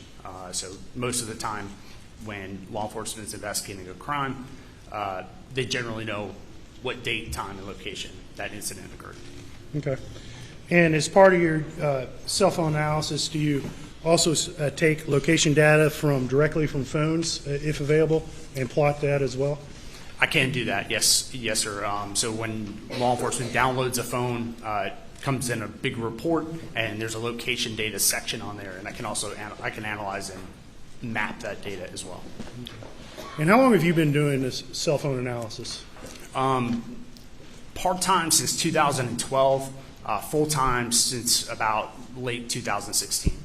All right. And have you undergone any training to help learn cell phone location analysis? I have. I have over 400 hours of training. In 2012, I went to a course called Basic Project Pinpoint, where it was 3 days. We learned how to read the records, compare the records to a tower list, and generate a very basic map. I used that technique in every one of my cases from 2012 till 2016. In 2016, I attended Advanced Project Pinpoint, which was a week-long course. And during that course, we took a deeper dive into the different types of records we can get from the carriers and how to use them. At the conclusion of that course, I was selected to go to the CAST certification course. At that time, it was 4 weeks. The first week being training on radio frequency theory, so learning how radio waves travel between the phone and the tower and then back through the network. The second week, we have trainings we had presentations from each of the carriers. So Verizon came into our training. We learned from the network engineers. Those are the people who design and maintain the network. And we also learned from the records custodians. Those are the people who provide the records to us. The third week, we did drive testing. So I have a piece of equipment I can put in my car. I can drive around a specific cell phone tower. I can figure out generally how far that tower reaches. And then the fourth week was a moot court exercise where we had a real case. We had to read the records, generate a map, go out and do a drive test, and then testify to it. And at the conclusion of that, I was certified. Now, every year since then, I've attended the CAST recertification course, which is usually 4 days where we go back and meet with all the carriers. We get technology updates. And then because we're located around the country and sometimes in different parts of the world, we do case presentations to each other on what we're seeing in our respective areas. Okay. And in your role as a CAS supervisor and prior, have you ever been qualified as an expert in court before? Yes. How many times? Over 130 times. All right. So you've done this a time or two before? Yes, sir. All right. When you've been qualified before, specifically what have you been qualified as? I've been qualified as an expert in historical call detail record analysis and cellular technology. All right. And, Your Honor, at this time, State would move to as Mr. Wild, or excuse me, Agent Wild, as a expert in historical cell phone location analysis, if I said that correctly, sir.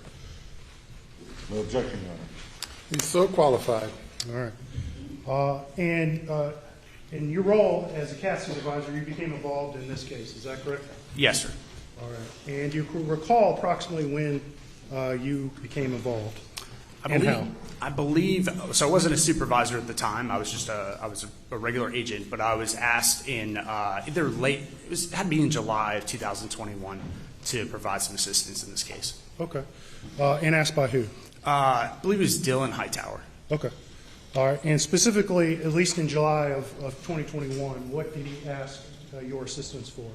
Well, he had obtained a few sets of call detail records on some of the phones in this case, and there was a question as to whether or not where there was a 911 call that was made, and the tower that was using that 911 the tower that was used to handle that 911 call.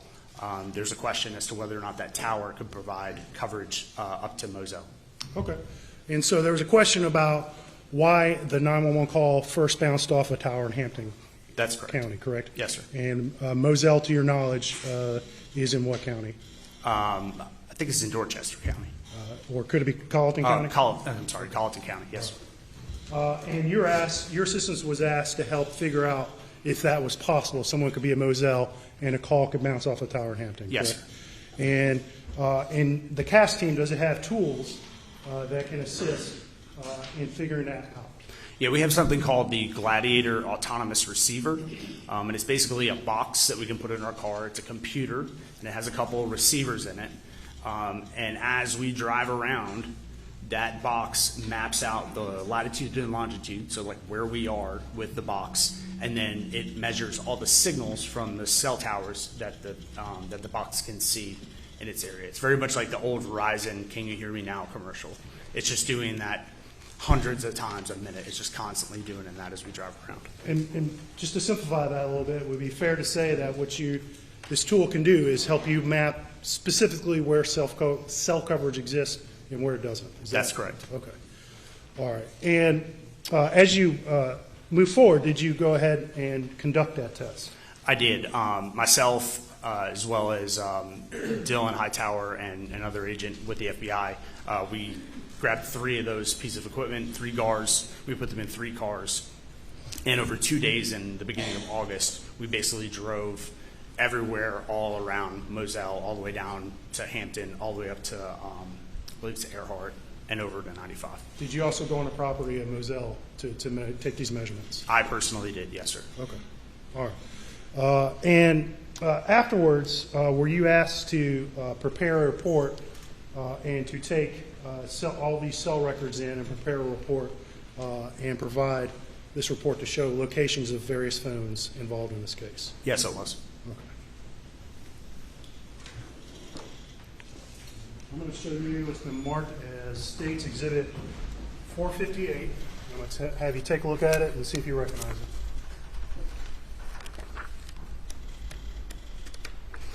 Yeah, this is the report that I generated for this case. All right. And when you say generated, what kind of information did you take in to help you generate that report? Well, so I had to take in the cell phone records, so the records that were received from Verizon. I had to take those in. I had to also take in the Cellbrite downloads that came from one of the phones. And then I also had to, after we did the drive test, create some maps to kind of show and display that data. Okay, and for this report specifically, there's a couple of numbers that we don't want read, but whose records did you look at? And for Maggie, Paul, and Alex, you can read their numbers. But whose Verizon records did you look at? I'm sorry, I couldn't hear the end of your question. I'm sorry. Whose Verizon records did you look at? I looked at Alex's, Paul's, Maggie's, and then there's Marty Cook and CB Rowe. Okay. And did you prepare a report showing locations off of towers where those various phones were on the days of and surrounding the murder? Yeah, I showed the general area where the phones were on the days surrounding the murder. And you mentioned you got some Cellbrite data on a phone, correct? Yes. Do you remember who you got that location information from? I got that from Britt Dove at SLED. Okay. And specifically, whose phone whose location data did he provide you? That was Paul's location data. All right. And did you plot those locations provided on your report? I did. All right. And those would include times as well, correct? Yes, sir. Okay. All right. At this time, State would move to enter Exhibit 458 in evidence. No objection. So admitted. All right. And, Your Honor, the State would move to enter this under seal because there's some phone numbers included. I do have a redacted copy that we're going to publish for now in the jury and the audience.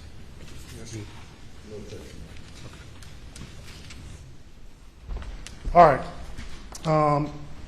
Agent Wild, I'm going to ask you to step down with the court's permission, and we're going to pull this report up. And this is going to be a little tricky. We got some tight areas to work in, but can you stand in that area there?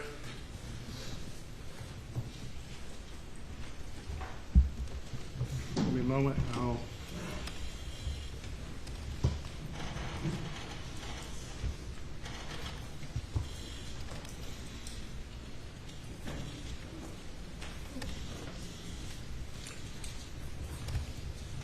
Okay. So, Agent Wild, I'm going to hand you this, and I'm going to essentially ask you to start going through this report with the jury to explain to them. I'll probably only interrupt if I feel like something needs to be clarified. You just tell me when you need to click to the next slide. But at this point, I'm going to let you take it away, sir. All right, so the first slide here, this is just who I am, my case number, and then the telephone numbers involved. So we can go to the next one. The second slide, it just gives a background. So I was asked by SLED to conduct analysis in this case. Is the first paragraph. Methodology is the second paragraph. So again, I take the call detail records. These are kept by the carriers for billing purposes, for some other technical purposes. But I take these call detail records. I compare the cell tower data on those call detail records to a list of towers. And they tell me whether that phone is in Hampton, whether that phone's in Charleston, whether that phone's in Spartanburg or Greenville. It gives me a general idea where the phone is. And then, so the cell site locations. So the towers can change over time. Okay, just in the last couple of years, we've gone from using 3G to using LTE, and now we're all have the 5G bar on our phone, right? So the tower lists change. The towers change. And we get updated tower lists on a regular basis from the carriers. So I use the tower list that was in effect around the time of the incident, so around the time of June 2021. The survey analysis section.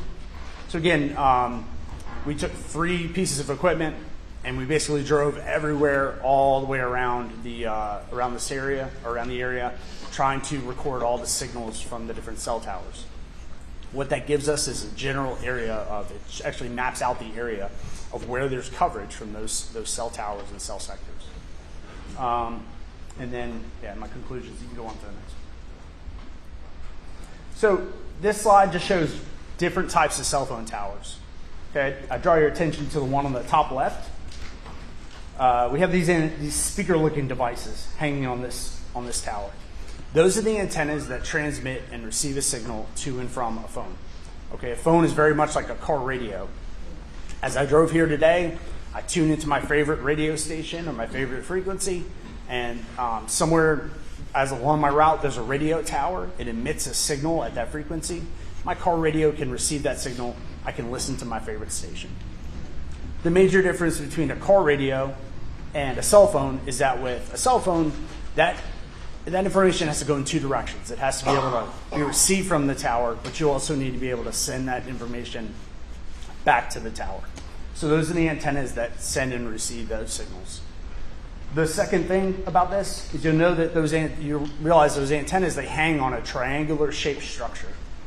Most of the towers are designed to cover a full circle or 360 degrees.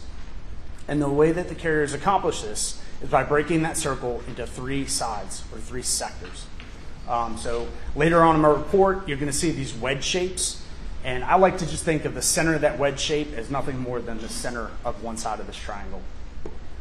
Going on in a lot of other places, urban, more suburban areas, there's not really room to build like these big towers like this one on the top left. So they start putting them on the sides of buildings. The smaller ones will be on top of light poles in the cities. So just because you don't see it or you don't realize that it's there, it's still there. Another example of that, of course, is my favorite, the pine tree. These are all over the place, and they usually sit about 150 feet taller than all the other trees around them. But at the top, there's these spray-painted antennas, and they provide the same service as a regular tower such as this. Okay. All right, so again, the tower is separated into three. Most towers are separated into three sides or three sectors. When I look at the call detail records, they tell me the tower number, say it's 23. They tell me the sector, say it's 1. What I have to do is I have to go into the tower list, and I have to look up tower number 23, and then I have to look up sector 1. And that tower list is going to tell me which way that sector faces. What I'm looking for there is something called the azimuth or the orientation. Azimuth and orientation are just two big scary words for direction. Okay, so if the azimuth is 0, all that means is that side of the tower faces north. Okay, if the azimuth is 180, all that means is the tower faces south. So what I have to do is I will draw a line at 0 if it faces north, and then I'll go 60 degrees in one direction, 60 degrees in the other direction. That gives me 1/3 of that tower, 1/3 of that circle, which is the sector in which the energy is being emitted. You can go on to the next one. So I display that information using this wedge shape. So you can see this is a 120-degree wedge. There's just shaded area in the middle. Okay, just because that shaded area is there doesn't mean the phone has to be within that shaded area. Radio frequency is like light. It's like if I shut all the lights off in this room and I shine a flashlight to the back of the room, it's just going to be emitted in that direction. That's all I'm saying by showing the shaded area, that the energy from that tower is being emitted in that direction. Good. And then this is how I map the sectors on the map. I use that wedge. Each one of these green dots on this map happens to be a cell tower. And so generally the phone's going to be somewhere within this wedge, within the arms of this wedge, but somewhere between the tower that's being used and the next one in that direction, but closer to the one that's being used. Yeah. All right, another set of records that we can get, something called RTT, or timing advance. This is a Verizon case, so the records we have are called RTT records. What RTT records are is it's an estimation of the distance between the phone and the tower at the time that that transaction occurred. All right, so what we get is a regular wedge, like we know which tower, we know which side of the tower is being used, and then Verizon tells us approximately how far the phone is from that tower at the time that it's used. Okay, this is based on like a basic time over distance theory. We know how fast the signals travel. They travel at the speed of light, and then all we have to do is time them from the time it takes to go from the tower to the phone and back to the tower, and then we can estimate the distance. So the phone, when these types of things occur, we have these records. What we're going to have is this hot dog, or this wedge, this shaded wedge here, or this shaded band here, and that phone's going to be somewhere inside that band or just slightly inward from the band. And would another, could you use another word for that shaded band? Could you call it an arc? Would that An be arc, accurate? yes, sir. All right, so now this slide, this is going into the actual case here. So this is showing the legend. So this is where all the locations in this case are located. Starting with the top left one, the top one, the red pin here in the center of the page, that's the address of the crime scene on Moselle Road in Island. Next is the green pin, which is Alameda. And then next is the orange pin. That's 1104 Luray Highway in Hampton, South Carolina. The purple pin is 123 Russell Road in Brunson, South Carolina. And I'm going to stop you there, and let's go on to the next slide. Okay. One of the things I'm going to ask you to do, Agent Wild, as you go through some of these, the colors kind of bleed sometimes on these monitors. So the jury may not be able to read some of the place names from where they're at. So each time we go to a different map, if you just kind of provide a general orientation of where the cities are and some of the roads are, just so the jury can stay with us, please. Okay, that works. All right, so this map, I can't read the time frame on the bottom. Okay. All right, and See, that's cut off on the very bottom there? Yeah. And, but it's okay. We'll figure it out. Can I just? Yeah. Okay. Yeah, Well, we can go I through use the exhibit. Okay. The one I just did. All right. Here we go. Got it. And I'll keep up. Okay, too, that's so fine. you can see.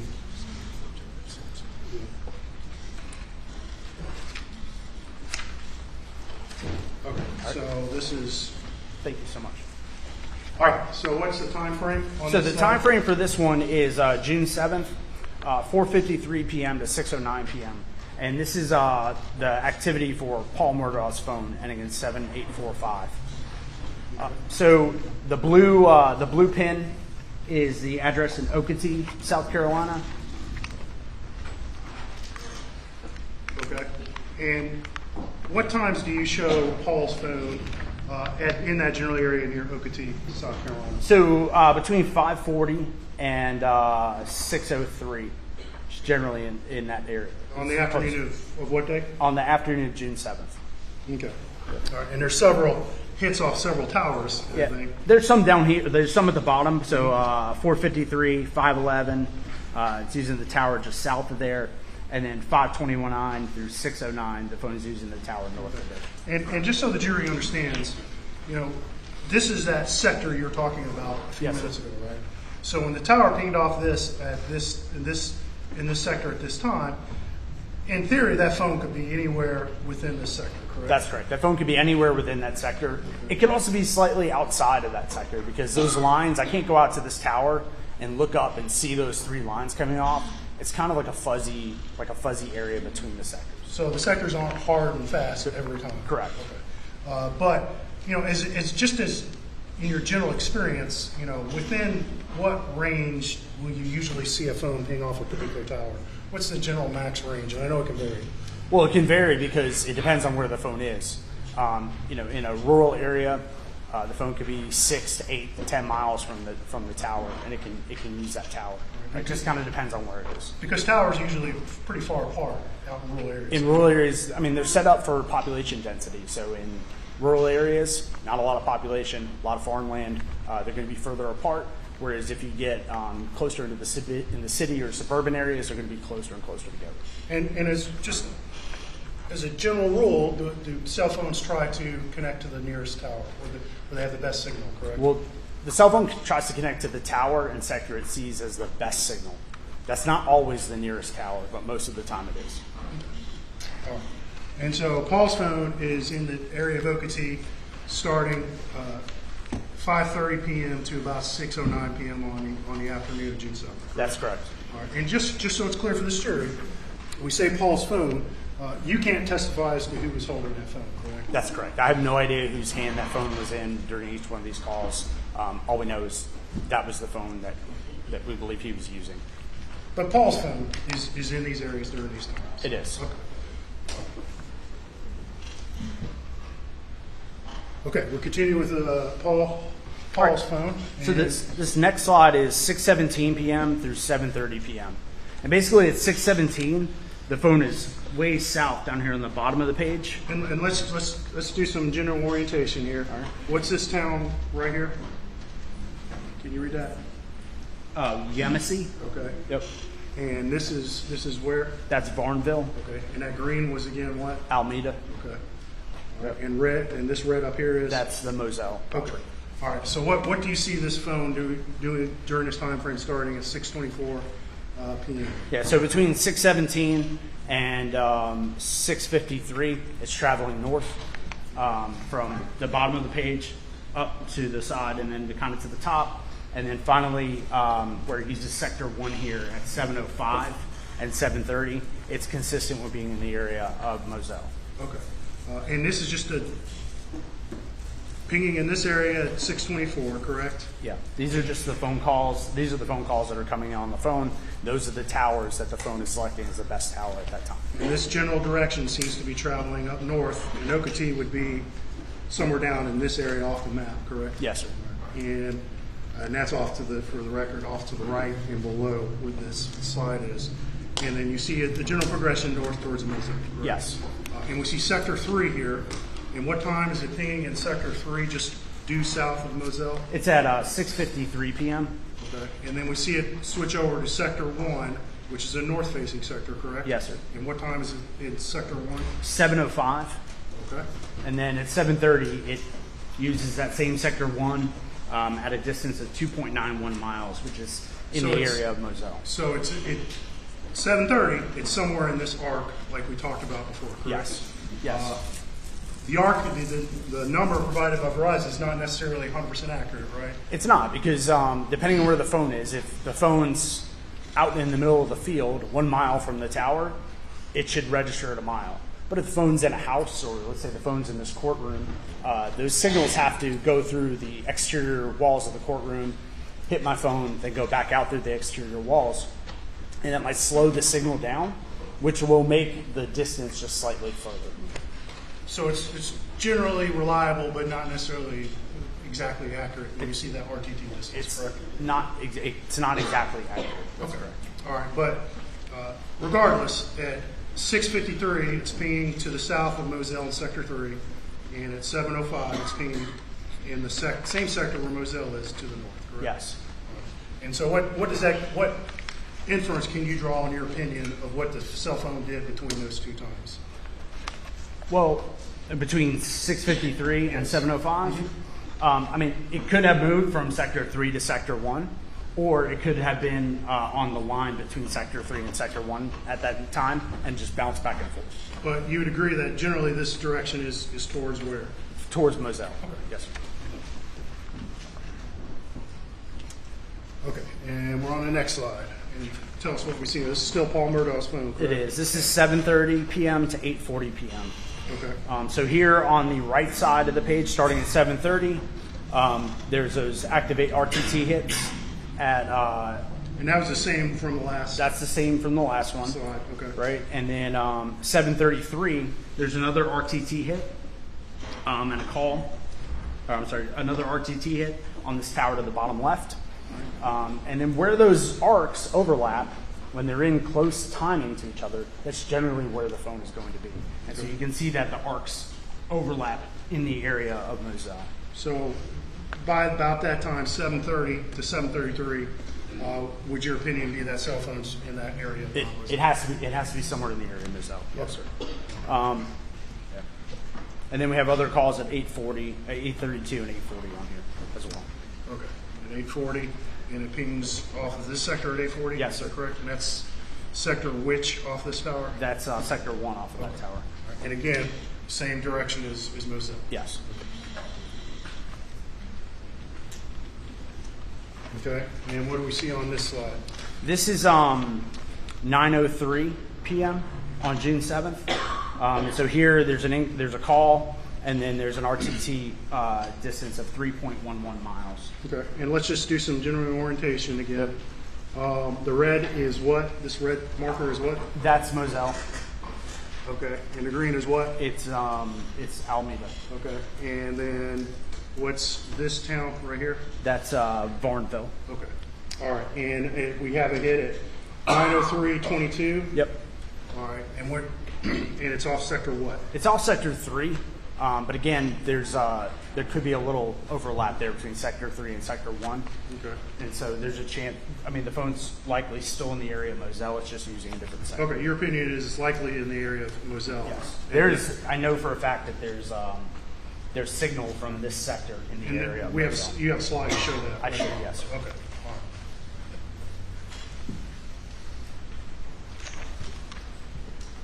Okay, and then here we have at 10:34 p.m. Another hit. Yes, and sir. again, this is the same map as last time, correct? It is 10:34 p.m. It's using the same. It's the same map. Just the sector has changed back to Sector 1. All right. And in your opinion, that phone is still pinging? It's consistent with being in the area of Moselle. Okay, and now we're transitioning to something else with Paul, correct? Yes, sir. And what is this? This is the iPhone location data that was taken from his from the download of his iPhone. Okay, and we have some times here, and can I go ahead one slide because Sure. it has more information. It shows a overhead map of the area, correct? Yes, sir. And let's talk about You've been out to this property, correct? Yes, I have. And this is where? What is this called? That's Moselle. Yep. And what am I pointing at right here in the bottom middle part of the screen? That's the main house there. Okay. And in this area up here, in the basically due north of the residence, what is this area? That's the dog kennel or the hangar. All right. There's a big hangar building. Yes, and sir. there's a smaller series of dog kennels right next to the hangar building. Yes. Correct? Okay. All right. And we have some location data from Paul's phone here, correct? Yes, we do. So between 7:45 and 7:56, all these circles in and around the road and close to the kennels, that's where the phone is being used. And then at 8 o'clock, there's 2 hits down south of there at 37 and 100 meters. And we see these red circles. What is that red circle, and what does it represent? So the red circle is the it's the area that the phone could potentially be within. The phone shouldn't be any further than the phone should be where the pin is, but it shouldn't be any further than the exterior of that circle. So sometimes the GPS information provided by a phone isn't exactly 100% accurate, correct? Correct. But it does. The phone information provides information that allows you to determine how accurate the location information is. It's a level. It's basically a level of accuracy. So if the level of accuracy is like 3-4 meters, I mean the phone's going to be within this general area around me. But if the level of accuracy is, let's say, 5,000 meters, that just tells me it's here in town somewhere. Okay. All right, and we see some of those distances listed in your data here, correct? Yes, sir. So at the 7:45:31 hit, we see, and what is this number? That's the latitude and longitude. So that's like the specific point that the phone returned as where it was located. And then I see a number next to that. What is that? That's the radius, so the red circle in meters. And talking about this again, data point, what does that number say? 48. 48 what? Yeah, the 48 meters. Okay. So from the information side, excuse me. So from if I understand what you're telling us, is at 7:45:31 p.m. the phone is at this lat within about 48 meters of this lat and long. Yes, correct? sir. Okay. It's all right. And then we see some different uncertainty area. So at 7:46:09 p.m. there's about 165 meter circle. So that's this much bigger circle. Yes, sir, correct? it is. Yep. All right. And then we see 52 meters at 7:56:06 p.m. Correct? Yes, sir.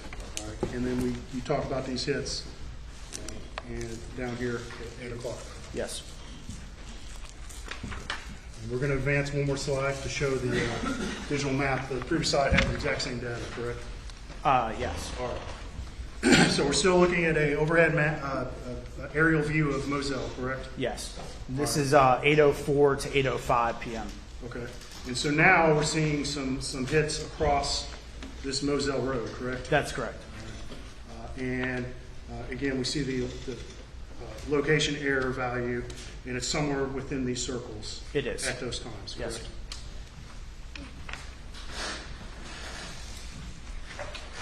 correct? Okay. Now, we're at 8:06:20 p.m., correct? Yes, sir. And at 8:06:20, where do we see the phone? So at 8:06:20, it's here on near Moselle Road, just north of the driveway. Okay. And from there, it moves towards the dog kennel or the hangar.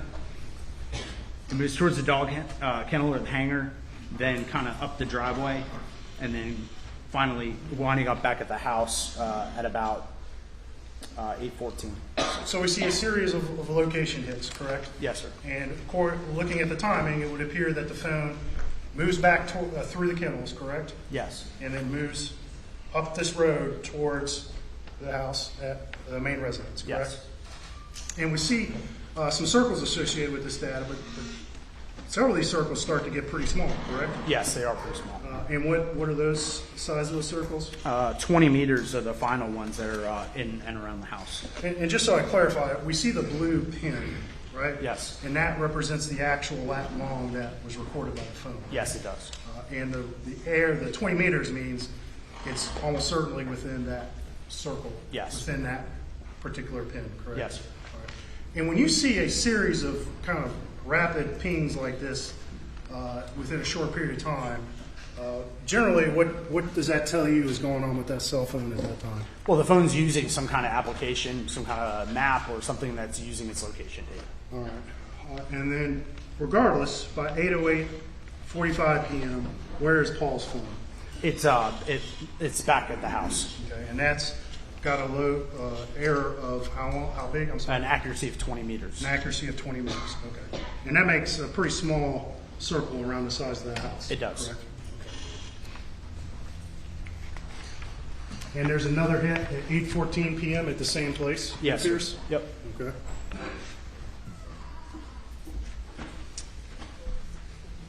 Okay. Now we moved on.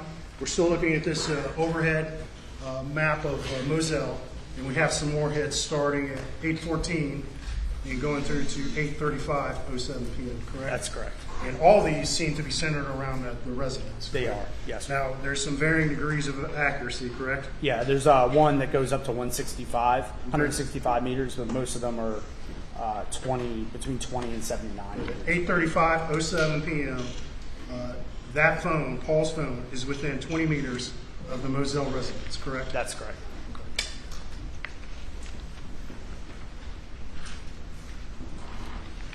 All right, and we're going to skip one more slide just to keep with the digital map. Yep. And just so it's clear to the jury, this slide contains the exact same information, correct? Yes, it does. And then I just switched the map over from a regular street map to the Google Earth map. Okay. All right, so now we see another series of phone location for Paul's phone. And this is, again, the night of June 7th, 2021, correct? Yes. All right, 8:38:07. Where do we see that phone start pinging? Again, there's a 56 meter hit at right around the dog kennels. Okay. So by 8:38:07 p.m., that phone's within 56 meters of the dog kennels, correct? That's correct.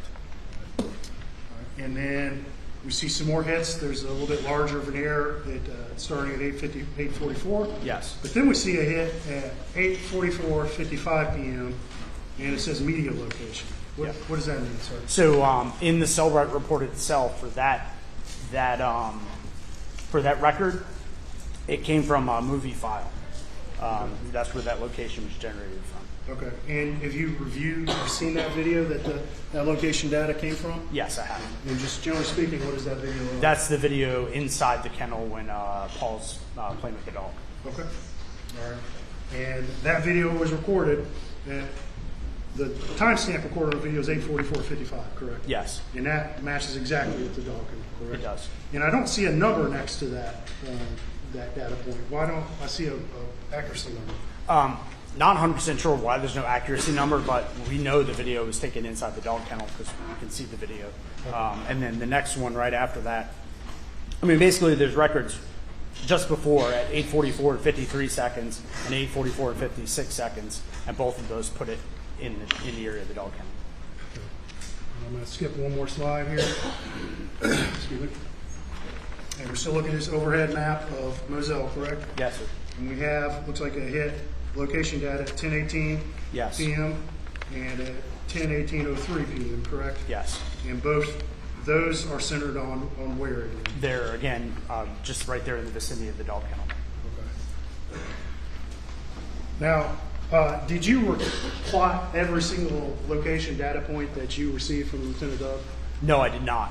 So between 8:44 and 10:18, there was a series of location data points, but most of them were between like 4,000 and 6,000 or 7,000 meters.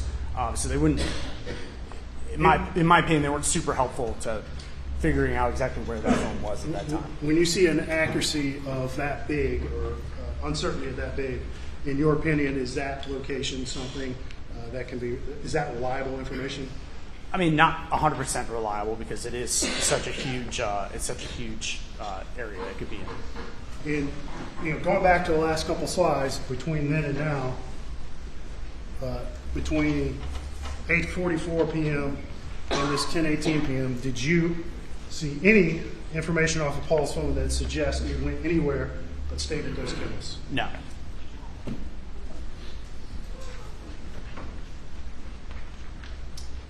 All right. Now we're going to move on to Maggie's phone, correct? Yes, sir. All right. So we're going to rewind back earlier today, and let's look at this map first of all. What is this map generally of? This is like the West Ashley area, so just south of Charleston. Okay. And we see some tower hits, and this starting at?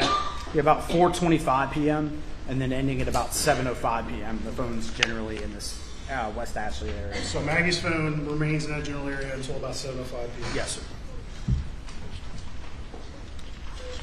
All right, and here, okay, this is a bigger map, so let's get oriented. What is this area right here? Yeah, so that's North Charleston that you're circling there. In Charleston. And down Charleston here. just to the south of that. Okay. Yep. And then out here, what is that red marker again? The red marker is Moselle, the green marker is Alameda. All right. And then we see a series of hits with Maggie's phone. You've labeled them, what, 1, 2, 3, 4, and 5? Yes, correct? sir. And these start at what time? They start at 7:07 and end at 7:50. Okay. And so, generally speaking, what does this indicate Maggie's phone is doing to you? It's during that time? traveling from the Charleston area west towards Moselle or Alameda. Okay.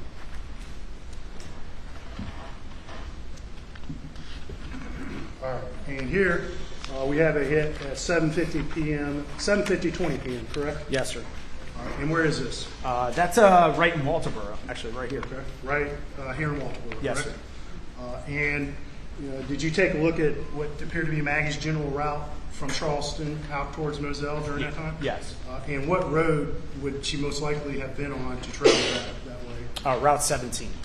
And so that route would have taken her right through the center of Walterboro? It would have, yes. I think right out here, correct? Yes, sir. And so she's somewhere in this sector at 7:50 p.m., probably right in the middle of Walterboro, correct? Yes. All right. And just in your analysis, did you just looking for a rough number here? Did you calculate a rough drive time from here at the center of Walterboro out to Moselle? Yeah, it was under 30 minutes. Okay. Roughly 30 minutes. Roughly give or 30 take? minutes, yeah. Okay. And this ping is at 7:20 Yes. p.m. Correct? All right. Now, were there any other? Did you get any more tower information off of Maggie's phone for the rest of the evening? No, that 7:50 p.m. was the last tower hit I received, but that was on the records for Maggie's phone. Okay. And there were some phone calls to Maggie after 7:50 p.m. Correct? Yes. But were any of those answered? No. Okay.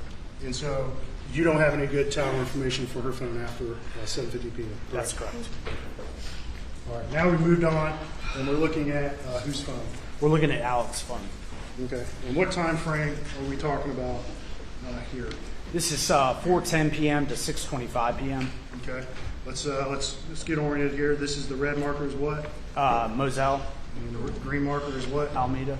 Okay. And then the town of, what's this town right here? Hampton. Okay. And Barnville is just south of there. Okay. And we see some hits off these two towers between 4:10 and 6:25 p.m., correct? Yes.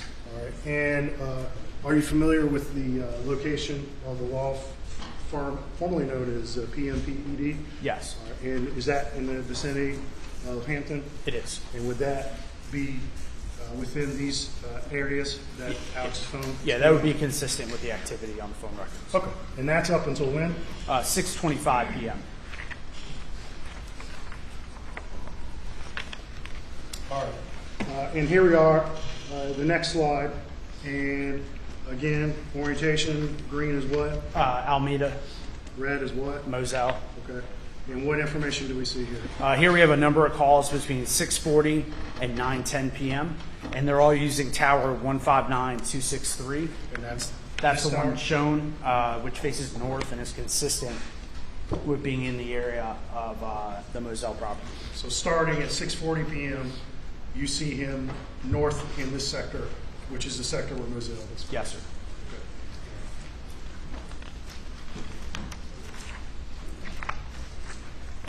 All right. So here we are. Let me go back. And these rest of these phone calls ping in the same sector up until 9:10:47, correct? Yes. All right, and now, what time frame are we talking about with this slide? Now we're looking at 9:12 to 9:18. Okay. And in the 912 phone record, where does Alex's cell phone ping? Which sector? Uses sector 3 on tower 159263, which is the one closest to Moselle. All right, so somewhere south or close to the border of this tower, correct? Yes. And then at 9:18 p.m. we see a ping off of this tower, correct? Yes, off of 159217, which is closer to Barnville. And it would be in the north, most likely in the north side of that Yes. tower, correct? Okay. All right. And now this is the same two calls, correct? It is. All right. But now I see some, looks like some shaded overlay over this. I'm going to give this back to you. Okay. What is that shaded overlay? What does it mean? So the shaded overlay is the coverage area that we're able to determine from doing that drive test with our equipment. And so basically we had to drive everything all around these addresses and then go back and look at the data, and then it creates these bubbles that show us where the coverage, where the equipment saw that tower in that sector. And so here you can see that at 912, it's using the sector, it's kind of highlighted in green. And then at 918, it uses this one at the bottom, 159217, that's in pink. Okay. And so what your drive test found is, you know, you kind of described those neat sectors at the beginning, but in reality they're kind of more messy, correct? They are a lot more messy. And from what you found from actual field testing is you could get coverage off this tower in, looks like it's just south of Varnville, anywhere in this pink area. Yes, sir. Yep. And that's in that particular sector. What sector is that again? That's sector 1. All right. And then this green area, you could be anywhere in this green area and potentially be getting coverage from this tower up north towards Moselle. Yes. Now, there's some overlap, though. There between is. those, correct? So there's some areas where a phone could potentially connect to either tower, correct? That's correct. All right. But in 2 minutes, I mean, the calls are 6 minutes apart. Right. So, I mean, within 6 minutes, the phone used both of these sectors at the same time. Okay. And just as a final point, again, the sectors aren't exactly black and white, neatly drawn, correct? Correct. And so, in reality, like this little green corner above this tower, a phone could be in that area and still be pinging off this sector Yes. of the tower. Absolutely. Yes, sir.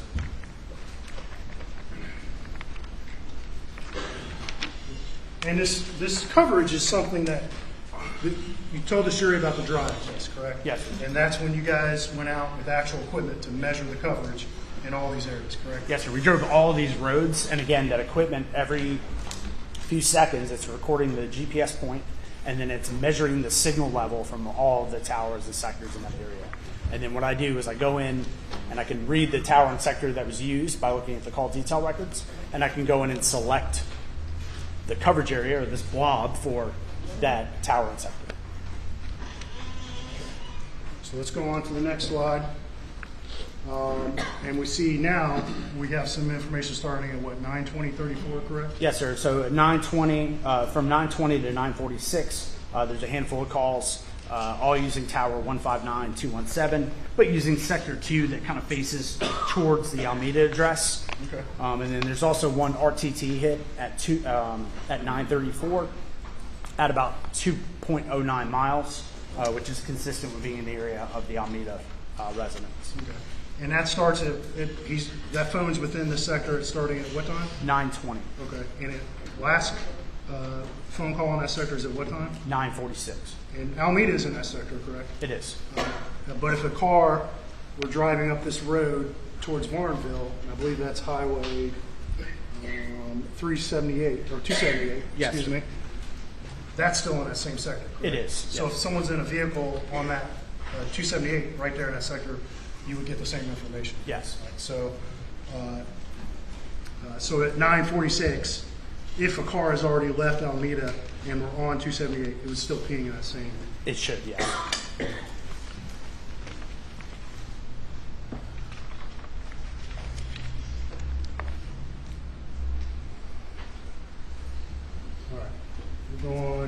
next slide. And this is still Alex's phone, correct? It is. It's just a zoomed-in version of the last slide. Okay. So it's the same information, but looking closer, and I probably should have made some of those points on this one, but we see that road 278 here, correct? Yes, sir. Within that sector.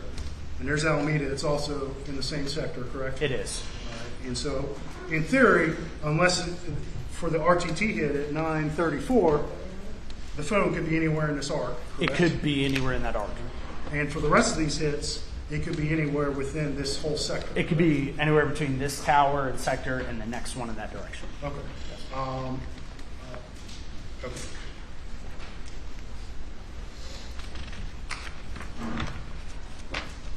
All right, we'll go back. This is the next slide, and this is again Alex Murdaugh's phone, correct? Yes, it is. All right, and we see some hits starting at 9:52:59 p.m., correct? Yes, sir. So 9:52:59, the phone's using the sector with the 240 in it. So it's not using the one that faces towards Alameda yet. I'm sorry, towards Moselle yet. Yep, and the red, and what's the red? It's Moselle.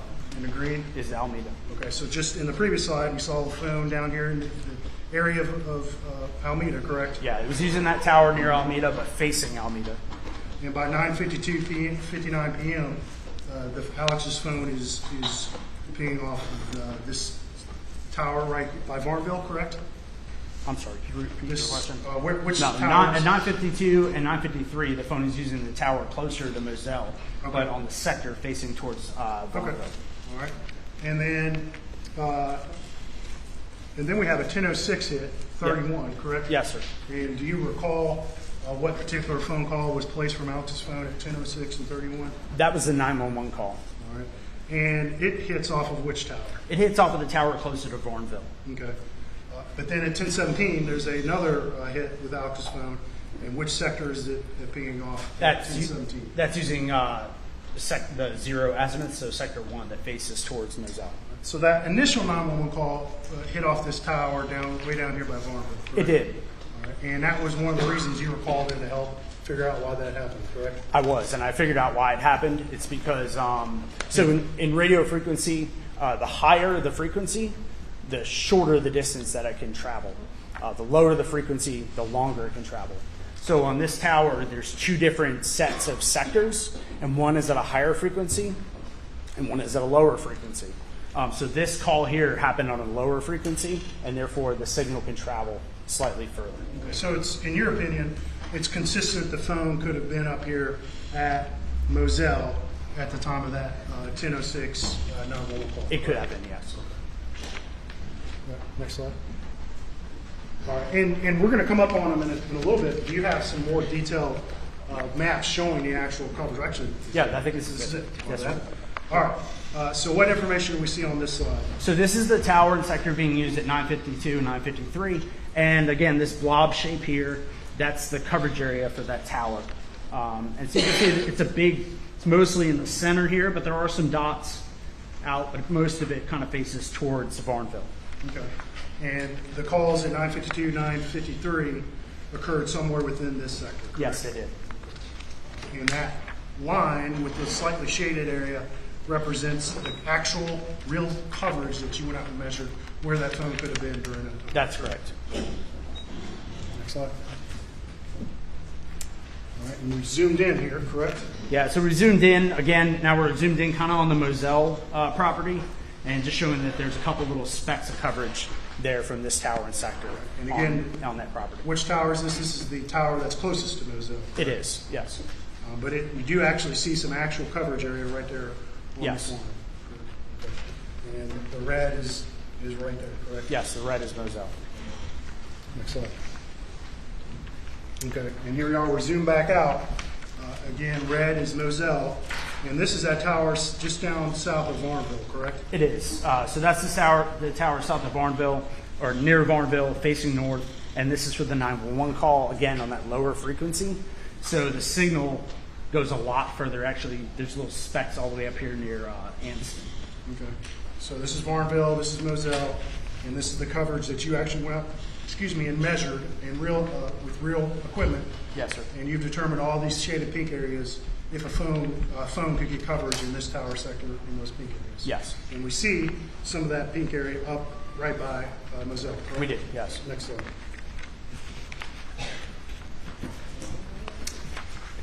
All right, and this is a 1017 beam, correct? Yes. All right, and it's in that sector. Now we're back to the tower that's closest to Moselle, correct? It is. And that's that north-facing sector. Yes, it is. Next slide. Next slide. This one. All right, and here we see again that 911 call at 10:06:31 p.m. Correct? Yes, sir. That originally pinged off of this Varnville tower. Correct? Yes. But we see this is the two coverages overlaid between these two towers that both have coverage at Moselle. Correct? Yes, it did. And you see some of that pink from that Varnville tower up right on the Moselle property. Correct? Yes. But you see more from the green from this tower sector that covers that same tower. That's correct. So, go ahead. Next slide. And here we're zoomed in, correct? Yeah, we're zoomed in now, and now we have both of the coverages showing. So we're showing the pink, which is from that tower down by Varnville facing north, and then the green, which is from the tower right here close to Moselle, also facing north. And you can see there's coverage from both of those towers actually in the area of the kennels. Okay. And in your opinion, that phone could have been right in that area for both these phone calls at 10:06 and 10:17 p.m. Yes. And that's Alex's phone, correct? Yes. And it does appear there's more coverage from the green sector off of this closer tower, though, correct? There is. Excellent. Okay, and this is just the remainder of the night for Alex's phone, correct? It is, again, 10:19 to 11:18 p.m. And the phone mostly uses that tower closest to Moselle. There is another hit at 10:21 on the tower near Varnville. Next slide. All right, and then continuing, what's the date on? So this is the next day at 6/8, yes. correct? So this is June 8th, starting at 6:31 a.m., ending at 8:54 a.m., and the phone's using the tower and sector consistent with being in the area of Alameda. Okay. So this is the morning after the murders, correct? It is. All right. Next slide. And this is continuing the same. This is the next day, June 9th of 2021. It is, and same tower, same sector. Time period is 7:52 a.m. to 8:36 a.m. Next slide. All right, and here we see some information from June 10th of 2021, correct? Yes, sir. From 3:32 a.m. to 8:49 a.m. Basically using the same tower and sector here, just to the left of Alameda, except for this one RTT hit at 3:32 in the morning, where that band overlays on top of the Alameda address. Okay. Next slide. And now we're on June 11th for Alex's phone, correct? Yes, again in the morning, 3:52 a.m. to 8:15 a.m., and it's using the tower and sector consistent with being in the area of Alameda. Okay. Next slide. And this is June 12th of 2021? Yep, 1:41 a.m. to 8:14 a.m., again using that same tower and sector near Alameda. Okay. Next slide, please. June 13th of 2021 for Alex's phone, correct? Yep, first call in the morning is at 9:09 a.m., and again using the same tower and sector consistent with Alameda. Okay. Next slide. Now we're on June 14th, correct? Yes, sir. And what are the times do we see these pings? 12:04 a.m. and then 9:53 and 9:55 a.m., again using that same tower and sector consistent with Alameda. Did you see any phone calls from Alex's phone between 12 a.m. and 9:53 that you're able to get tower information? No. On that day? No, sir. Next slide. This is June 14th, later in the day, correct? It is 10:27 to 12:29 p.m. 10:27 a.m. to 12:29 p.m. And now it's using the tower facing north out of Varnville, but also using the tower facing into Hampton. Okay. Next slide. All right, and this is June 14th, continued. And does that phone remain in the area of Alameda the rest of June 14th, at least until 4:26 p.m.? Yes. Okay. Next slide. All right, and then here we're on June 14th. Yep. And starting at 4:33 p.m. up to 6:08 p.m. Where do we see Alex's phone move generally? It moves generally from there just south of Alameda over towards Charleston. And that's this area up here. And it's specifically, I don't know if you can read it, but what is that there? Can you read that place name where that last tower is on the map? Is it Somerville? Does that say Somerville? I think so. Okay. All right, next slide. Okay, June 14th continued. Yes. And this is up in the area of the same Somerville, correct? Yeah, this is in the area of Somerville, so between 6:08 p.m. on the 14th and 8:10 a.m. on the 15th, all the calls hit that tower sector in Somerville. Okay, next slide. All right, and then on June, later that, June 15th, what do we see the phone do on June 15th? It travels from Somerville back to Hampton between 8:10 a.m. and 11:40 a.m. Okay, next slide. All right, and then now we're on June 15th for Alex's phone, and what two towers is his phone pinging off of for most of the day? Again, the one in Varnville facing north and the one in Hampton facing towards Varnville. Okay, next slide. And then June 15th, and this phone is consistent with the remaining area of Alameda during those times, correct? Yes. And those are 12:35 p.m. to 2:33 p.m., correct? Yes. Next slide. Okay, and just real quickly for these last three slides, you also reviewed the records of C.B. Rowe and Marty Cook, correct? Yes. And you reviewed them for the night of the murders, correct? I did. And in your opinion, from the information you could see from their call records and their tower information, were either of those phones in the vicinity of the murder location between 8:50 p.m. and 9 p.m.? No. All right. No further mistake.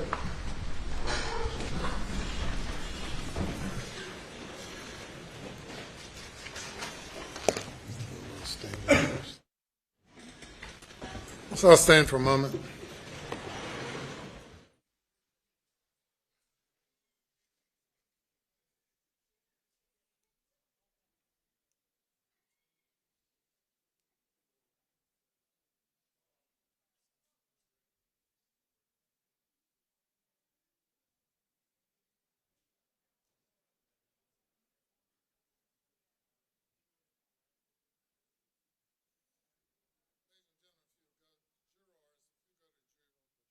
For a break.